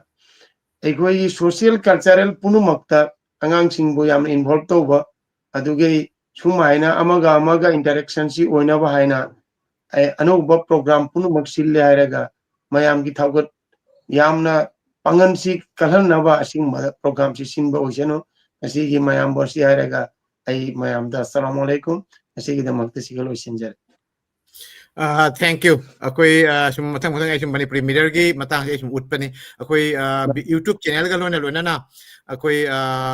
koi website ama su leje aside sida maru na koi Bangladesh ki pau si yam dan Bangladesh ki pau khatang thamde aside India gi oiba Mapan lam gi oiba pau su loina happy pau si uti gi oiba koi political na tragana yamna phong saba news ti kya na te maru na koi positive news ama sung lai shu gi amadi koi sahitya gi loan gi culture gi pau duna ayamba oina tawi akoina hapjabase to asini amathang mayam karigumba nuksibiragadi sum changbiu aduga loina koi gi isagi page amasu leijei Facebook page haitare aduga sum mayam changna pabiu noma gi oiba keno sum yengbiu mathang da koi oja sajat ta lak charagi oja sajat ki su closing remark oina amasung oja said ahmad ta kari haning ba loina na yengbiri ba mayam tabiri ba mayam viewers mayam so oja na kari thamning ba adu sum thambiram oja sajat Pramodamuga amakan na tagatari nasi Manipuri Mirror gi 5th anniversary sei manga pha ba gi program gi nasi mari shuba program si je platform si da oja shoyada met ki yamna mamal leina ba wari watai ko tabire yamna phajana ojana sinda dan history matang da koi gi language ki matang da koi sanskrit ki matang da so yamna ojana phajana gena thore wari libire ji oja je hamam promote pusu yam tagate yam phajaba thauramam ni program ni si program si continue to na jahi manga bhaba idu su ta paper ni adu mani mirror gi program si aro phajana aro broad oisuno aro chawkhat suno adu yo akeno du thamaga ai speech da lojare tagatre mam thank you koi gi yam ten na oja na koi keno sing bire kay hadra koi mirror gi thabak si koi Mapan da leiba Bangladesh ta gi amasung Assam Tripura dai lakpa oja khara su yawi koi yamna kay hadra Mapan lam da leiba si su struggle lamani oja wai su sum khang wani oja wai larik tamba keno tabda koi si da leiba si di masing su lekpa loan ju tinadaba adu gi mathakta tongan ba society haiter challenging adu isa gi thabak su sum tawba mafam siga koi di sum lei rabanina mafam sigi kay haiter siga su hingna bo hotna ba haiter adu ga loina isa gi loan culture ngak na chatpa aduga no na lakpo mayam se integration ta hono community ama build up tauba there's a lot of things we have to do asigi manung asi su taudu ba yadra ba thabak amani haina pangthok chabani sagi achin ba kaya keno leiraga su asi su aina isana pamjaru ba haitare koi yamna nungai te Mapanda aina ngasagi oja se jada khusen na su mamang da su habi re akoi punna lebinaramba keno mayam si kamana naksan ba jaga dagi asi sum khalak pa dagi koi kharna si kumba wakhan si puthorak pani 2017 18 gi dwai dagi sumana koi toina su Bangladesh India si ko chatpa ngamai Manipur sa mo ne chacharu re adu mayam si chaluraga hena khawrang ko si aham balak pagi di nuai ba hai gadra keno to ba dui mathang da isolate ora pagi nuai ta ba tanja si mathang ni step si adu na ai si chahi 2003 da lak pani adu na chahi 35 kun chahi 35 mu chahi 30 khai henjala ko de si ga su kra settle oi ba hai tare asu dagi ngasai naksan na ba si pamak pa so the technology is akholakpa madugi the phone ji ham the landline khatang tawin tawramba pesa piraga there's a lot of hassle chak imung manungi pau phawna phawng mamde ꯃꯃꯥꯡꯉꯩꯗ ꯑꯣꯖꯥꯅꯁꯨ ꯄꯟꯈꯤꯕ ꯍꯥꯟꯅ pen friend ꯑꯣꯏꯅꯒ ꯇꯧꯔꯝꯕ ꯑꯣꯖꯥ ꯀꯩꯃꯟꯗꯤꯟꯒꯤ ꯀꯩꯅꯣꯒ ꯇꯧꯔꯝꯕ ꯃꯅꯤꯄꯨꯔꯒ ꯕꯪꯒ꯭ꯂꯥꯗꯦꯁꯀ ꯅꯛꯁꯟꯅꯕꯁꯤ ꯉꯝꯃꯝꯗꯕ event phone ꯅꯠꯇꯦꯀꯣ ꯀꯩꯅꯣꯗ pen friend ꯑꯣꯏꯅꯒ ꯀꯂꯃꯤ ꯕꯣꯟꯙꯨ ꯍꯥꯏꯅ ꯍꯥꯏꯔꯦ ꯕꯪꯒ꯭ꯂꯥꯗꯅ ꯑꯗꯨꯃꯥꯏꯅꯒ ꯅꯛꯁꯟꯅꯕꯒꯤ ꯄꯥꯝꯕꯁꯤꯗꯤ ꯁꯨꯝ ꯂꯩꯌꯦ ꯑꯣꯖꯥ ꯇꯣ ꯁꯦꯝ ꯑꯩꯈꯣꯏꯅ ꯕꯪꯒ꯭ꯂꯥꯗꯦꯁꯇꯒꯤ ꯅꯠꯇ꯭ꯔꯒ ꯏꯟꯗꯤꯌꯥꯗꯒꯤ ꯂꯥꯛꯄ ꯑꯩꯈꯣꯏ ꯏ ꯄꯥꯎ ꯀꯥꯏꯅ ꯇꯧꯔꯤꯁꯤ ꯃꯄꯥꯟꯗ ꯁꯨꯝ ꯂꯩꯔꯒꯁꯨ ꯑꯩꯈꯣꯏ ꯅꯛꯁꯟꯅꯕꯒꯤ ꯃꯤꯟꯁꯤ ꯊꯤꯔꯛꯄꯗ ꯑꯁꯤꯒꯤ ꯄ꯭ꯂꯥꯠꯐꯣꯝꯁꯤ ꯑꯩꯈꯣꯏ ꯁꯨꯝ ꯍꯧꯗꯣꯛꯆꯕꯅꯤ ꯇꯣ ꯂꯥꯏꯕꯛ ꯐꯕ ꯑꯃꯁꯨꯡ ꯃꯌꯥꯝꯒꯤ ꯅꯨꯡꯁꯤꯕꯤꯗꯨꯅ ꯉꯁꯤꯁꯨ ꯇꯉꯥꯏ ꯐꯗꯅ ꯆꯠꯊꯕ ꯉꯝꯖꯔꯤ ꯃꯌꯥꯝꯅꯁꯨ ꯗꯨꯋꯥ ꯇꯧꯕꯤꯌꯨ ꯑꯁꯤꯔꯕꯥꯗ ꯇꯧꯕꯤꯌꯨ ꯑꯩꯈꯣꯏ ꯑꯇꯩꯁꯨ ꯍꯦꯟꯅ ꯆꯥꯎꯈꯠꯅ ꯀꯩ ꯍꯥꯏꯇꯥꯔꯦ ꯃꯄꯨꯡ ꯐꯥꯅ ꯄꯥꯡꯊꯣꯛꯆꯕ ꯉꯝꯖꯕ ꯑꯣꯏꯖꯒꯦ ꯁꯤ ꯀꯩ ꯍꯥꯏꯇꯥꯔꯦ ꯃꯌꯥꯝ ꯏꯁꯥꯒꯤꯇ ꯅꯠꯇ꯭ꯔꯒꯅ ꯑꯩꯈꯣꯏ ꯈꯔ ꯈꯛꯇꯒꯤ ꯅꯠꯇꯦ ꯑꯁꯤ ꯃꯌꯥꯝꯒꯤ ꯑꯣꯏꯅ ꯄꯨꯈꯠꯆꯅꯤꯡꯉꯤ ꯑꯁꯤꯇꯅꯤ ꯑꯩꯅ ꯍꯥꯏꯖꯅꯤꯡꯕ ꯑꯦꯅꯤꯋꯦ ꯃꯇꯝꯁꯨ ꯂꯣꯏꯁꯤꯜꯂꯦ 1 hour 45 minute ꯃꯨꯛ ꯐꯥꯖꯜꯂꯦ ꯁꯣ ꯑꯗꯨꯅ ꯑꯩꯈꯣꯏ ꯑꯣꯖꯥ ꯁꯩꯠꯇꯒꯤꯁꯨ ꯀ꯭ꯂꯣꯖꯤꯡ ꯔꯤꯃꯥꯔꯛ ꯑꯃꯇꯪ ꯑꯣꯖꯥ ꯁꯩꯠꯇ ꯑꯩꯅ ꯅꯤꯡꯁꯤꯡꯖꯕꯗꯤ ꯑꯩꯅꯁꯨ ꯔꯤꯀ꯭ꯋꯦꯁ ꯑꯣꯏꯅ ꯊꯝꯖꯒꯦ ꯃꯅꯤꯄꯨꯔꯤ ꯃꯤꯔꯔꯒꯤ ꯃꯥꯏꯀꯩꯗꯒꯤ ꯑꯃꯁꯨꯡ ꯕꯪꯒ꯭ꯂꯥꯗꯦꯁꯀꯤ ꯃꯥꯏꯀꯩꯗꯒꯤ ꯑꯣꯖꯥ ꯁꯩꯠꯀꯤ ꯃꯇꯝ ꯈꯖꯤꯛꯇꯪ ꯀꯥꯏꯊꯣꯛꯄꯤꯔꯒ ꯑꯩꯈꯣꯏ ꯑꯁꯤꯒꯤ ꯃꯇꯥꯡꯁꯦ ꯈꯖꯤꯛꯇꯪ ꯑꯦꯀꯥꯗꯦꯃꯤꯀꯦꯂꯤ ꯑꯣꯏꯅ ꯇꯧꯔꯒ but four the mass people ꯃꯌꯥꯝꯗ ꯈꯪꯅꯕ ꯑꯩꯈꯣꯏ ꯃꯤꯇꯩ ꯄꯥꯉꯜꯁꯤꯡꯒꯤ ꯃꯇꯥꯡ ꯑꯩꯈꯣꯏ ꯀꯜꯆꯔ ꯂꯤꯇꯔꯦꯆꯔꯒꯤꯗꯤ ꯀꯩꯅꯣ ꯇꯧꯗ꯭ꯔꯒꯁꯨ ꯑꯇꯩ ꯑꯣꯖꯥꯁꯤꯡ ꯋꯥꯔꯤ ꯁꯥꯟꯅ ꯂꯤꯇꯔꯦꯆꯔꯒꯤ ꯃꯇꯥꯡꯗ ꯑꯗꯨ ꯑꯩꯈꯣꯏꯒꯤ ꯍꯧꯔꯛꯄꯒꯤ ꯃꯦꯟ ꯑꯣꯏꯅ ꯍꯤꯁꯇ꯭ꯔꯤꯒꯤ ꯑꯗꯨꯒꯩꯗꯤ ꯑꯦꯊꯅꯣꯒ꯭ꯔꯥꯐꯤ ꯑꯗꯒꯤꯗꯤ ꯇꯣꯄꯣꯒ꯭ꯔꯥꯐꯤ ꯑꯗꯨꯒ ꯂꯣꯏꯅꯅ ꯑꯩꯈꯣꯏ ꯀꯜꯆꯔꯦꯜ ꯑꯥꯏꯗꯦꯟꯇꯤꯇꯤ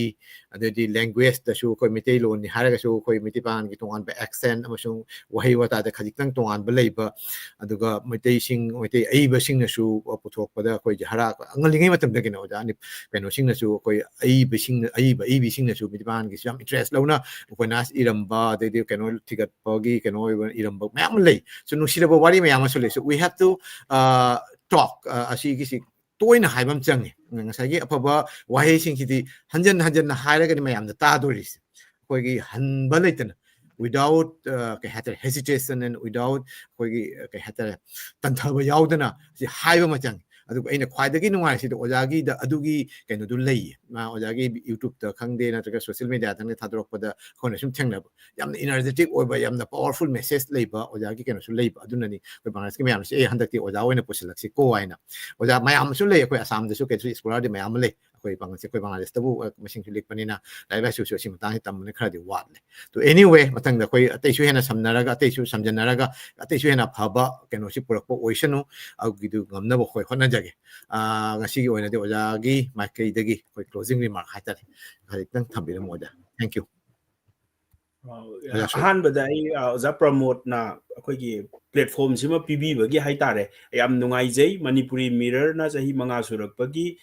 ꯇꯧꯔꯤꯕ ꯄ꯭ꯔꯣꯒ꯭ꯔꯥꯝꯁꯦ ꯑꯗꯨꯒ ꯑꯩꯒꯤ ꯄꯨꯟꯁꯤꯗ ꯍꯥꯏꯇꯥꯔꯦꯀꯣ ꯍꯧꯖꯤꯛ ꯐꯥꯎꯕꯗ ꯑꯩꯅ ꯁꯨꯝ ꯃꯌꯥꯝꯒꯤ ꯃꯔꯛꯇ ꯀꯔꯤꯒꯨꯝꯕ ꯈꯔ ꯄ꯭ꯂꯦꯠꯐꯣꯝꯗ ꯀꯔꯤꯗ ꯁꯨꯝ ꯀꯥꯕꯗ ꯊꯦꯡꯅꯔꯛꯄꯗ ꯉꯁꯤꯒꯤꯁꯤꯅ ꯌꯥꯝꯅ ꯌꯨꯅꯤꯛ ꯑꯣꯏꯕ ꯍꯥꯏꯇꯥꯔꯦ ꯃꯇꯝ ꯑꯃꯗ ꯑꯩꯅ ꯕꯪꯒ꯭ꯂꯥꯗꯦꯁꯀꯤ ꯕꯪꯒ꯭ꯂꯥꯗꯦꯁ ꯍꯥꯏꯕꯁꯦ ꯑꯩꯈꯣꯏꯅ ꯌꯧꯕ ꯉꯝꯃꯣꯏꯗꯕꯒꯨꯝ ꯈꯜꯂꯝꯕꯗꯣ ꯉꯁꯤ ꯌꯥꯝ ꯁꯥꯊꯤꯅ ꯅꯛꯁꯟꯅꯔꯛꯄ ꯍꯥꯏꯇꯥꯔꯦ ꯑꯩ ꯏꯁꯥ ꯆꯠꯂꯨꯔꯕ ꯃꯇꯨꯡꯗ ꯑꯣꯖꯥ ꯑꯩꯈꯣꯏꯅ ꯑꯩꯕꯨ ꯀꯩ ꯍꯥꯏꯇꯥꯔꯦ ꯉꯁꯤꯒꯤ ꯄ꯭ꯂꯦꯠꯐꯣꯝꯁꯤꯗ ꯄꯨꯊꯣꯛꯑꯒ ꯀꯔꯤꯒꯨꯝꯕ ꯈꯔ ꯈꯟꯅꯁꯤꯒ ꯍꯥꯏꯔꯛꯄꯁꯦ ꯌꯥꯝꯅ ꯑꯩꯉꯣꯟꯗ ꯌꯥꯝ ꯌꯨꯅꯤꯛ ꯑꯣꯏꯕ ꯍꯥꯏꯇꯥꯔꯦ ꯍꯥꯟꯅ ꯑꯩꯈꯣꯏꯅ ꯉꯥꯡꯉꯤꯕ ꯃꯌꯥꯝꯗꯨꯗꯤ ꯁꯨꯝ ꯃꯅꯤꯄꯨꯔꯗ ꯁ꯭ꯋꯥꯏꯗ ꯁꯨꯝ ꯉꯥꯡꯕ ꯄ꯭ꯔꯣꯒ꯭ꯔꯥꯝ ꯉꯥꯛꯇꯅꯤ ꯑꯗꯨꯒ ꯉꯁꯤꯒꯤꯁꯤꯅ ꯌꯥꯝ ꯌꯨꯅꯤꯛ ꯑꯣꯏꯕ ꯑꯗꯨꯒ ꯇꯁꯦꯡꯅ ꯑꯣꯖꯥ ꯑꯩꯈꯣꯏꯅ ꯄꯥꯏꯈꯠꯂꯛꯏꯕ ꯄ꯭ꯔꯣꯒ꯭ꯔꯥꯝ ꯑꯁꯦ ꯃꯅꯤꯄꯨꯔꯗ ꯌꯥꯝ ꯆꯥꯎꯅ ꯏꯝꯄꯦꯛ ꯂꯩꯒꯅꯤ ꯃꯁꯤꯒꯤ ꯀꯩꯒꯤꯅꯣ ꯍꯥꯏꯔ ꯀꯝꯃ꯭ꯌꯨꯅꯤꯇꯤꯒꯤ ꯃꯔꯛꯇ ꯑꯟꯗꯔꯁꯇꯦꯟꯗꯤꯡ ꯑꯃ ꯄꯨꯔꯛꯄꯗ ꯃꯁꯤꯒꯨꯝꯕ ꯄ꯭ꯔꯣꯒ꯭ꯔꯥꯝꯁꯤꯅ ꯌꯥꯝ ꯆꯥꯎꯅ ꯃꯇꯦꯡ ꯄꯥꯡꯒꯗ꯭ꯔꯥ ꯍꯥꯏꯅ ꯈꯜꯂꯤ ꯍꯣꯏ ꯑꯣꯖꯥꯒꯤ ꯑꯆꯤꯟꯕ ꯃꯌꯥꯝ ꯑꯃ ꯑꯗꯨꯒ ꯁꯔꯀꯝꯁꯇꯦꯟꯁꯇꯨꯗꯤ ꯑꯣꯖꯥꯅ ꯀꯅꯥꯗꯥꯗ ꯂꯩꯔꯒ ꯃꯁꯤꯒꯤ ꯇꯧꯔꯛꯏꯕ ꯄ꯭ꯔꯣꯒ꯭ꯔꯥꯝꯁꯦ ꯑꯣꯖꯥꯅꯕꯨꯗꯤ ꯍꯣꯏ ꯁꯨꯝ ꯅꯛꯁꯟꯅꯅꯤꯡꯕꯒꯤ ꯈꯪꯅꯤꯡꯕꯒꯤ ꯍꯥꯏꯔꯝꯕ ꯌꯥꯏ ꯑꯗꯨꯕꯨ ꯑꯩꯒꯤ ꯋꯥꯈꯜꯗꯗꯤ ꯃꯁꯤ ꯌꯥꯝ ꯆꯥꯎꯅ ꯏꯝꯄꯦꯛ ꯑꯃ ꯄꯤꯒꯗꯧꯕ ꯑꯗꯨꯒꯨꯝꯕ ꯄ꯭ꯔꯣꯒ꯭ꯔꯥꯝ ꯑꯃꯅꯤꯅ ꯂꯧꯖꯩ ꯀꯔꯤꯒꯤꯅꯣ ꯍꯥꯏꯔꯒ ꯑꯩꯈꯣꯏꯅ ꯁꯤꯗ ꯇꯣꯈꯥꯏ ꯇꯥꯔꯒ ꯂꯩꯕ ꯃꯥꯟꯕ ꯑꯩꯈꯣꯏꯒꯤ ꯀꯝꯃ꯭ꯌꯨꯅꯤꯇꯤ ꯃꯌꯥꯝꯁꯦ ꯃꯅꯤꯄꯨꯔꯗ ꯃꯇꯝ ꯑꯃꯗ ꯌꯥꯝ ꯅꯨꯡꯁꯤꯅꯅ ꯂꯩꯔꯝꯃꯦ ꯑꯗꯣ ꯍꯧꯖꯤꯛꯇꯤ ꯉꯁꯥꯏ ꯍꯥꯏꯈ꯭ꯔꯤꯗꯨꯅꯤ 2023ꯗꯒꯤꯗꯤ ꯑꯩꯈꯣꯏꯒꯤꯁꯤꯗ ꯀꯝꯃ꯭ꯌꯨꯅꯤꯇꯤꯒꯤ ꯑꯦꯁꯔꯁꯟ ꯑꯃ ꯑꯩꯈꯣꯏꯒꯤ ꯑꯥꯏꯗꯦꯟꯇꯤꯇꯤ ꯄꯣꯂꯤꯇꯤꯛꯁ ꯁꯥꯟꯅꯔꯛꯄ ꯈꯣꯠꯅꯔꯛꯄ ꯑꯩꯒꯤ ꯀꯝꯃ꯭ꯌꯨꯅꯤꯇꯤꯗꯒꯤ ꯍꯦꯟꯅ ꯑꯇꯣꯞꯄ ꯎꯅꯔꯛꯇꯕ ꯁꯤꯒꯨꯝꯕ ꯁꯤꯆꯨꯋꯦꯁꯟꯁꯤꯗ ꯑꯣꯖꯥ ꯑꯩꯈꯣꯏꯅ ꯇꯧꯔꯤꯕ ꯄ꯭ꯔꯣꯒ꯭ꯔꯥꯝꯁꯤꯅ ꯌꯥꯝꯅ ꯁꯥꯊꯤꯅ ꯀꯔꯤ ꯍꯥꯏꯇꯥꯔꯦ ꯑꯩꯈꯣꯏꯒꯤ ꯑꯦꯛꯖꯥꯝꯄꯜ ꯑꯃ ꯑꯣꯏꯅ ꯑꯩꯈꯣꯏꯗꯤ ꯁꯤꯗ ꯌꯥꯝ ꯅꯨꯡꯁꯤꯅꯅ ꯂꯩꯅ ꯅꯈꯣꯏꯅ ꯀꯔꯤꯅꯣ ꯇꯧꯔꯤꯗꯣ ꯍꯥꯏꯕꯒꯤ ꯑꯗꯨꯒꯨꯝꯕ ꯑꯩꯈꯣꯏꯗ ꯃꯤꯔꯔ ꯑꯃ ꯃꯤꯡꯁꯦꯟ ꯑꯃ ꯎꯠꯄ ꯍꯥꯏꯕꯗꯣ ꯑꯩꯈꯣꯏꯗ ꯅꯣꯏ ꯇꯧꯔꯤꯗꯣ ꯁꯣꯏꯔꯦ ꯍꯥꯏꯕꯗꯣ ꯃꯗꯨ ꯎꯠꯄ ꯉꯝꯒꯅꯤꯅ ꯑꯩꯅ ꯈꯟꯖꯩ ꯃꯊꯪꯗꯁꯨ ꯑꯣꯖꯥ ꯑꯩꯈꯣꯏꯅ ꯑꯗꯨꯝ ꯍꯥꯏꯕꯤꯔꯛꯑꯣ ꯑꯩꯈꯣꯏ ꯑꯗꯨꯝ ꯌꯥꯎꯖꯒꯦ aduga Manipur haibasidi tasengna hujikse akoise kanada yengaga akoise kari tawdoino punjan mangam doino oina ko ngauraga leiba tanja sida oza akoina silaiba program se pak sanna sum khangak pataragadi yam sathina kogi achauba role amani haitare ko akoigi marak sida barrier ama leiriba se thuaira aga akoi masen se nungsinana leigadawni haiba aduna ai amuka so hanna saigi Manipuri mirror gi role yam chawi masi adum chathabiu aduga hena Meitei Pangal Meitei singa anigi sigi dialogue ka se khara toina tawrakanda swaida su saigi tokhai ba community gi to oiba interest sembo organization mayam su dum leitaba nati lei si singse loinamak bhap tarakadra aina khanjai haitare akoi su adugi message khaktani akoi ne sida tawri se pangal lama thoga aga Meitei ama chaigadawni haibagi attitude to thadu asi haina akoi swaida taunai sidi akoi gi community ama hunnaraga nungai bo ina sum taunare akoi gi se laibak thibase aduna oza khoina sila isina kadai da akoi gi shared culture shared history akoi gi shared akoi gi leminarak khiba wari mayam do puthorap pase masi am chauna mateng oigani haraga iswaida thamjage loisanjage aduga ai amuka hanna oza promote pu thagachari am chauba role ni oza na lobiri base ai gi su punsi gi kwaidagi ngakpa program haitare matam amada ina Bangladesh kai se yobungam gadra ga ina khalamaga ngasi ai gi living room da phammaga oza sajat khoiga oza khurshid khoiga oza promote ka wari ga sana dana ko interaction ga tawrak pai se ko achauba kari amani haitare ko koi gi step amani haitare ko adina masi ai swai de loisan sage thank you oja koi kai haitare yamna nungai ba matam gi keno sina purakba ihoni haitare the internet haigadra koi gi digital world ki anouba ihose sidai sida akoi mayam si changjan da bajar the geographical distance is no more the truth is that kan hana sige se akoi akoi na sagat pa narrative tuniko hana di imagination do ina lener mi ngasai oja na su ngasai khalamba Bangladesh asini moja kurseron oja sajado na su chapau ding chalure ko 19 ba keno da adu mang da imagination khakta na bler mi se the imagination da lei daga akoi gi nak sanaramba mari do hojikti reality da lakpa virtually da lakpa event to virtuality da lakpa si ngambagi khudong chaba se ko technology na pira bani na chuki khudong chaba se ko mayam lobi na si aduga loina na masagi ain hariba positive news positive vibe ama pusinaba ona bi na si aduga aina kai haitare koi su nahan su hai ge koi hodok pun mita su koi hodok pun mita su han sing duna su hai ge oja Naurem Birendrajit koi Bangladesh ta gi la ko New York ta leiba oja to no bo mo koi su hai Manipur gi Irang khangdi Manipur ke no se koi losan binaba koi mayam da isa gi kai haitare isa gi dharma gi keno singda koi lai da khram jaba aduga loina na koi gi thamoi singna koi ningjay je Manipur ki shanti hatra peace sino mo so la kani asigi chayet na bana tragana kano si overcome asi jo part of the history ni mapam gi oi ba hoi Europe ta na chahi cha ma chani wang da oi kre mapam da na koi gi Africa da khani mawang da oi kre sumaina ethnic ki relation da khara kano lak pa si tension lak pa si sum part of the history hai ta thau ji sum yamna nungai re hai ba wal tu din ateng asi su mapam da asi su lang theng ni asi su kan adu oraga su asigi mayok da akoi gi sumaina khara peacefully natra koi si kai hata amaga makang masen natraga na country masen koi Bangladesh ka India ga leinari ba mari wari bhab asi is not only kanglup tan Bangladesh ka India ga relationship aina se tawboding ngam adro khajik tang mor su Tripura da gi Assam da koi mitai manung da ba koi Bengali lon ngang na dai Bengali ki program su sum tawjai oja na sai ha ba oja sajat oja khurset na su tambi he koi gi mirror gi platform si that even Bangladesh ki linguistic minority koi chakma di oja maming tabi da mani chakma adugai di moi garo koi Meghaloi da leiba garo sing garo khasya adumaina koi keno da leiba hill track koi gena hill tracks da leiba ate atop koi Myanmar de lakpa koi mok India da di mok aina khangne koi na keno aina marma aina khangne asmane loan macha koi maybe they have like 50,000 60,000 but 20,000 some have keno na chakwan odi lak tade dipan le asmane koi loan macha loan ba singi ai ba singi manung da so koi keno breeze ama thammi to aduna mathang koi 2021 da 22 da tha ma chupa language macha singi koi keno na silli middle gi mai kai te gi maru na thorang lauraga loan macam baduna Bengali version da oin tawre Bengali version da mirror ki maikai dagi mapam da lei organization sing duga kusam naraga apunba platform amma koi Bangladesh da lei ba loan macha sing gi site da masung loan kamani hingan gadagi habad koi thorang ma pangtok adumna ngasi su koi matang da koi thorang pangtoi to asine ai gi samlappa jarne koi ngasi gi oina di mayam si kaina bagi yathang nijari aduga oja sing ngasi lengbire maru oina oja soit Bangladesh ki oja kurset amasung oja sejat akoi ahumbu egi thamoi nungdagi thagachari ikai khumnajari Manipuri mirror team gi makai daksu koi ikai khumnajari Manipuri mirror team si akoi yamna naha oiba kangu haitare koi nauna tangjalakpa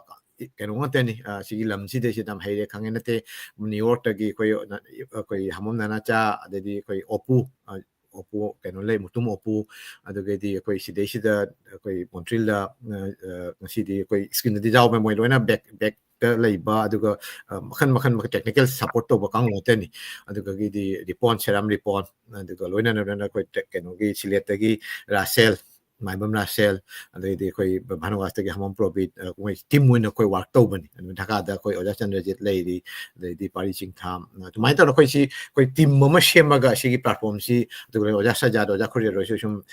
keno oina pengteng mang biri haitare adi rosona ba si lei to sumaina koi teamwork ni asi isagi natra koi lanagi keno nate mayam gi aphaba mayam gi keno si lo koi miti lo si international koi regional natraga na koi keno gi mai kai dagi koi international oina puthok pa ngamna bo khona jaban even koi Canada da su koi Manipuri mirror gi mai kai dagi